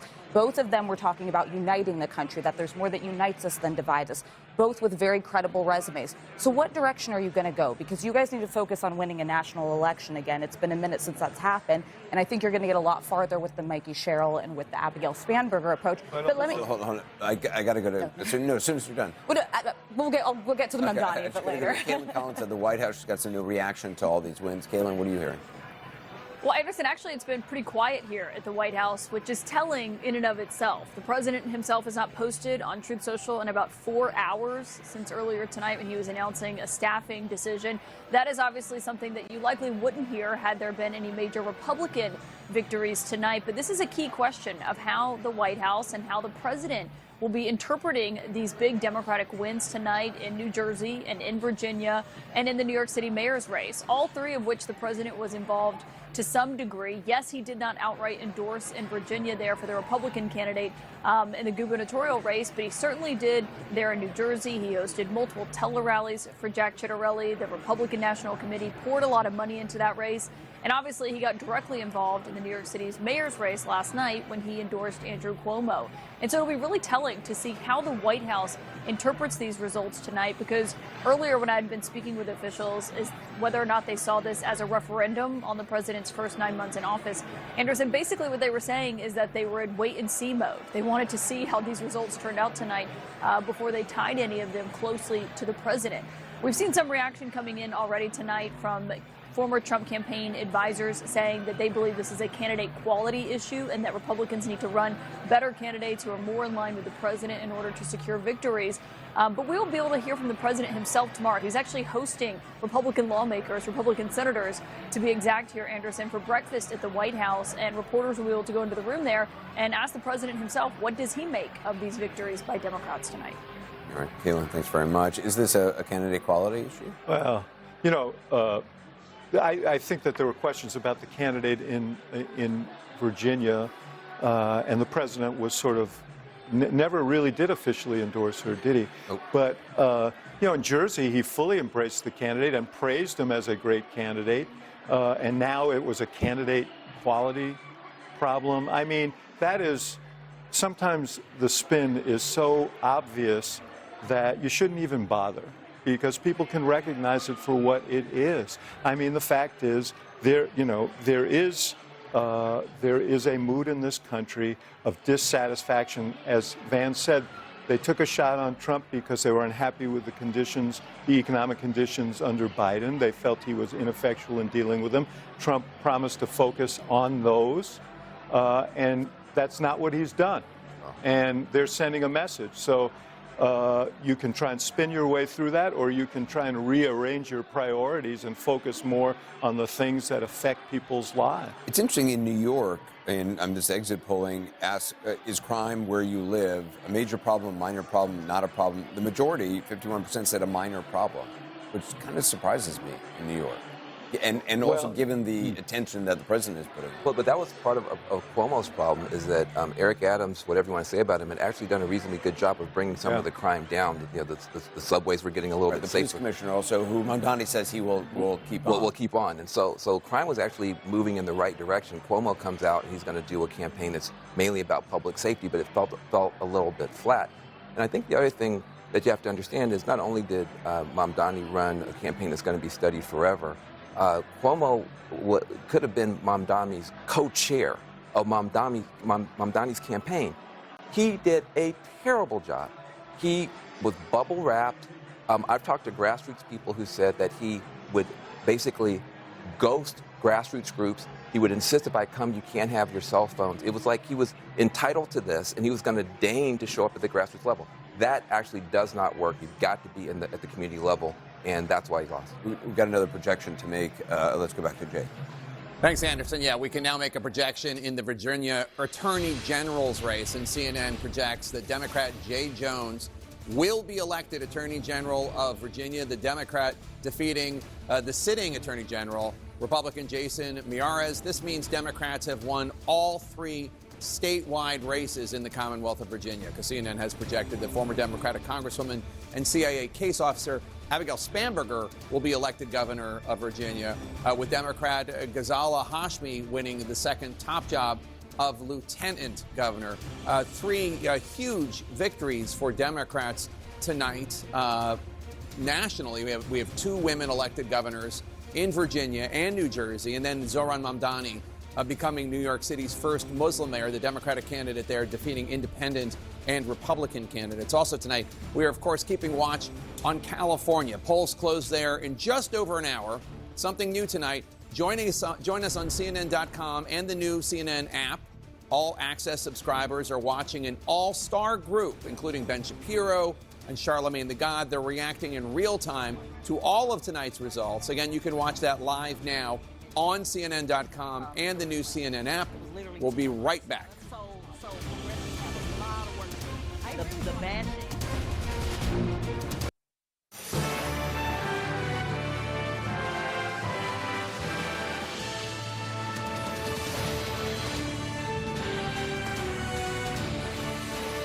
Huge night for Democrats on the East Coast, winning two governor mansions and the New York City's mayoral race. It is election night 2025 on CNN. I'm Anderson Cooper in New York. And I'm Jake Tapper in Washington, D.C. Three key victories for Democrats. In New York City, Democratic Socialist Zohran Mamdani makes history as the city's youngest mayor in generations. In Virginia, Abigail Spanberger is elected the Commonwealth's very first woman governor ever. And in New Jersey, Republican hopes dashed as Mikie Sherrill becomes the first Democratic woman elected the Garden State's governor. And now we turn our attention to California as voters decide whether to adopt a new House map that could help Democrats win 5 more congressional seats in next year's midterm election. But right now, we're going to go to CNN's Abby Phillip at Mamdani headquarters in the Paramount Theater in Brooklyn, New York. Abby, Mamdani has pulled it off. He certainly has, and right now I was hearing some supporters starting a chant of run up the score. They really want to see that number go as high as it can be tonight. They are looking for a mandate on the central issue that he ran on, which is affordability in this city. New York is obviously one of the most expensive places in this country to live. And Mamdani, from the very beginning, had a laser focus on that issue. And because of that, I think there are actually very sky-high expectations for what he ought to deliver for Americans. He's promised free buses and fast buses. He's promised free pre-K and child care. He's promised government-run grocery stores, government-subsidized grocery stores. It's a long list of things that he has promised to New York voters, and the question is, will he be able to deliver? Again, I'm here with Gloria Pazmino. Gloria, first of all, this room is really filling up. People are getting extremely excited. I've seen people in tears, hugging each other. There is a feeling of catharsis about every election night, I think, for people who worked on campaigns. But for Mamdani supporters... We're going to go to East Brunswick, New Jersey now to listen to the victory speech of Congresswoman Mikie Sherrill, the newly elected governor of New Jersey. But man, with this vote, you guys just screamed from the rooftops.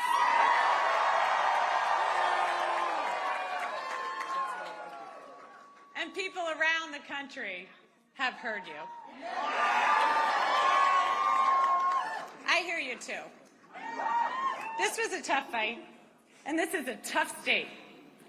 But I know you, New Jersey, and I love you. I've fought for you. I've spoken with thousands of you over this last year. I know your struggles. I know your hopes. I know your dreams. So serving you is worth any tough fight I have to take on, and I am incredibly honored to be your next governor.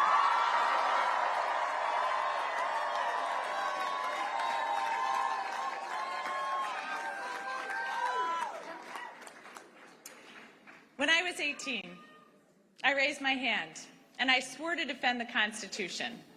And that moment defines me. It taught me that leadership means carrying the weight of other people's hopes, standing firm when it's easier to bend, and always putting the common good above personal gain.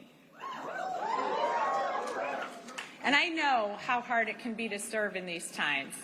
And I just got a call from Jack Chitterelli, and I want to recognize him for stepping up.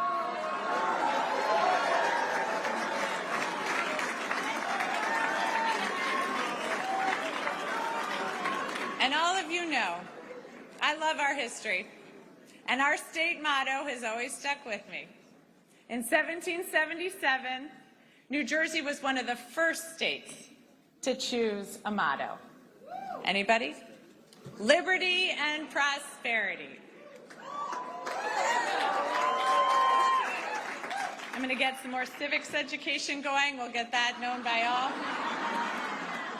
But it was a demand for freedom from oppression and a commitment to creating better opportunity and a better future.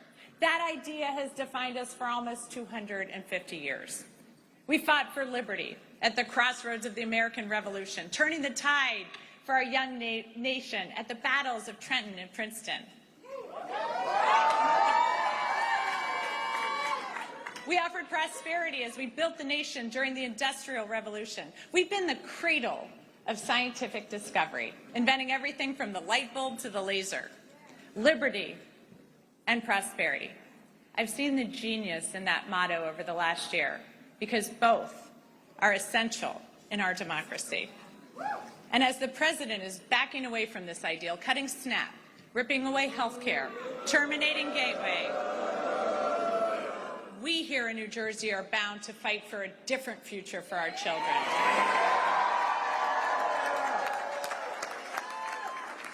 We see how clearly important liberty is. We know that no one in our great state is safe when our neighbors are targeted, ignoring the law and the Constitution. But prosperity is equally essential. Liberty alone is not enough if the government makes it impossible for you to feed your family, to get a good education, or to get a good job. So in this country, that shouldn't be too much to ask. But right now, all of it seems at risk. Governors have never mattered more.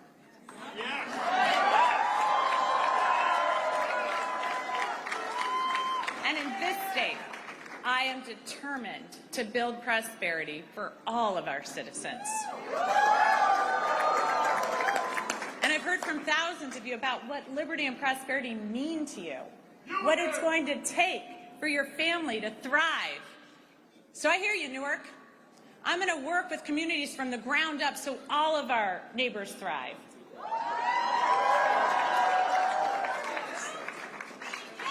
I hear you, Sham, so I'm going to declare a state of emergency on day one to drive down your utility costs. I hear you, Westfield, so I'm going to make sure our kids are safe online and schools have the resources they need to address the mental health crisis. I hear you, Jersey City, so I'm going to hold government accountable, balancing individual liberty with collective responsibility, ensuring people are safe, healthy, educated, and free to pursue their dreams. I hear you, New Jersey. Good government doesn't just manage problems, it solves them.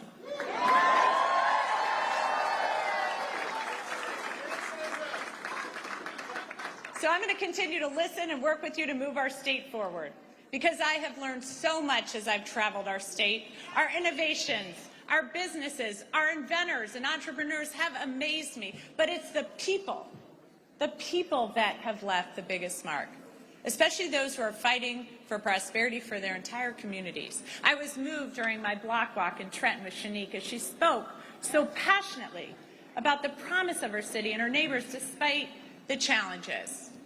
I love the group of young men from Monroe who've been hard at work on this campaign. They want a seat at the table, and they're ready to fight for their future. The little girls who come up to me to say that they're going to be a governor or they're going to be a president. It reminds me of my own belief that anything was possible. Akeem's team, who worked their butts off,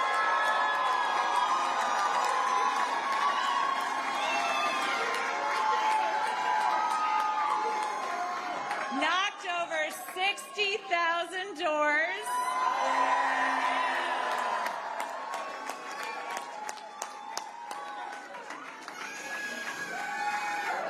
Akeem told me these are not the kids who will succeed in Trump's vision of this country, but they will in mine. The men and women in labor.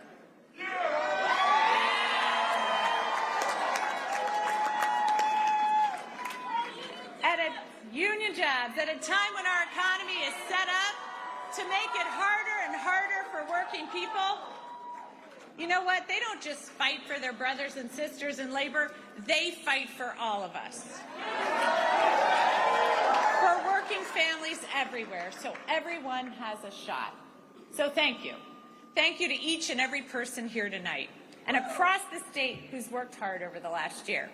Thanks to the thousands of volunteers who made millions of calls, texts, and canvases, to everyone who's ready to stand and demand a better future for our kids and our families, to my running mate, Dr. Dale Caldwell.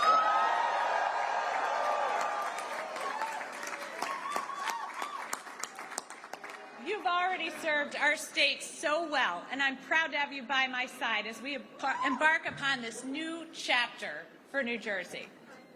To my team, who put together a campaign the likes of this state has never seen,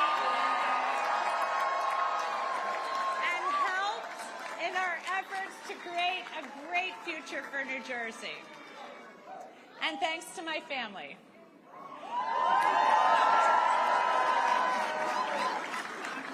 Who put up with missed soccer games, lacrosse games, football games, volleyball games, swim meets, and rugby games, all to put up with this, so thank you. And a special thanks to my husband, Jason. Through 4 kids, 2 dogs, a hamster, numerous goldfish, 5 campaigns, an insurrection, and 2 impeachments, you have been a truly amazing partner.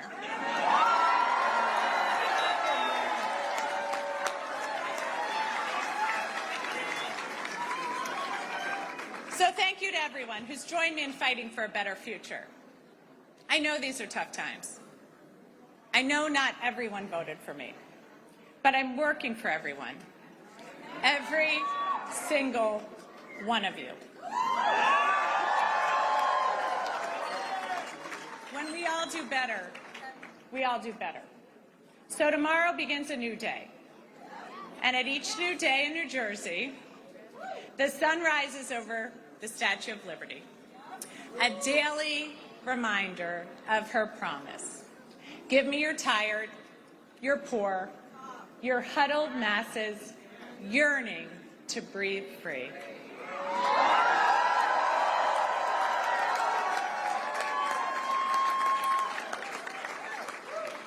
She declares that her lamp lights the path to the golden door. That golden door is New Jersey. It always has been. And that expectation is well deserved, especially after this election, where we chose, we're going to follow Lady Liberty's beacon. We're not going to give in to our darker impulses.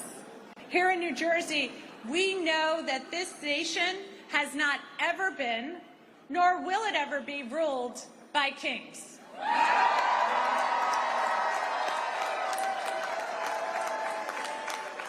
We take oaths to a constitution, not a king. We've chosen liberty, the very foundation of democracy, and we've chosen prosperity necessary to create opportunity for all.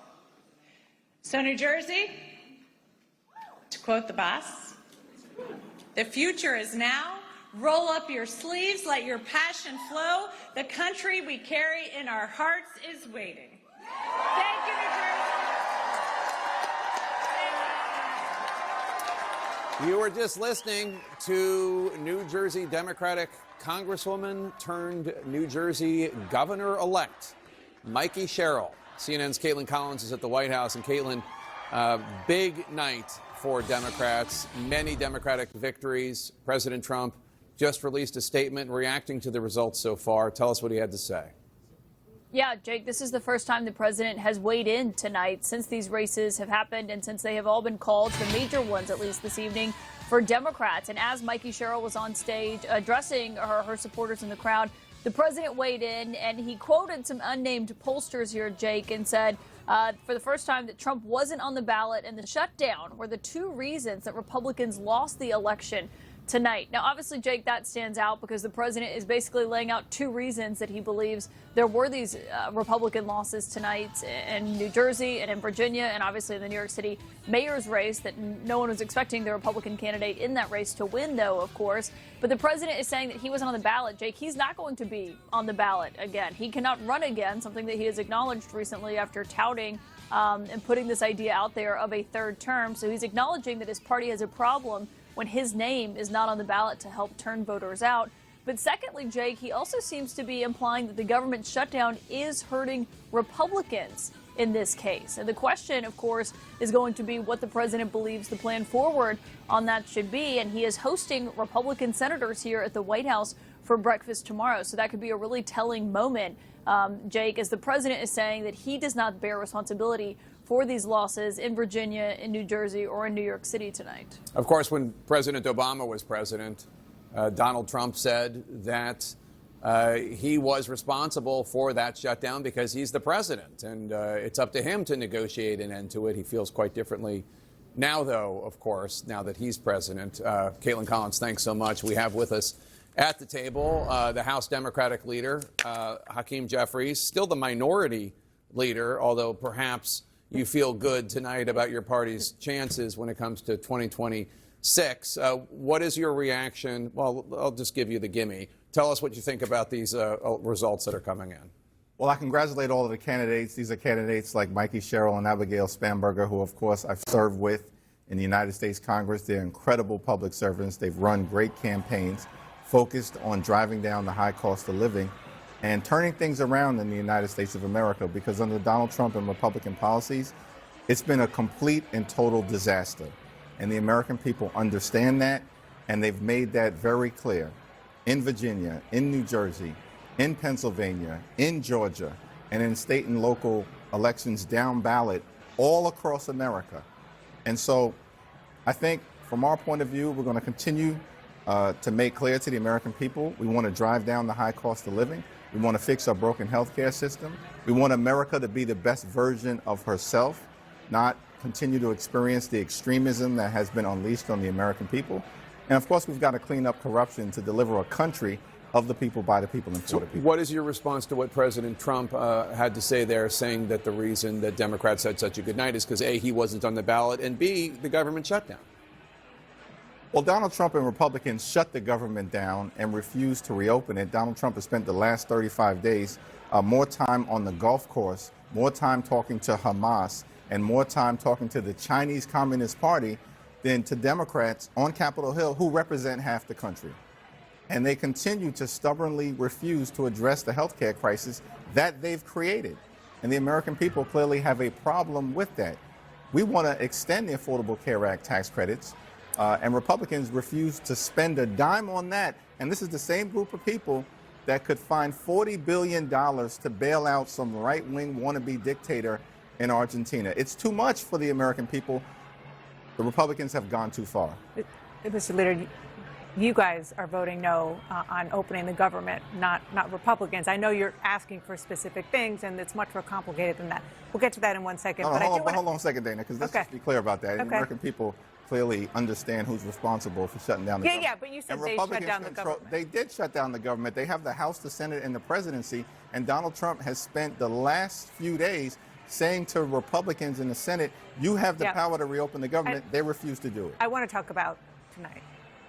New York City, your hometown, Mamdani won. You endorsed him the last possible moment, right as early voting was starting. What does this now tell you, his overwhelming win? What does this now tell you about what your party is about?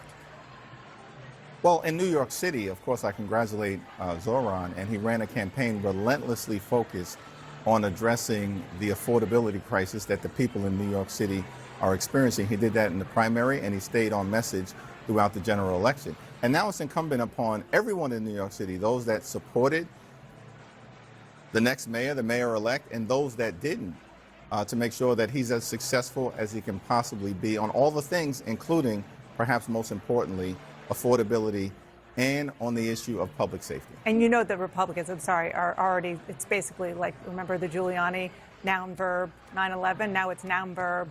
Mamdani is a communist, and that's where the Democrats are right now. So these people got crushed all across the country, and this is the best that they can come up with. The American people are saying, you have failed us. You promised to lower the high cost of living.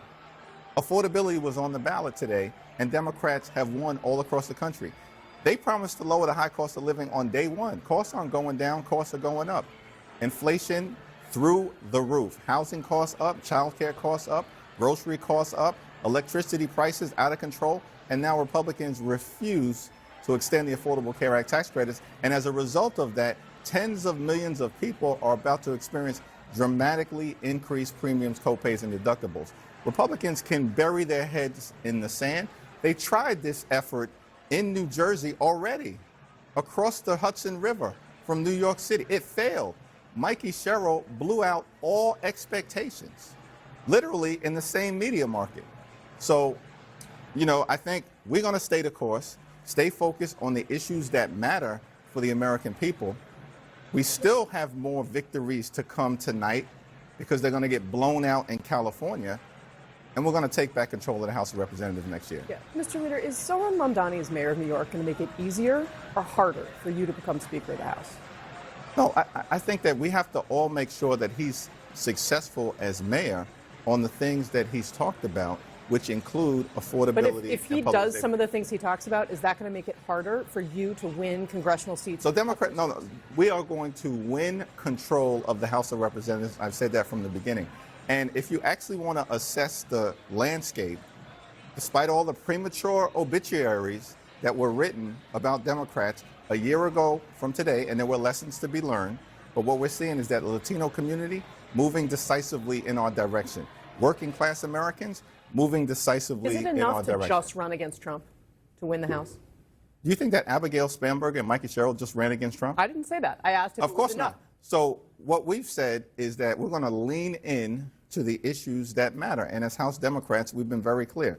Lower the high cost of living, fix our broken health care system, clean up corruption, and that the American people deserve better than what they're getting from the extremism that has been unleashed on the American people. And in this country, you work hard, you play by the rules, you should be able to live the good life. But for far too many Americans, they're doing the first two things. They're working hard and they're playing by the rules, but they can't get to the third part, the American dream. It's been broken for far too long, and Donald Trump is making it worse, and Democrats are going to try to find that path forward so that everyone can experience that good life, good paying job, good housing, good health care, good education for their children, and a good retirement. President Trump threatened to withhold federal funding for New York City, your home city, if Mamdani wins. I don't know if he can legally do that, but I am confident that he will try. What do you expect will happen? Well, listen, I mean, I think that Donald Trump has been unpresidential, unconventional, and un-American, and he's certainly unhinged and out of control. And we've seen that over the last few days, and it's gotten worse since he's got back into the country. And, you know, he's not helping his case by engaging in these punitive actions. How about doing what you said you were going to do? This is a guy who promised to love and cherish Medicaid. One of the reasons why Republicans are in trouble right now is because instead of loving and cherishing Medicaid, they enacted the largest cut to Medicaid in American history. Hospitals, nursing homes, and community-based health centers are closing all across America. That's part of the health care crisis that Democrats are talking about right now. And they did all of this, Jake. Why? So they could provide massive tax breaks to their billionaire donors that they made permanent. And so, you know, it seems like there needs to be a course correction by Republicans to actually deal with the issues that they allegedly claim they were going to work on. This so-called Republican mandate that Mike Johnson, you know, who basically works for Donald Trump, talks about all the time, that's gone. Red wave, gone. You know, the ability to actually continue to try to jam extremism down the throats of the American people, all of that is gone. Now, as Democrats, our view is we want to find bipartisan common ground. We are elected to solve problems on behalf of the American people. And hopefully, Republicans will now realize that it's something that they need to do to find the common ground necessary. Let's reopen the government. Let's pass a spending agreement that makes life better for the American people. And let's address the health care crisis and the cost of living crisis that Republicans are making worse. Leader Jeffries, thank you so much. Congratulations on a great night for your party. Thank you. Appreciate it. We're standing by to hear from New York City's mayor-elect, Democrat Zohran Mamdani, after his big win. We're also going to speak soon with New York Congresswoman Alexandria Ocasio-Cortez. Plus, we're less than an hour away from the poll closings in California, where Democrats hope to secure their fourth key win of the night and pave the way for Speaker Hakeem Jeffries. We're continuing to monitor long voting lines in Orange County, California. Stay here on CNN.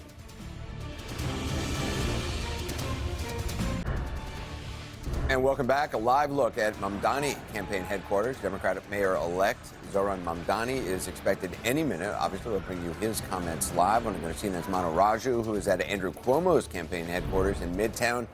Mano, how does his supporters react when the race was called for Mamdani? Well, the moment that it actually happened, there was not much of a reaction in the room when it was called for Zohran Mamdani. But just moments ago, we heard a group of Cuomo supporters getting a bit restless. In fact, chanting, "Shame on Sliwa." Shame on Sliwa, they said repeatedly. And of course, as referring to Curtis Sliwa, the Republican candidate in this race, who is now a distant third in the view among a lot of Cuomo supporters that he is a spoiler of sorts in the race. Now, we'll ultimately see what the final margin is and if Sliwa were out of the race, if it would have made any difference in the ultimate outcome here. But it was Cuomo's push in the late campaign to try to embrace Donald Trump's late endorsement, try to win over those Republican voters who supported Curtis Sliwa, hoping that would be enough to offset Zohran Mamdani's margin of victory. We'll see the ultimate outcome here, but we do expect Cuomo to address this crowd in a matter of moments. And the question is, has he conceded yet in the race? We do not have word yet about whether he actually conceded this race to Zohran Mamdani, but he, as we now know, is expected to lose this race rather decisively from Zohran Mamdani in what has been a historically large turnout election for New York City mayor. Anderson. All right, Anna, thanks very much. And as David Chalian has new exit poll data looking at some of the key motivations for voters tonight. David, what do you see? Anderson, inside this New York City electorate, we see something really interesting, which is the power of the vote when you're voting for your candidate as opposed to just voting against his opponent. So look here, among Mamdani voters, this is his coalition, his voters, 86% of Mamdani voters told us they cast their vote in support of their candidate. It was a very positive vote. Only 12% of Mamdani voters cast their ballot in opposition to his opponent. Look at the difference with Andrew Cuomo supporters. Among Cuomo supporters, 46% voted positively for their candidate. But more, the plurality here, 49% of Cuomo voters voted against Cuomo's opponent. It was like a negative motivation vote. We also see this on the candidate qualities. Among Mamdani voters, the most important candidate quality, 41%, they were looking for someone who brings needed change. Another 29%, somebody who works for people like me, so change agent and an empathetic figure. Compare that to the Cuomo coalition. Cuomo's voters, overwhelmingly, 50% said they were looking for someone with the right experience, or 18% said a strong leader. But clearly, what you see here is that a change agent, somebody who had empathy that voters responded to, that trumped this issue of experience and a strong leader. All right, David Chalian, thanks very much. Our Abby Phillip is standing by with a special guest. Abby? Anderson, I'm going to pick up right where David left off because I have with me here a New York Congresswoman, Alexandria Ocasio-Cortez, a strong supporter of Zohran Mamdani's in this race. And David Chalian was just explaining that Mamdani's voters wanted a change agent. They wanted somebody who felt like they understood voters like them. What message should the Democratic Party take away from not just that exit polling, but this resounding victory tonight?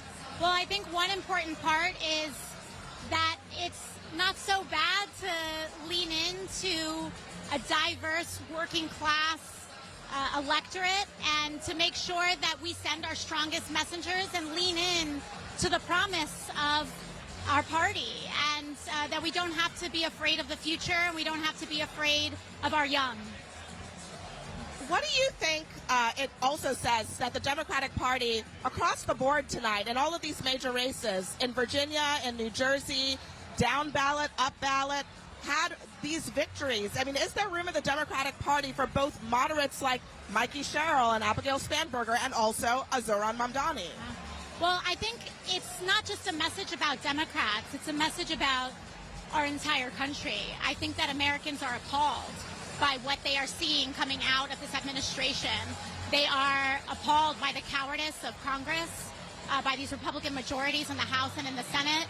I think that they see Donald Trump now for who he is, which is a handmaiden to billionaires and a handmaiden to corporate interests that are making working class life impossible in America.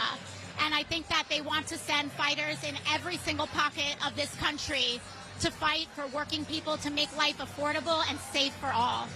When Trump promised, as he has in recent days, that he will give only the bare minimum to New York as a result of this election, what do you say to that?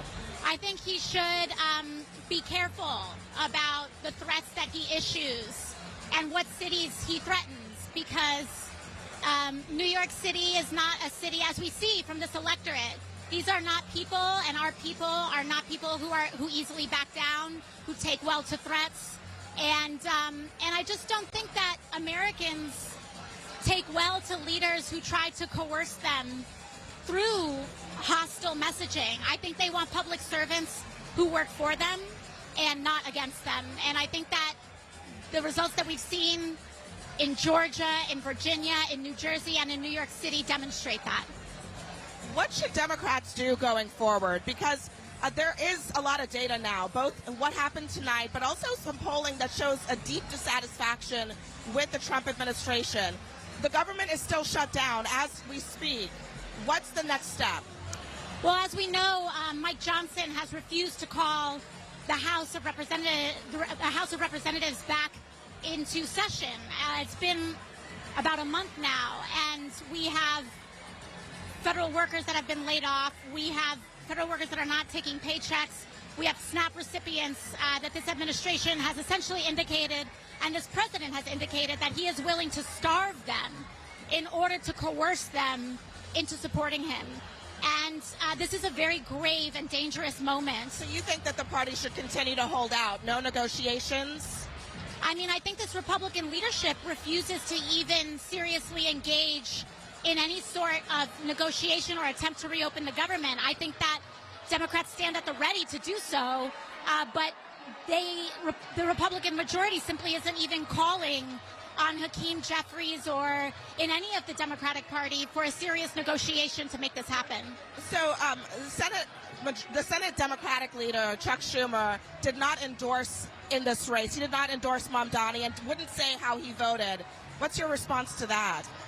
Well, what I think is so impressive about what Zohran Mamdani accomplished tonight, as well as the entire movement of New Yorkers that came out to vote for him, is that he had to not just defeat a Republican, he had to defeat a Republican and the old guard of the Democratic Party at the same time. He was fighting a war on two fronts and not just one. And he still won resoundingly. And I think the message that that sends is that the Democratic Party cannot last much longer by denying the future, by trying to undercut our young, by trying to undercut a next generation of diverse and upcoming Democrats that have the parties, the actual party, our actual electorate and voters support. All right, we have to go, but I have to ask you, because Republicans are saying that Chuck Schumer is afraid of you. Is he? I don't think so. I think that, Senator Schumer and I have worked together. I think Republicans are afraid of me. I'll tell you that much. And I think that they project their fear of me onto him. So I think that they're just telling on themselves when they say that. All right, Congresswoman, thank you very much for joining us. Back to you, Jake, in Washington. Actually, I'll take it. We're standing by to hear from New York City's mayor-elect, Democrat Zohran Mamdani, after his big win. Democrats already celebrating tonight, but can they keep their momentum in the weeks and months ahead? All eyes now on California and Governor Gavin Newsom's redistricting proposition. We're watching long lines outside polling places there with just minutes left until the polls close.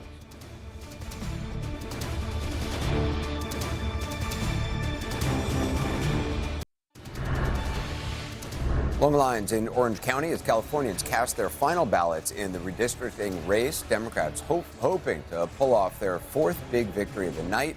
We're standing by for Zohran Mamdani's victory speech after his big win in New York City. We'll obviously bring that to you right away. CNN's anchor Alex Michelson is with us tonight in Sacramento. What are you hearing tonight?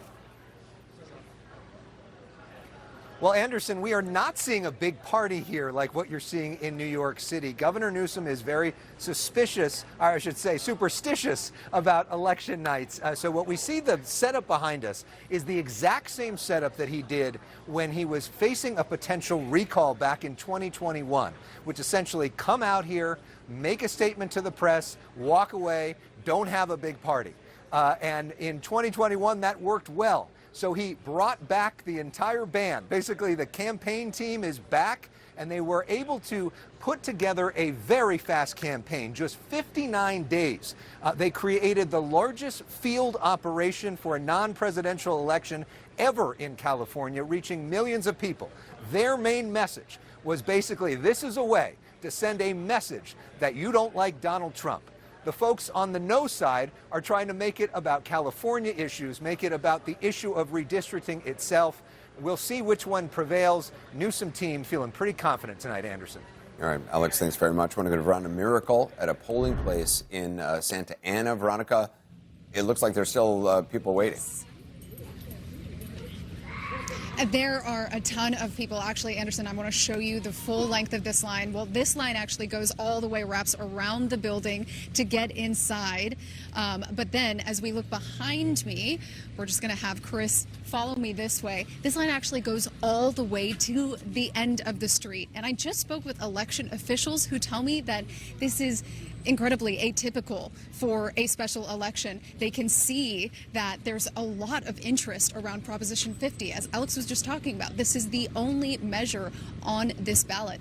And tonight we've spoken to many first-time voters, young voters, people who are 18 to 21 who either couldn't or didn't vote in the last presidential election, but said that they needed to come out today to vote. And I also spoke to a 54-year-old who was a first-time voter who said he just wasn't drawn to vote in any of the past elections except for this one. Many people saying the state of the country and immigration policies, Trump administration immigration policies, how that's impacting California and all of the chaos that it has brought to this area as one of the key reasons why they're out here to vote on Proposition 50. Anderson? All right, Veronica Merkel, thanks very much. I want to go see CNN's David Chalian on how Democrats have done with young male voters tonight. David, what do you see in the numbers? Yeah, Anderson, this is one of those key demographic groups, young men, aged 18 to 29, where we saw Donald Trump a year ago make big progress nationally. He actually won them by 1 point against Kamala Harris. Take a look at young men tonight. In Virginia, Spanberger wins them 57% to 43%. They're not a huge share of the electorate. They're 7%, but still significant to look at this. Take a look in New Jersey. 5% of the electorate are young men. Sherrill wins them by 10 percentage points, 54% to Chitterelli's 44%. And in New York City, where they also make up 5% of the electorate, Mamdani wins young men 64% to Cuomo's 23% to Sliwa's 9%. Now, a year ago, Donald Trump nationally made real gains with this group. Democrats, perhaps tonight, are starting to make a little bit of progress winning back some of these voters. All right, David Chalian, thanks very much. We'll come back to you shortly. Obviously, we are awaiting the mayor-elect of New York, Zohran Mamdani. His victory speech, we'll obviously bring that to you live. Back with the team here. You know, that point that David Chalian just made, there really is a connection between that and this broader discussion of the economy. Young people are struggling in this economy, and it's being exacerbated by AI and some of the opportunities that are that used to be done by entry-level folks, and the Hispanic community. I mean, the shift among Hispanic men in particular in 2024 had a lot to do with economic issues. It's a community, a lot of small business people. It's a community that's very sensitive to these economic issues. It's a working class community, and you saw tremendous erosion for Democrats. But in polling recently, not just in these races, but generally, these groups are drifting away from the Republican Party. And, you know, this will be interesting next year when you get into some of these races in places like Texas, where Republicans think just by a stroke of a pen they can change the map and they'll win these districts. I wouldn't be so sure of that. It's also interesting, you hear from like Dario Amodei of Anthropic, who says there could be, half of all entry-level white-collar jobs could be eliminated in the next 1 to 5 years. It's a huge issue for the country. It's something that our leaders should be talking about and there's a generational lag where it feels like leaders aren't focusing on it, but young people are hyper aware of it, and it's motivating for them. And I think that, for a lot of people, they look at someone like Mamdani, and they don't like the socialist tag. They don't like his positions on Israel, so they want to dismiss him and his voters. That's a big mistake. Democrats made the same mistake with Trump voters. And what are these white guys complaining about? Screw them. We're going to call them racist and fascist, and that'll be enough. I'm going to tell you something. These young people are not what they're being characterized as. Lazy kids who just want free stuff. That is not who they are. These are some hardworking folks. Many of them have gone to college. Sometimes they have 2 degrees. They're working 1, 2, or 3 gig jobs, and they cannot get anywhere, and nobody's listening to their pain. And so I think what you're seeing is, when you say, well, socialism doesn't work anywhere, these kids say, well, capitalism's not working for me. Somebody's got to do something to help me. And so I think that what's happening is the Trump phenomenon went in this direction.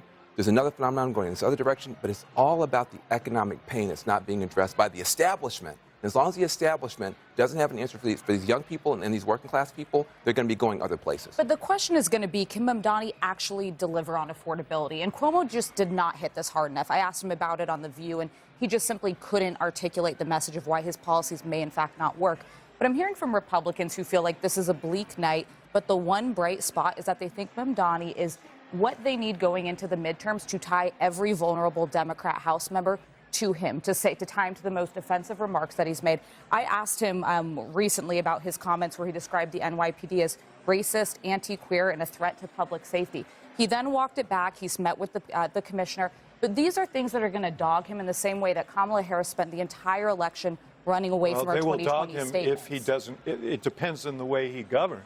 If he governs in a way that embraces public safety and people feel that embraces fundamental delivery of services and that prioritizes the affordability issue, even if it isn't the precise proposals that he made, but people know every day that he's working on that issue and he's making advances.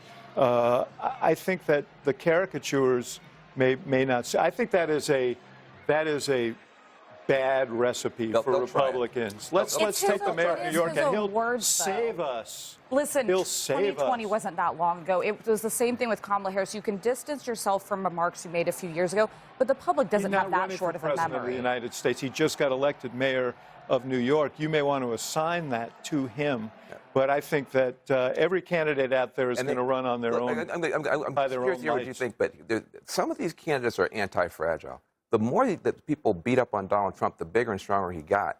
The dogpiling of Mamdani, of Zohran, actually made him stronger. There was a bunch of oligarchs put a bunch of money against him, and it actually made people rally more to his cause. How do you see it? Well, I wonder how Mamdani would have done against better opposition. Well, that's a good point. I mean, let's be honest. Cuomo, it can now be said, even though Trump was for him or whatever, this guy's terrible. He was terrible. He was terrible at the end of his term. Well, this is just a pause. Trump He's said awful. that before, and he said it honestly. about Trump. And which is part of what makes people cynical. And he didn't do, he needed some Republican votes. Sliwa did burn off a few of those, but he didn't do anything to talk to Republicans. He got Trump at the last, but Mamdani got to run against him twice. Yeah. And I wonder, I wonder how he would have done against more legitimate opposition. On the part about the young voters, I agree with you. I wouldn't write off their concerns. I just would ask, what's Mamdani going to do for him? He's fixing to run a bunch of businesses out of this city. People who create jobs are going to be run out of the city. The kinds of jobs that they might need or they might want, those business people are probably going to go elsewhere now if he implements some of the programming that he has talked about, and things will get even more bleak. Things do not get better under socialism. They do not. Populists always point to the right problem. Sometimes they don't have the right solution. And so that's the question. But I'm going to tell you, if the establishment in both parties does not deal with the economic pain of this generation, you're going to see more of these type of candidates, for better or for worse. Any minute now, Democrat New York City Mayor-elect Zohran Mamdani is about to speak, and we are just minutes away from polls closing in California, as well as voters are still casting ballots on whether to accept those newly drawn U.S. House maps. We'll be right back.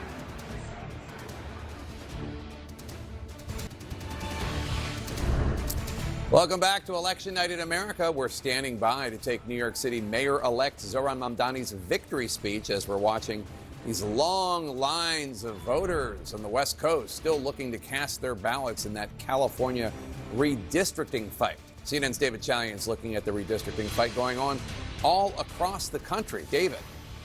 Jake, as you know, Democrats are very eager to see what will happen in California tonight because this is where they've mounted a comeback to what Republicans have been doing nationwide about redrawing districts in the middle of the decade to try to get an advantage in the battle for the House. Look at this. This is the current House of Representatives as it occurred in last year's election. Democrats are only, that's the magic number, three seats away from winning the majority. But what has happened since last year? Republicans have started redrawing the districts. First, in Texas, where they added potentially 5 seats. Look at that. That magic number is now 8. Where did Republicans go next? They went to Missouri, and they did redistricting there in the middle of the decade and squeezed an extra potential seat there. In North Carolina, see that number keep going up? Now Democrats are 10 seats away from the majority. Then in Ohio, with a court-ordered redistricting, you see that Republicans could squeeze out 2 additional seats there. They're up to 12 seats. They moved the Democratic number that they need, 3, up to 12. They made it a much taller mountain to climb for Democrats to win the House. So what are Democrats looking for in California tonight? Well, if they are successful, see that magic number? It just dropped to 7. Democrats, if they win Prop 50 tonight, would potentially get 5 seats out of California. 7 puts the House majority much closer again to what Democrats need in order to get the majority. James. All right, fascinating stuff. David Chalian, thanks so much. And, you know, I have to say, we're looking at some of these down ballot races in Virginia where candidates, very, very well entrenched Republican members of the House of Delegates, are just getting bumped off by Democrats one after the other after the other. And this does feel like a very significant election in terms of the Democratic gains. I mean, to think coming in, the answer is yes, it's very significant. Coming into this night, one of the questions was whether or not Mikie Sherrill in New Jersey, if she won, would she win by a couple of points? Would it be under 5? And would that be considered a decisive win? Yeah. I mean, that is so not even close to the conversation right now. The wins by Democrats are big, they are decisive, they are wide within the states, and obviously the city of New York, and we're probably going to see a big win in California with that ballot measure, but they go deep down ballot. Really under the radar, which I think is so interesting. I mean, these statewide races in Georgia for a power commission, right? It's about electricity rates and some of the big issues that we're seeing here, but they're really far off people's radar. I heard from one source about the county council in a county in Pennsylvania, Lucerne County, that had been not certifying the elections, right, as part of Donald Trump's effort. They think that they've flipped it for Democrats tonight, which is critical. I mean, and those are just a couple of examples. Maine rejected a voter ID law. Those Georgia races you mentioned, it's been 25 years since Democrats won those races. The 3 Pennsylvania State Supreme Court justices stayed. This is an anti-Trump thumping across the country.